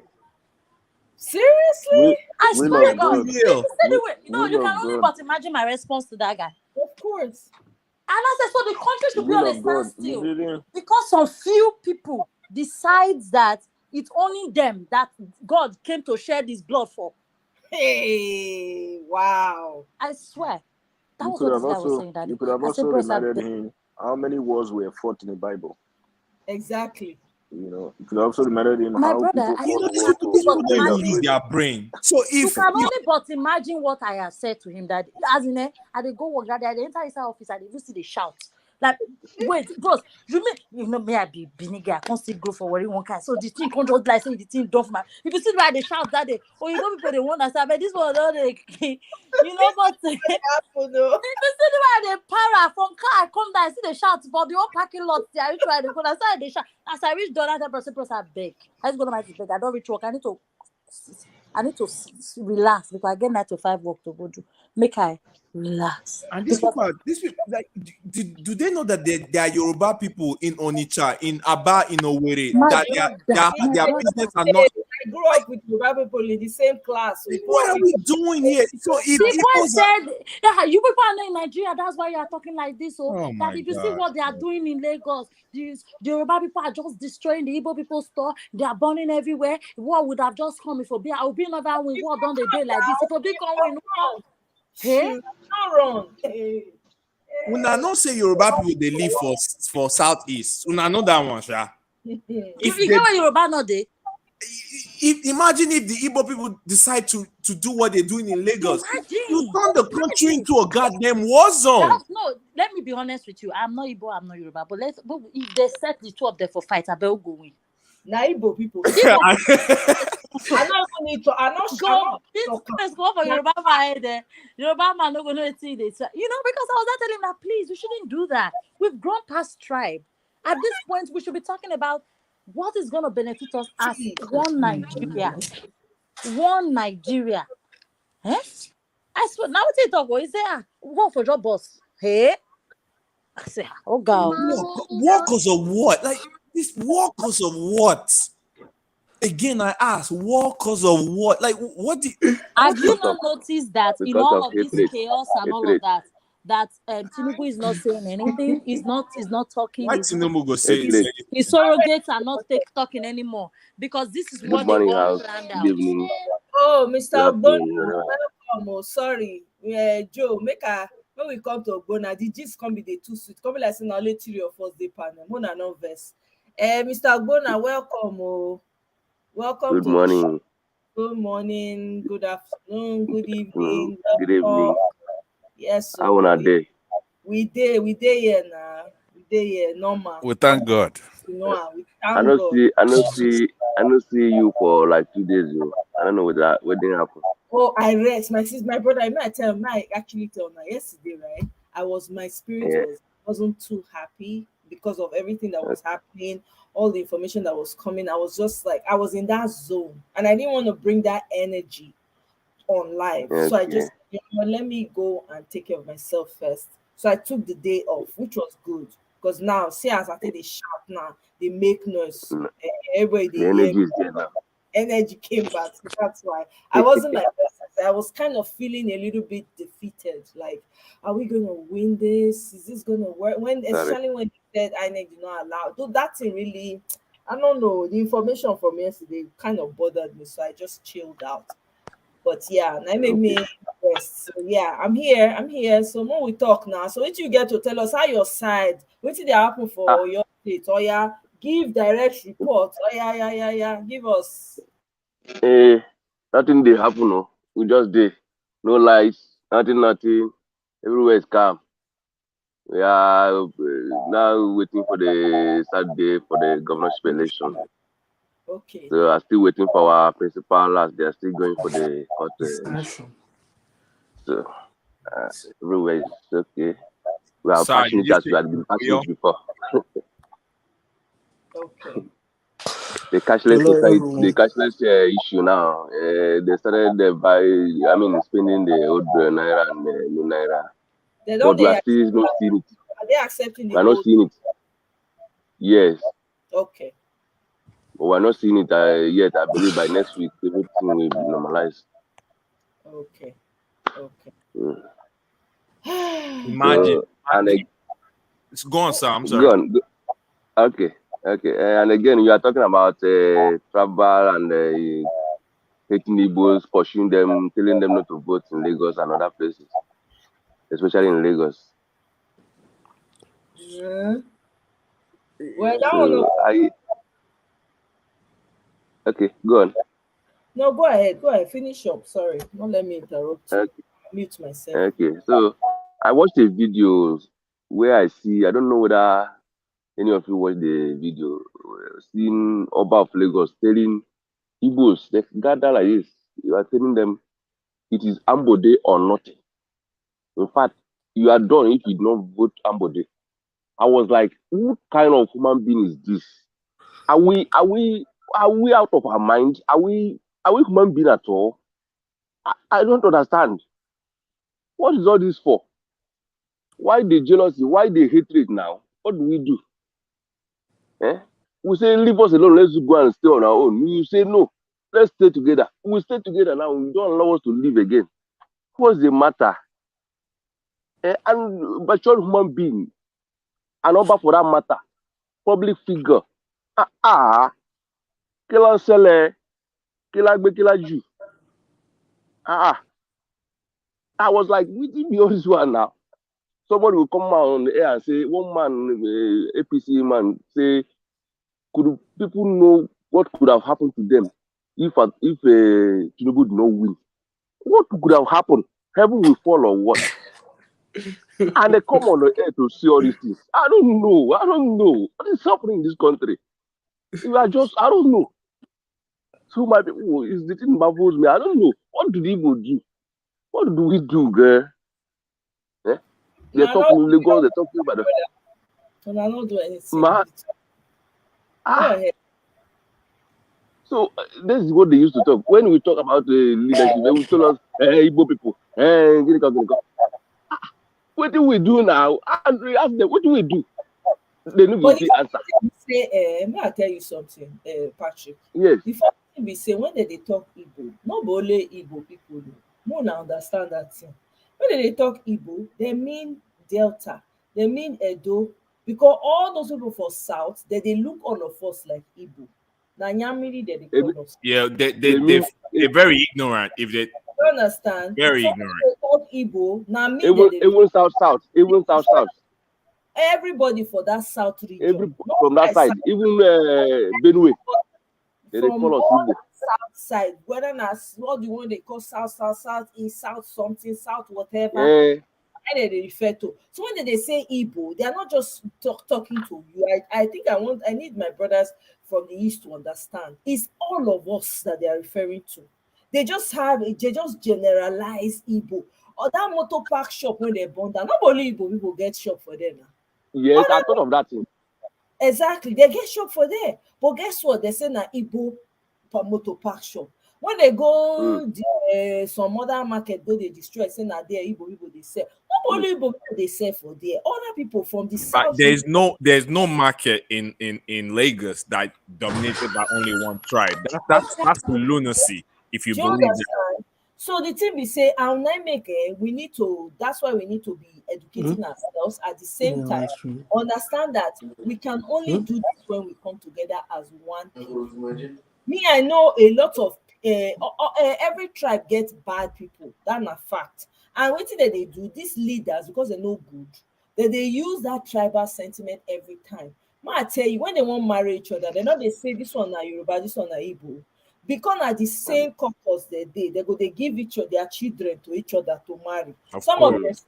them they give their toddlers, the ones that they And think they'll leave the tribal fight to these forget the tribal. dumbasses to fight for them while You they laugh and eat together. Exactly. When they want to do party, they go invite each other. With all the fight when they don't cost, they go still invite each other. You know go they there because they want to keep you divided. That's what they do. So if we understand that, that's why we need to also be wise too. When we are like now, when we all of us go united, okay, for this panel, and are different people from different tribes, now they here now. If we can speak with Yes. one voice and say no, we refuse this election, like this man no dey lie here, no go happen. Not be make us dey here now. See as the thing they bring all of us together, right? So when Sure. people say those things and throw those sentiments out, I want us to train ourselves not to take it personal. It speaks more to the type of people they are. It speaks to Yes. their small-mindedness and their ignorance. And when people are ignorant like that, you go to watch them as well. You keep your eyes open and watch them, pay attention to them, but ignore them at the same time. So I no go bother you, no go affect you. But now where person no reach, now when they no reach with that. And most of these people, hunger don't wire them, don't bulala them. So they give them small money. Very hungry people. Yeah, The poverty that was created. Yeah, that's true. and you understand? You know, see that social media where they call the people they cry. The same people that they cry say they collect their PVC on credit. They never pay them. They use their PVC to do election. They never pay them. They cry. They can't come out. They cry. Then they talk say they not go come out for the next election. Who you do? Not be yourself. If this was a normal country, they will all be arrested because I'm they telling you. just admitted the crime. They all should be Yes. arrested.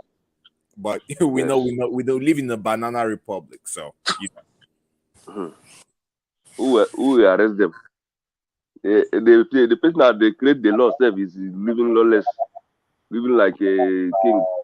They lost, you cannot do anything. Imagine person passed law. After a year that every line was debated, and he came out and said there's no electronic transmission in the law. Yeah. The impunity is just is insulting. What pains me most is that when they come over there, how are you a man of integrity? As a Muslim, when they come isn't over there, the Quran that says you must be a man of your word? yes. They go to Quran to suit them. Not be so them. All this When they one. come over there, they will behave like innocent. They will behave like a Holy Ghost, Holy Child, angel.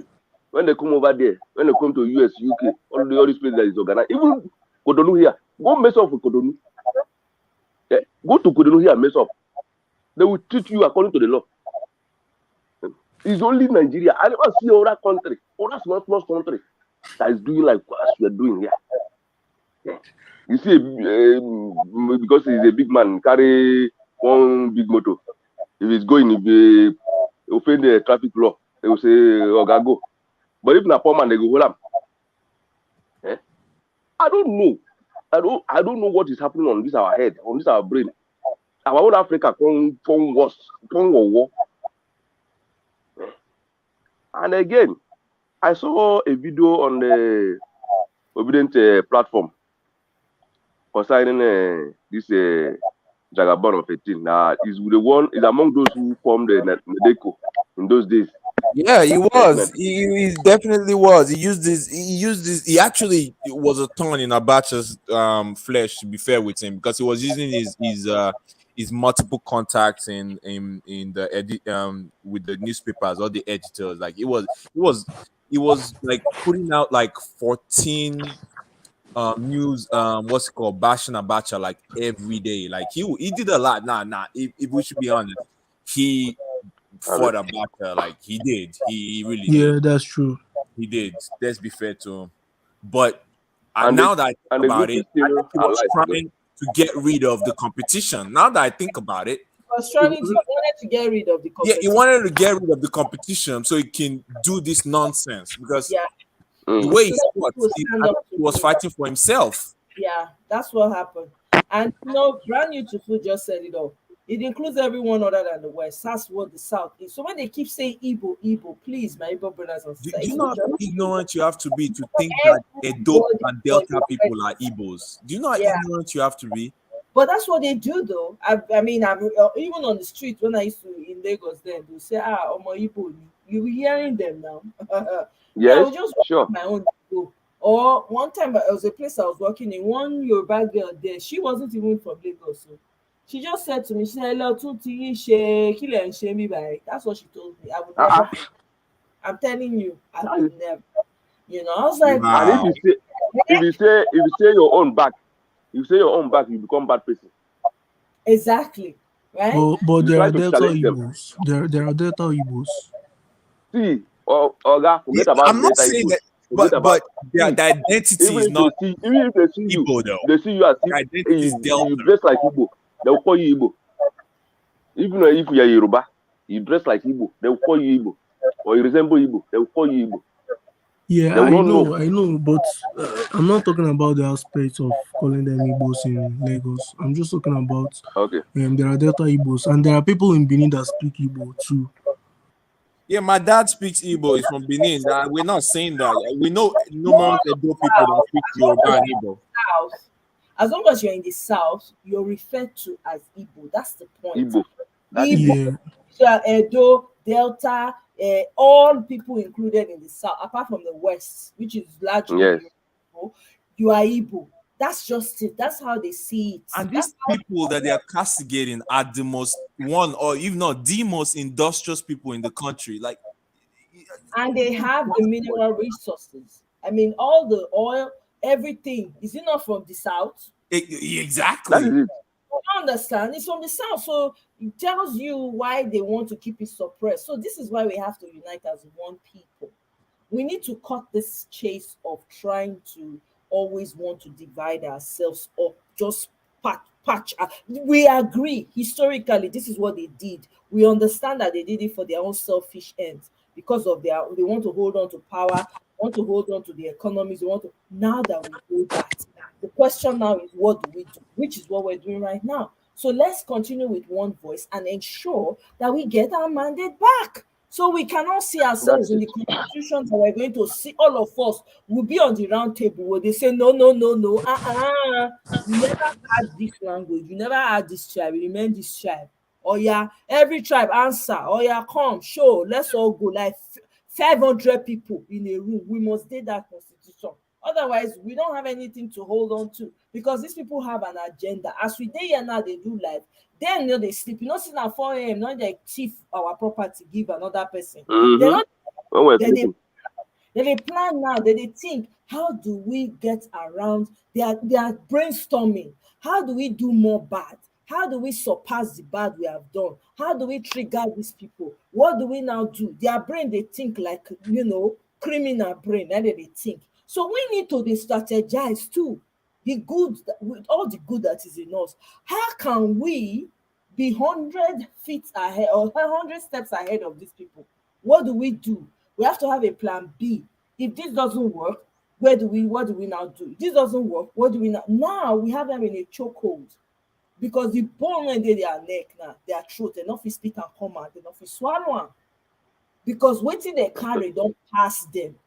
E don't pass their power. They thought it would be like this before when Nigeria go just make noise like maximum 1 week is over. Everybody will just go back to their normal life. Now the thing they every day night they hot put. Every Yeah, day they because hot.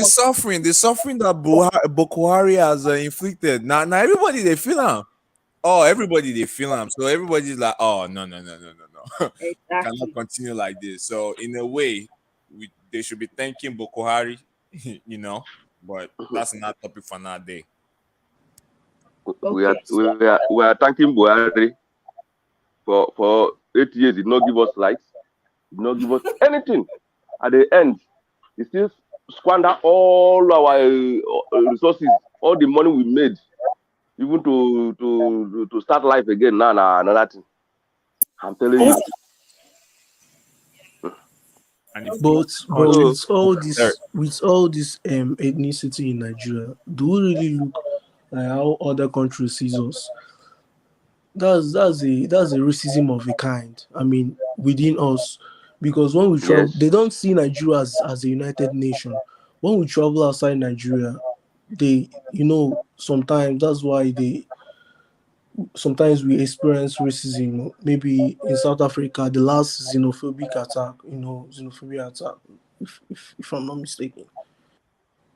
Okay. So let me So yeah, all this when you play ethnicity this, plays, maybe when they see they'll say that we are not even united, so there is no need. This is not a united nation.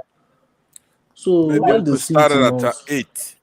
Since we discussed the earlier part of what he's going to talk about, the okay. panelists covered it very well. But maybe we'll listen from 8. From 8. Yeah, Okay.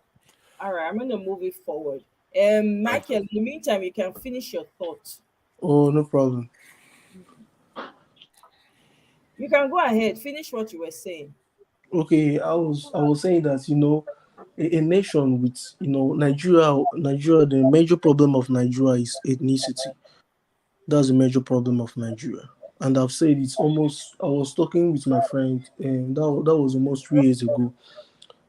That's why we see all these people agitating like Nnamdi Kalu, Sowore, and others.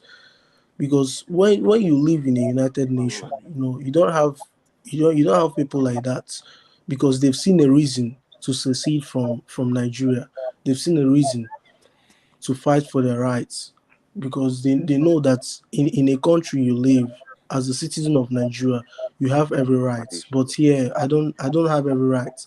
And I'm not proud to say that Nigeria is independent because we are not independent. That's as we claim it. We always claim that Nigeria is independent. And if you are really expecting external community or country to help us, no, that has failed. We can't even get any help from them because we have to fight for our rights. That's it. You're right about that, Michael. That's very well said. Honestly, I'm very proud of you as a. So, what year are you in UNN right now? Yeah, just I wrote jam about 3 times because of I didn't no I first put law in my first jam, so I didn't get the admission, so I have to write jam for like 3 times.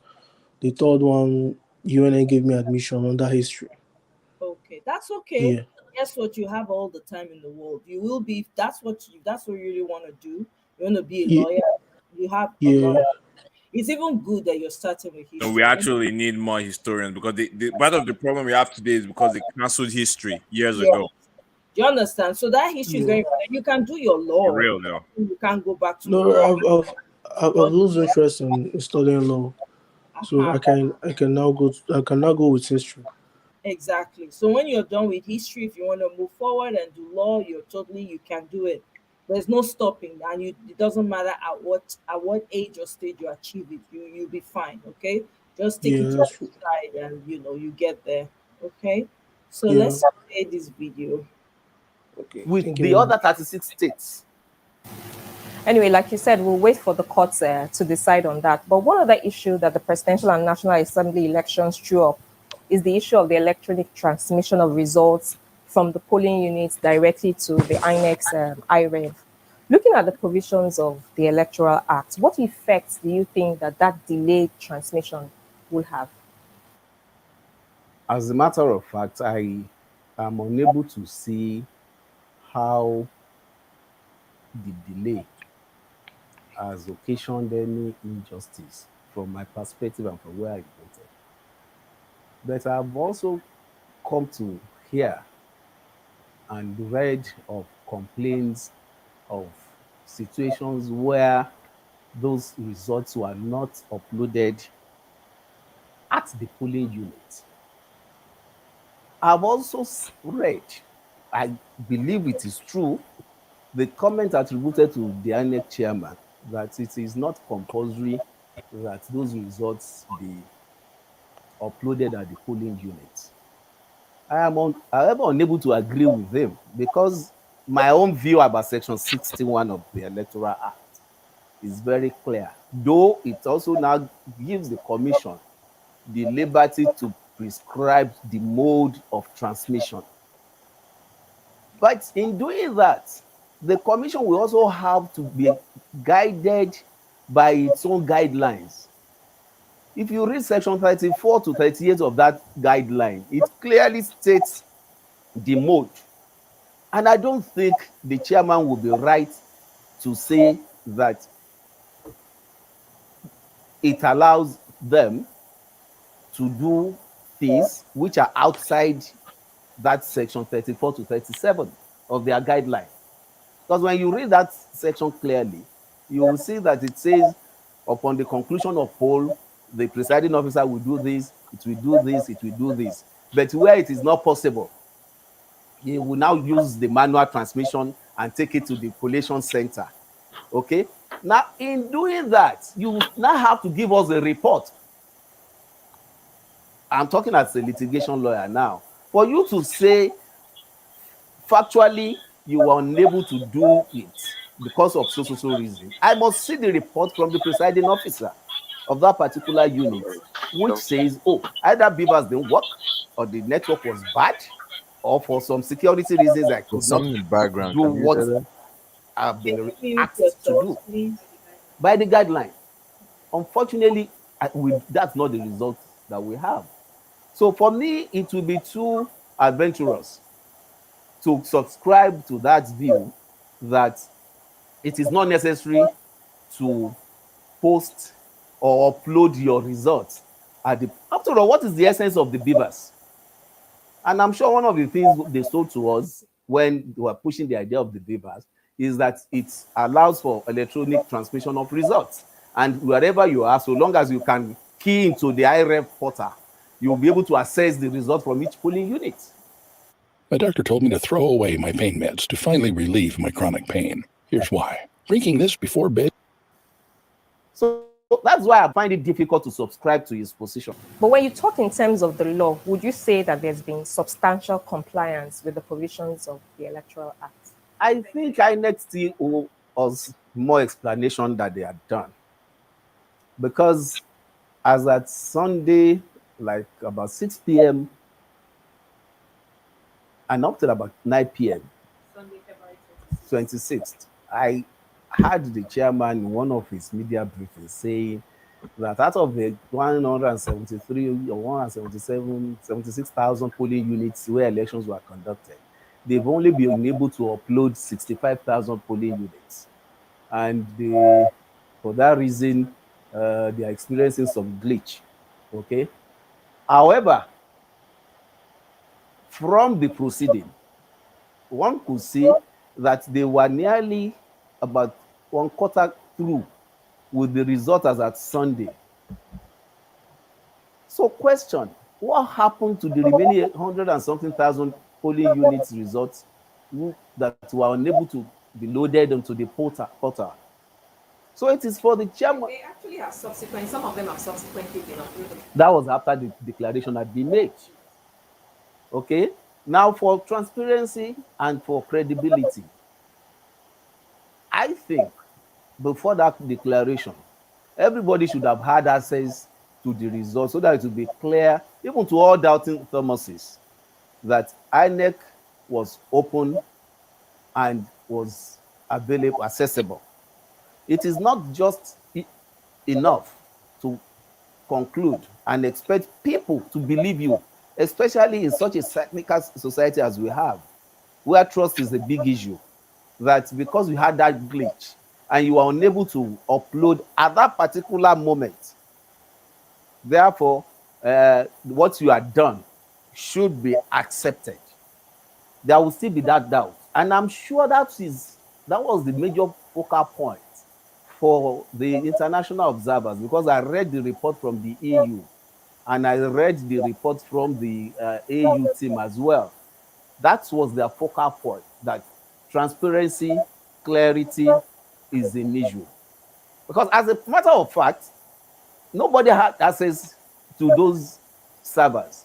You are the only person who has access to it. You are the only person who knows what is wrong with it. But because you are a public institution, decency dictates you explain to people.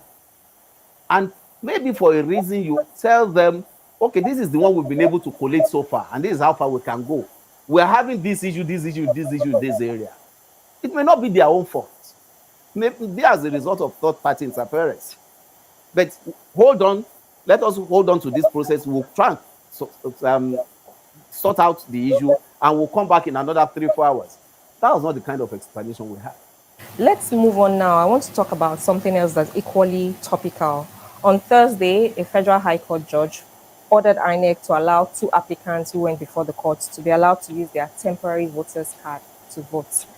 But INEC, of course, has said that it would appeal that judgment. So what do you make of that order? And what do you think that other persons who have similar issues can benefit from that order? That temporary voters card was supposed to be temporary. And I think everybody was given sufficient time to go and exchange it for the permanent voters card. I think the temporary voters card was the one used in 2011. So if by now you haven't changed it into your permanent voters card, I don't see how you can hold INEC responsible for it. I'm not holding forth for them. Does not know the process. And I'm not saying what the judge decided was wrong. But for me, I do not see the logic. Unless if you are able to show to me how you have been disenfranchised or what particular injury you had suffered. Finally, Leonard Silk, attention has now shifted to the courts. There are a lot of cases in courts from the fallout of these elections. And some people have said that the judiciary has no business determining winners of elections, because it appears that we now have a lot, what some people will call court-appointed winners. What do you make of that? We should all realize that the judiciary is our last hope. And if by error of commission or omission, we destroy that temple, it will be an easy recipe for crisis and chaos. An example is the recent currency swap case. And you see the way the Supreme Court came in to provide a soft landing for the presidency, although unfortunately they didn't seize the advantage. We should realize that the courts are there to administer justice based on facts presented before them. Do you know the reason why they put a blindfold to my Lady of Justice? They are supposed to close their eyes and their ears. I like that they are supposed to. Yes. that are supposed to close their eyes and their ears so that they can do justice the way they see it, fear without fear of favor. Now, when you start clustering them with blackmail, smack remarks, they are human beings like you and I. They read papers. They also go online. If they don't, their children do. We need to be fair to them. Away from that interview and as part of activity. Okay. First of all, I wholeheartedly disagree with the second part of what he said. Like wholeheartedly, he said, Okay. s- uh, what particular injury have you suffered from not using? They disenfranchise people by not giving them their permanent card on purpose. What's he talking about? What the hell is he talking about? Like, no. Take that away. I don't disagree. I don't agree with that at all. Of course, they're disenfranchised. They purposely refuse them from collecting their permanent voters card, and they have a temporary one which shows they register. I don't see what the problem is. Or Right. am I tripping? No, you're not tripping. And Absolutely. then he said the cash policy. Like the law is clear. The Supreme Court has no business in monetary policy. None. This is true. Like, what's next? If the interest rate go, so if tomorrow, if the central bank puts an instance rate and a governor goes to the Supreme Court and say, oh, the new interest rate is going to affect my people, can you tell the central bank to change the interest rate? Like, when does this rubbish stop? The Supreme Court has no business in monetary policy. None. And the law is clear. The president has the central bank governor can change the currency, and he only needs one person's permission, the president, and that's it. Like, I don't. It's a lawless country. That's why everything is just mumbo jumbo. It's lawless. Yeah, Impunity is the order of the day. that's right. That's what we're trying to Hopefully. that's what we're trying to uproot. That's why we are here. Now so I'm not a lawyer, by the way, but I can read.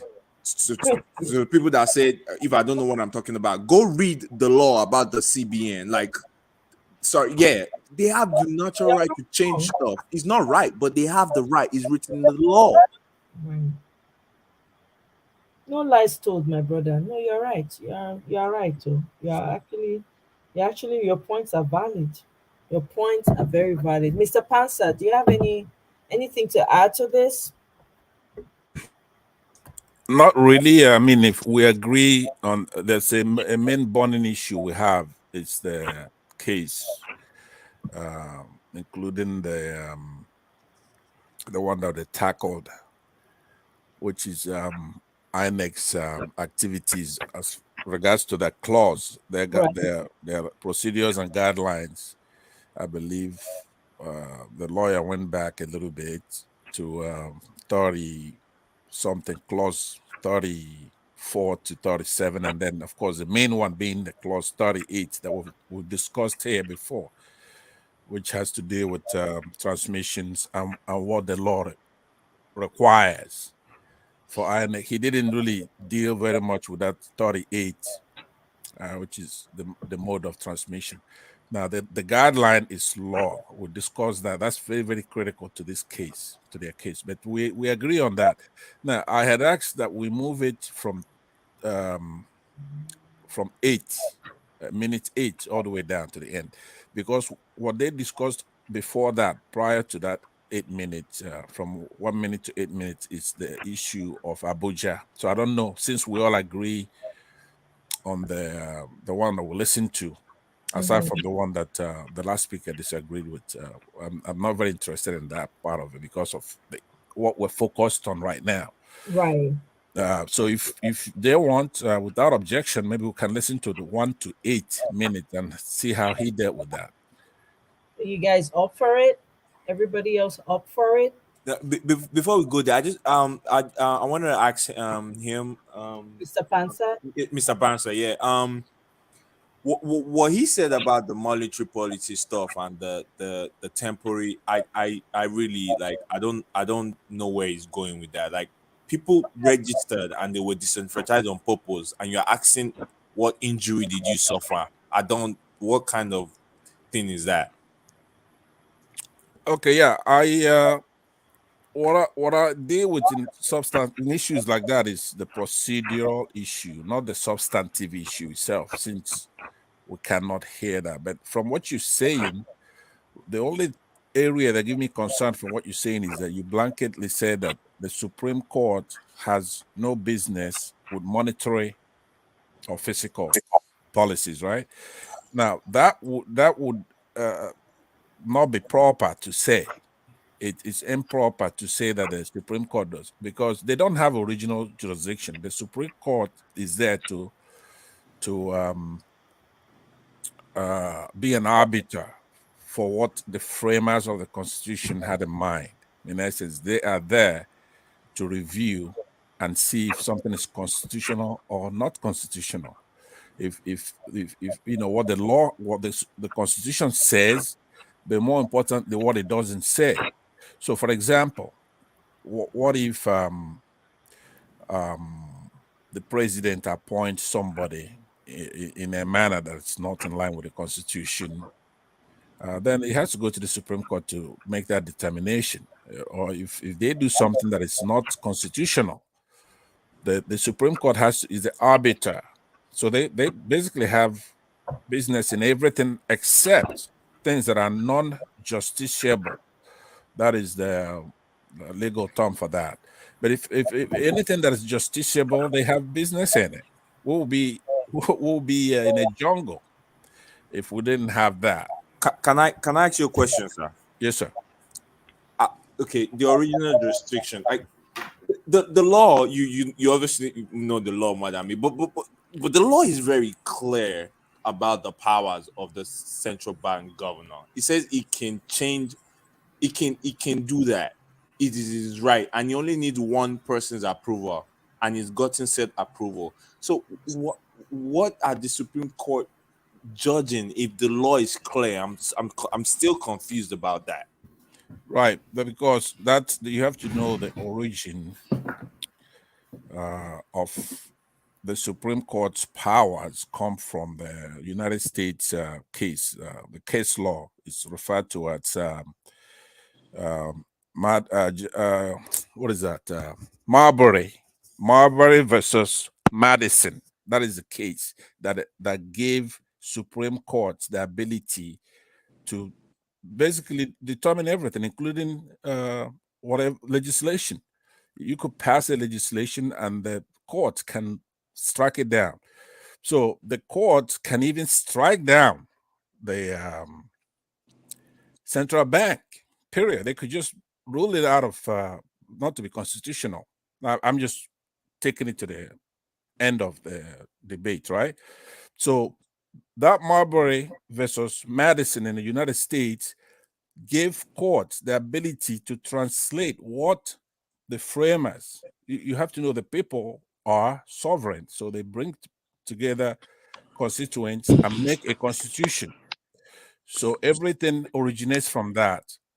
So whatever, any activity that is not constitutional, then they can be the final arbiter to determine that. But it's tricky because in that power, what that case established is what the Constitution does not say. See, now that's a bigger power than what it says. They have the power to say what the Constitution says, but they also have the power to say what it doesn't say. So now, because of that, there's really nothing you can rule to say they don't have a business in that. So now, because we're only talking procedural here, we're not looking at the substantive issue. I have to see what it is. They're talking about the central bank, but so that's where you have to look at it. Do you understand what I'm saying?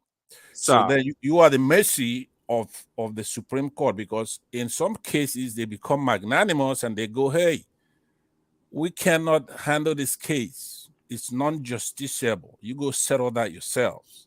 But only them can also say that. You cannot say to them, this is non-justiciable, like what you're trying to say right now. I don't like okay, I'm definitely obviously I'm definitely not a lawyer, but I just so where's the line? So if tomorrow if MFLA comes and changes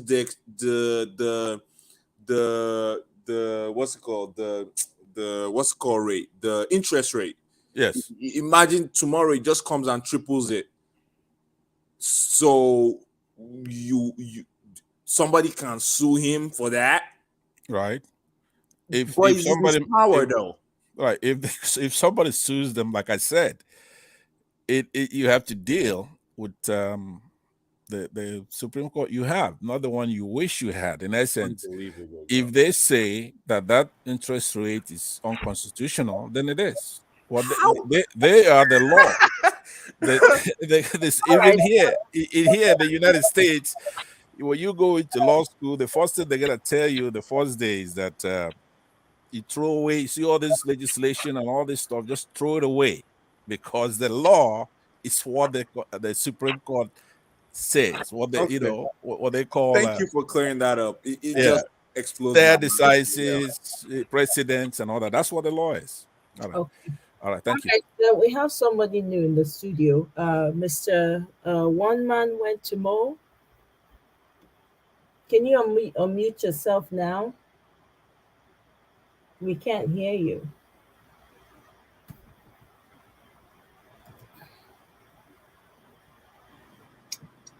Can you unmute yourself? One Man Went to Mo. If he He was can't, just here a second ago. yeah, he's still here. If we can't hear you, I have to remove you. So you have to unmute yourself to speak if you want to speak.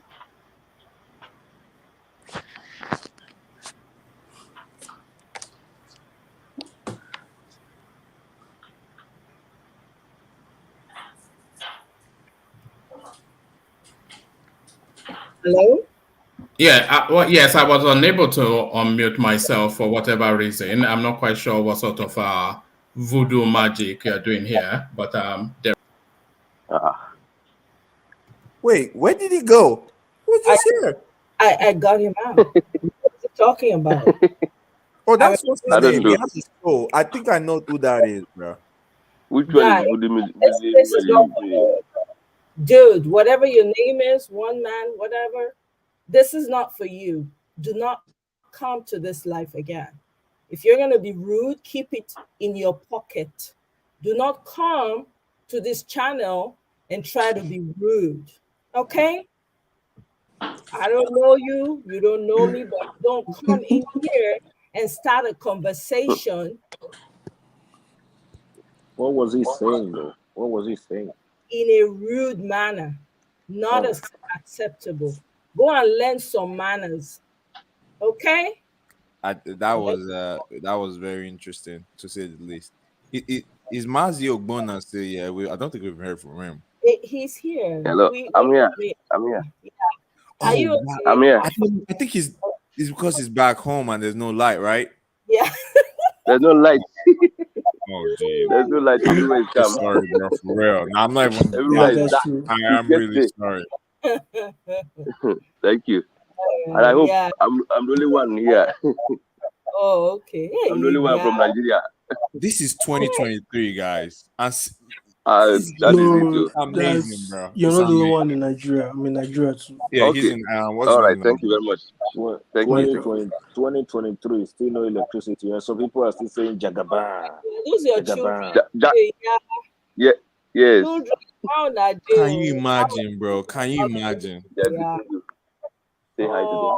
Hi. Oh, gosh. This, Hi. How It's okay. are you? hello, everyone. Like, put the thing for It's okay. shine am for on top of your roof. The thing go. If you shine the torchlight on top of your roof, it go light. Carry am go come out am for your face. Just put them up, like that. Not point them for your face. Just put them for the roof. We don't see them, Sha. We don't see them. Okay. Yeah, Thank you very much. I know. There before be three of them. Now I see Abi. There are 4. Okay, 4. Yeah. Yes. Well, now, well done. No, how are you, kids? How are you all doing? They're not hearing. I'm using the Bluetooth. They're saying, "How are you?" Good. Why you awake at this time? Is it not too early? This is after They have 5. to prepare for school now. They're preparing for school. Oh yeah, that's After true. 6. This is after 6. After 6 in the morning. Okay, they're Yes, getting ready to go to school. All right, yes. Mona put for book. Mona read. Oh, And some people are They saying, say she some supposed to people read are though. saying, oh, we should, We are fighting yeah, for Nigeria so that it's my your life turn. will be better tomorrow. What? exactly. We are fighting for you. Don't.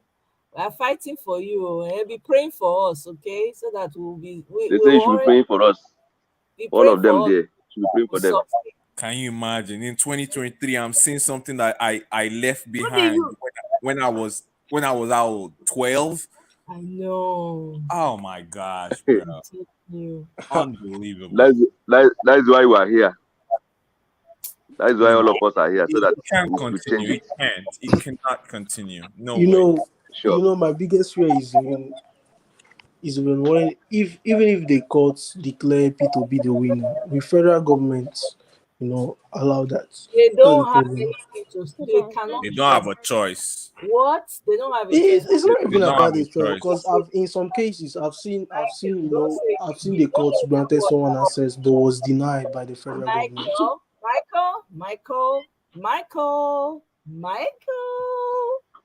Michael. Don't let Yeah, I that can word hear you. don't let that word drop for ground. It's not going to happen. Okay?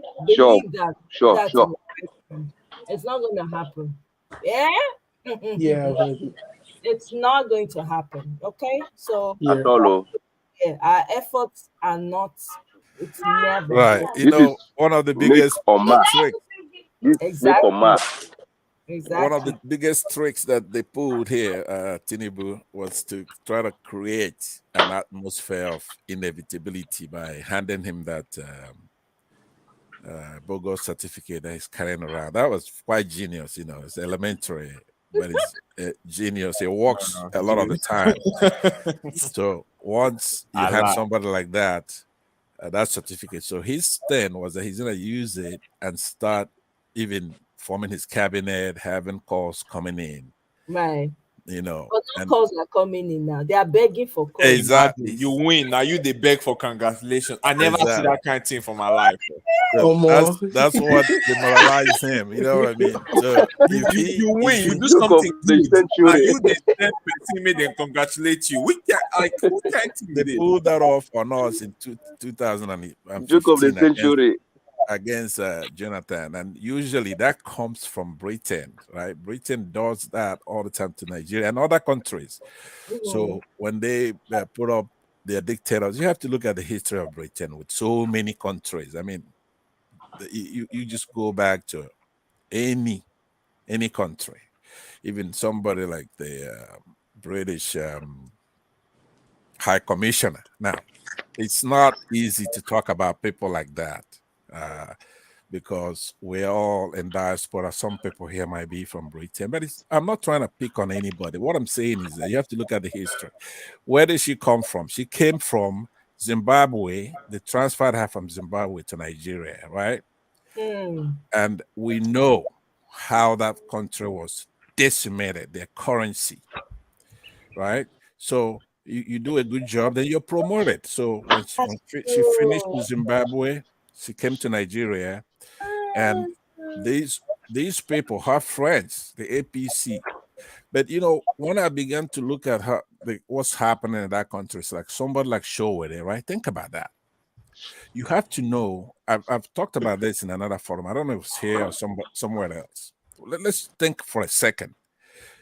You know that even her secretary of the British High Commissioner, if they pick up the phone and call the Buhari administration and say, stop, don't do XYZ, they will not do it. Just like the US ambassador, right? So you have Showore, a young man who established the Sahara Reporters, come to Nigeria to do his activism peacefully. He's not armed. He's never killed anybody. He's never really threatened anybody. But the Nigerian junta, Buhari, grabbed this man and put him in prison. And they were torturing him, beating him, doing all kinds of things to him.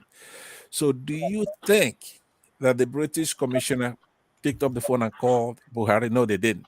As a matter of fact, Buhari would jump into the jet and go to Britain for medical treatment and come back Mm-hmm. without even a warning. And Showore went through that ordeal. We all watched. Showore Yeah. has 2 kids, youngsters in New Jersey. So when the Buhari administration took hundreds battalion of soldiers and shot at the Shia in Zaria, nothing. But to buttress my point, what I'm saying is that during 2015 and 2019 elections, they just congratulated Buhari and they did this and they did that and it just forced on us. But this time around, they tried to pull it off, but it didn't work. She already congratulated Buhari for winning this election. So what happened next was remarkable, but nobody talked about it. I bet you I probably was the first person to start looking into that because she was transferred. Another prime minister, commissioner appointed to take over from next month, April. Now, somebody who is in a high commissioner in an important country such as Nigeria to Britain, how do you remove that person a few weeks before the handover and they bring in somebody else? So, what I was thinking, and I have no proof to this, is that because you look at the series of events, after she congratulated Tinubu, then the Prime Minister of Britain congratulated Tinubu, right? And normally America does it together with them when they play that game. But America this That's time true.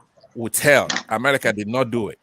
So Yeah. because the British Prime Minister, this High Commissioner is his ears and eyes in Nigeria. Mm-hmm. So she then looked into why United States had to differ. They like to work synchronously. That's my thought, is that that prime minister didn't like what happened right there and transferred her. So now, if that's the case, I think we're winning. I will be very disappointed. Now, I will be like Omoye was yesterday, and Mr. Elvis is. If the United States, Biden, because that's the protocol, it has to be Biden that will make that call. If Biden makes that call, then we know that we then have to understand that our constitution has been torn up. We don't have Right. a constitution anymore.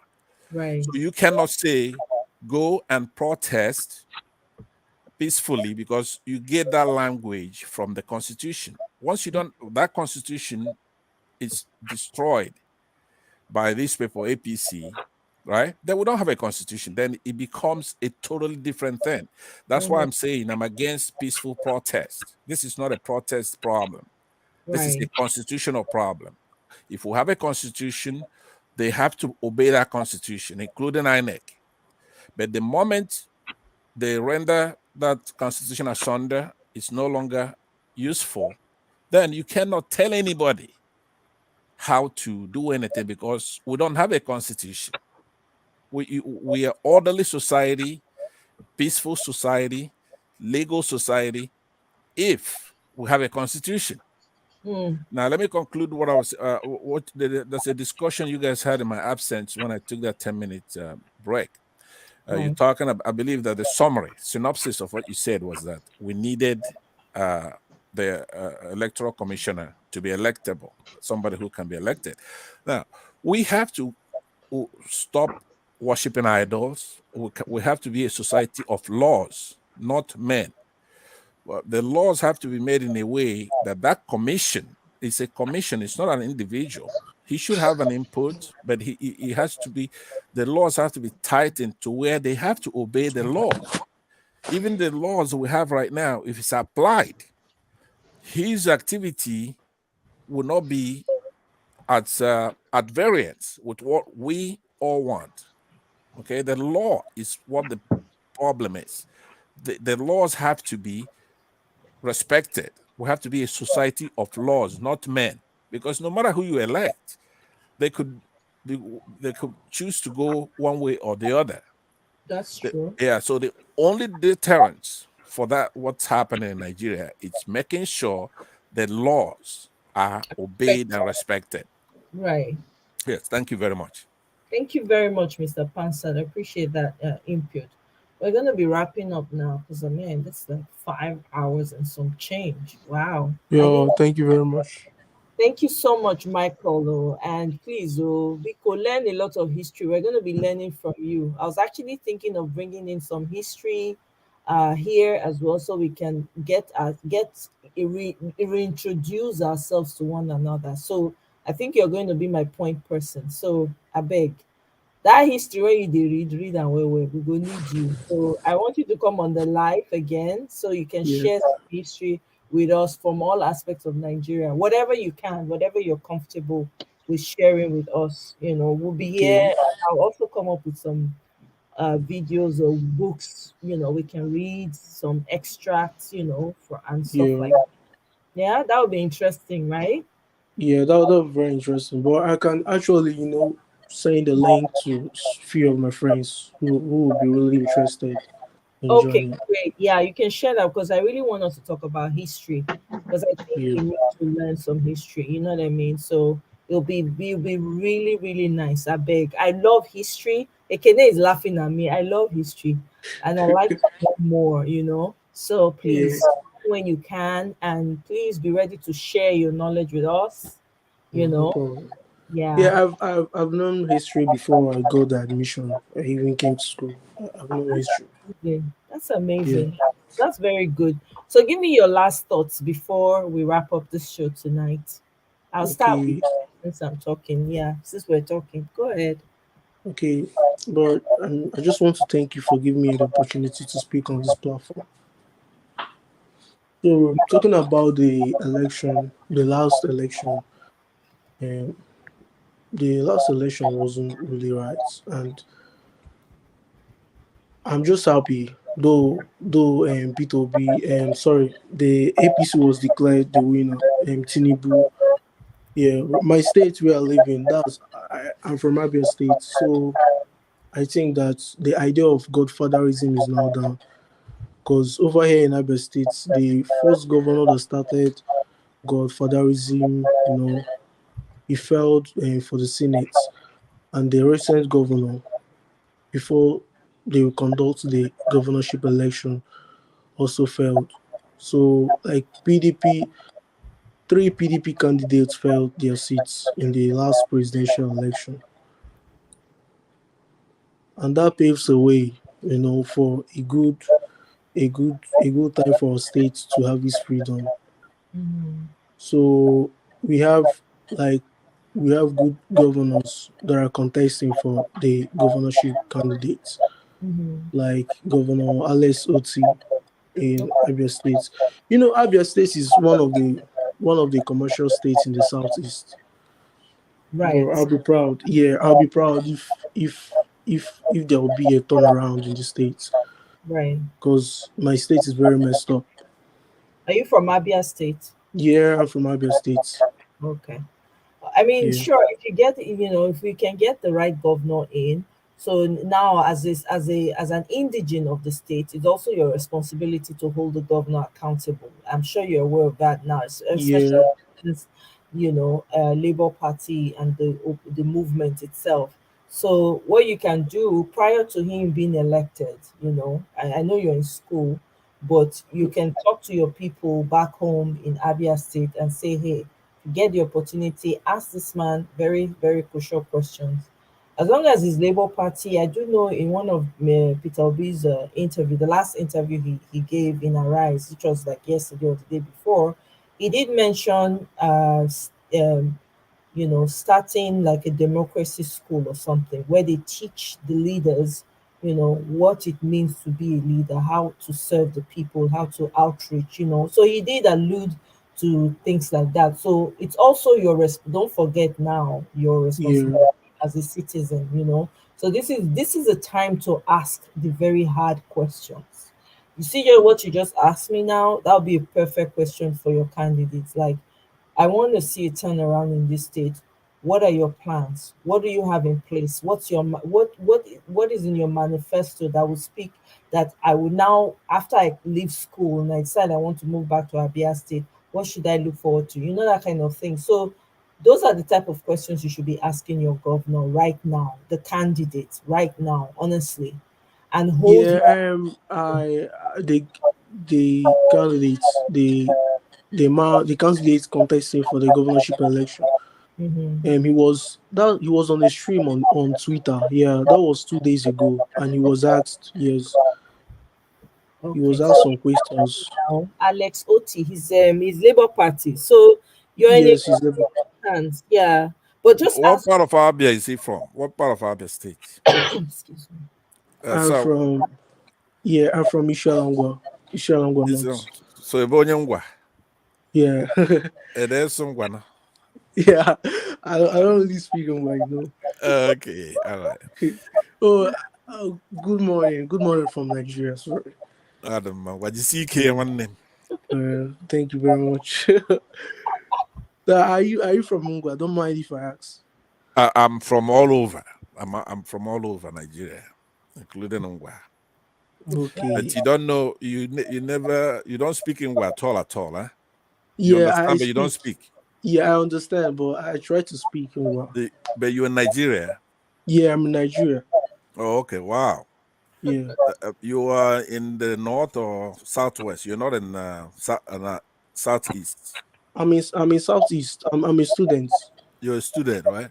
Yeah. I don't know how that is possible, but when when to be in the southeast, you should be able to speak. But you speak Igbo aside from Mungwa. You speak Igbo. Yes, Nnasu Igbo. I can speak Ah, Igbo. Okay. Yes. okay, Chimona. And I'm not any of the dialects, but I Yeah. speak Ngwa. I speak the whole dialects in Igbo. So, but all the Okay. man, the CK, Yeah. Thank you very much, sir. Adama. Yeah. All right, Michael. So come prepared though to come and share history with us. You see, people are saying it's good to know our history so we know where we're coming from and where we're going to. Yeah. So you're going to be our point person. And yes, please share the link with your friends so that next time you guys will come and tell us a little bit about our history. Maybe you'll be teaching me about my own history. How about that? Right? Yeah. So That would be a great idea. absolutely. I'll take you up on the offer. So I'll see you next time, man. Thank you very much Okay. for stopping by. Okay. Thank you very much. I really appreciate.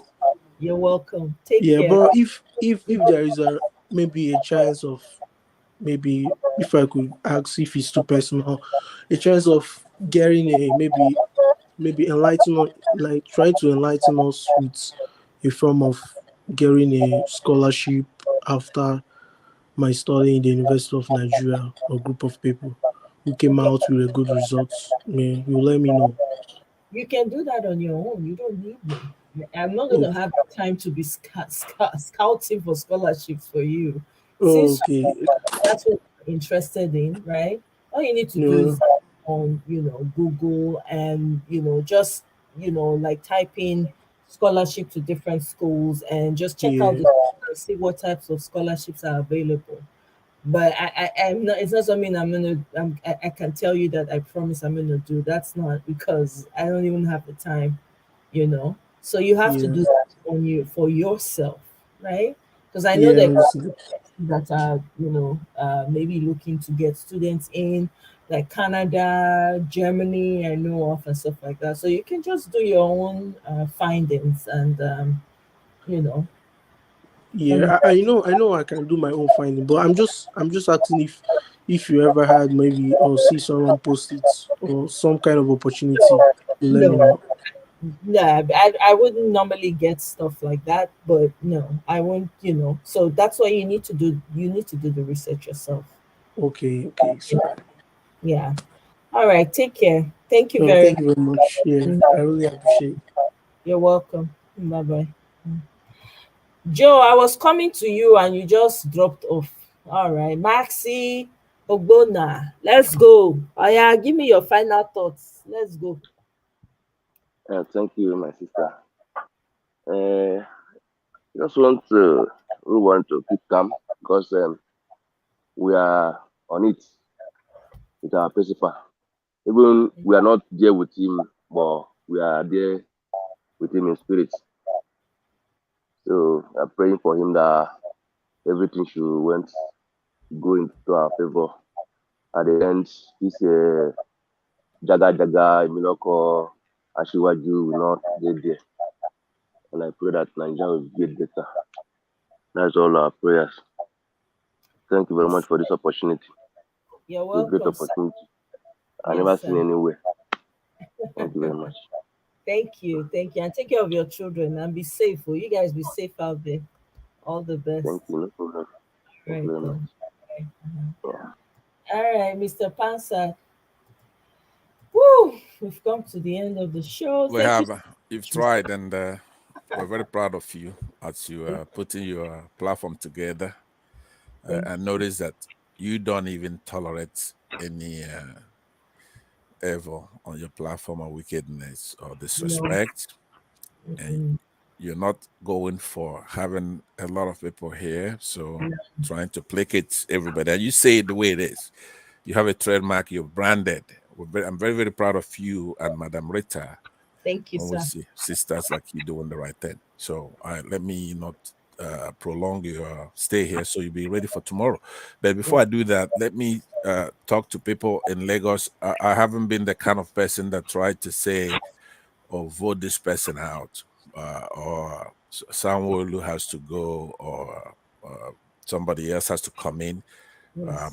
I'm not in Lagos. I don't know very, very much about everybody, but looking at, I just have to encourage people to go out there and vote for the right people based on what you know and what education you've gotten.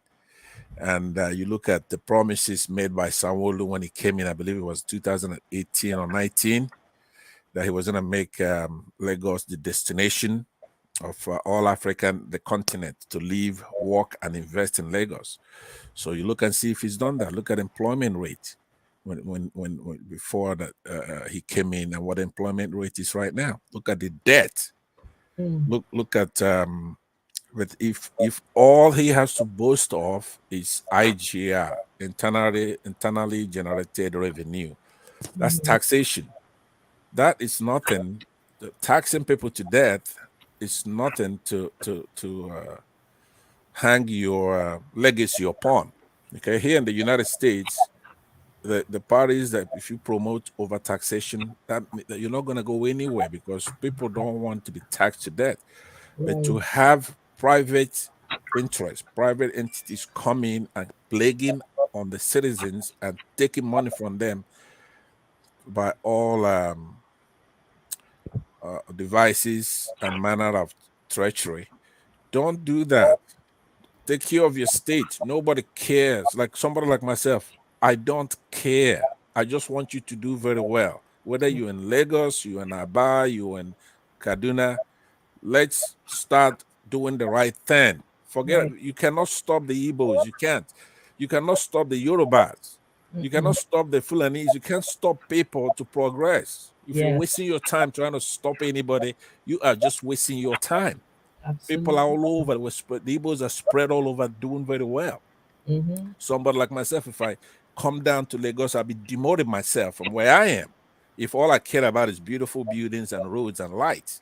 No, I will love Lagos because of our culture. Right. My pride in Lagos, my pride in Nigeria, my pride in Africa. That's what Mm-hmm. counts. So for Yeah. so long, we're letting people who just don't understand that we have to progress together. So go out there, vote for the right person, vote for yourself, your interest, do the right thing.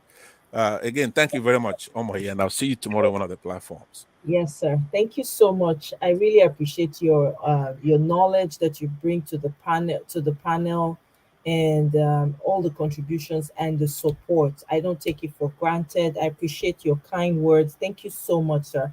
And Thank have you. a great night. Yes, sir. Bye bye all. Bye bye. Yes. So, guys, including River State, we're rooting for the River State gubernatorial candidates, Beatrice Itubo. I pray that somebody brings her on, you know, on the panel or somewhere, so that she can, at least we can hear her out and all of that. I really, really will appreciate that. But, to what Mr. Pansat said, and I think we all agree, please come out on Saturday and vote. I beg you, vote for your own interest, but for me, because we're trying to ensure that we secure our mandate and keep it that way. And I believe in what Mr. Peter Obi is bringing to us, to help us thrive in our different locations. I would say vote LP, you know. I have, for the obvious reasons. I don't even need to go into all that. But hey, to each their own. I want to thank all of you for coming on the show tonight. Thank you so much for staying with me. Brand new to food, my God. I appreciate you so much beyond words. I don't even know what to say. I really, really do. Your support, your consistency. I mean, I don't know what to say. I really, really, I want you to know that I really, truly appreciate you. John Onoche, Jay Onoche, thank you so much, sir, for your constant super chat. Thank you, thank you, thank you. At least I go see that one take buy yogurt. Me and yogurt. I like yogurt. I like tea. So thank you so much. I appreciate it. Kene, you just laugh me for comment section. No wahala. Thank you so much for the laughs. I appreciate it. Skystream, I appreciate you. Miss Top Notch, thank you very much for your kind comments. I appreciate you as well. And everyone that joined, Ogumbowa, Osamede, thank you. Joe left early. Good night, Joe. Thank you so much for stopping by. I appreciate you. Ata Sumoila, thank you so much. Patrick, thank you. All my panelists, Spirit of Ovoramen, you left early. Thank you so much. Cool Mama, thank you. Amaka, thank you so much. Nelly, please breathe. Breathe, Nelly. You're going to be okay. I'm sending you air hugs. I'm sending you, comfort and peace where you are. We're going to get through this together, okay, Nelly? Take it easy and breathe, okay? Thank you to Highly Favored, everyone that came on the show. Romari with the infectious laughter. Thank you so much for stopping by. Victory all the way. I want to thank you. Easy Search. Thank you, thank you, thank you. OJ Moi, thank you. I appreciate each and every one of you. Black Voices TV, I thank you. Brand new to food, absolutely. My God, thank you so much. BBMJ, my darling sister, I truly appreciate you for your contributions and your support. I really, really do. Gab Okafo, thank you, thank you, thank you. I appreciate you. Who else was on the panel today? I want to thank all my panelists. Give us back our mandates. Thank you. Tiobala, thank you very much. Favor Johnson, thank you. God's time, thank you. Thank you to everyone. Okay, so have a wonderful evening, y'all, and be safe out there and take care. And if you're catching this on replay, please leave me a comment. I like to read the comments. Don't forget to like, share, and I will see you guys on my next one. Bye.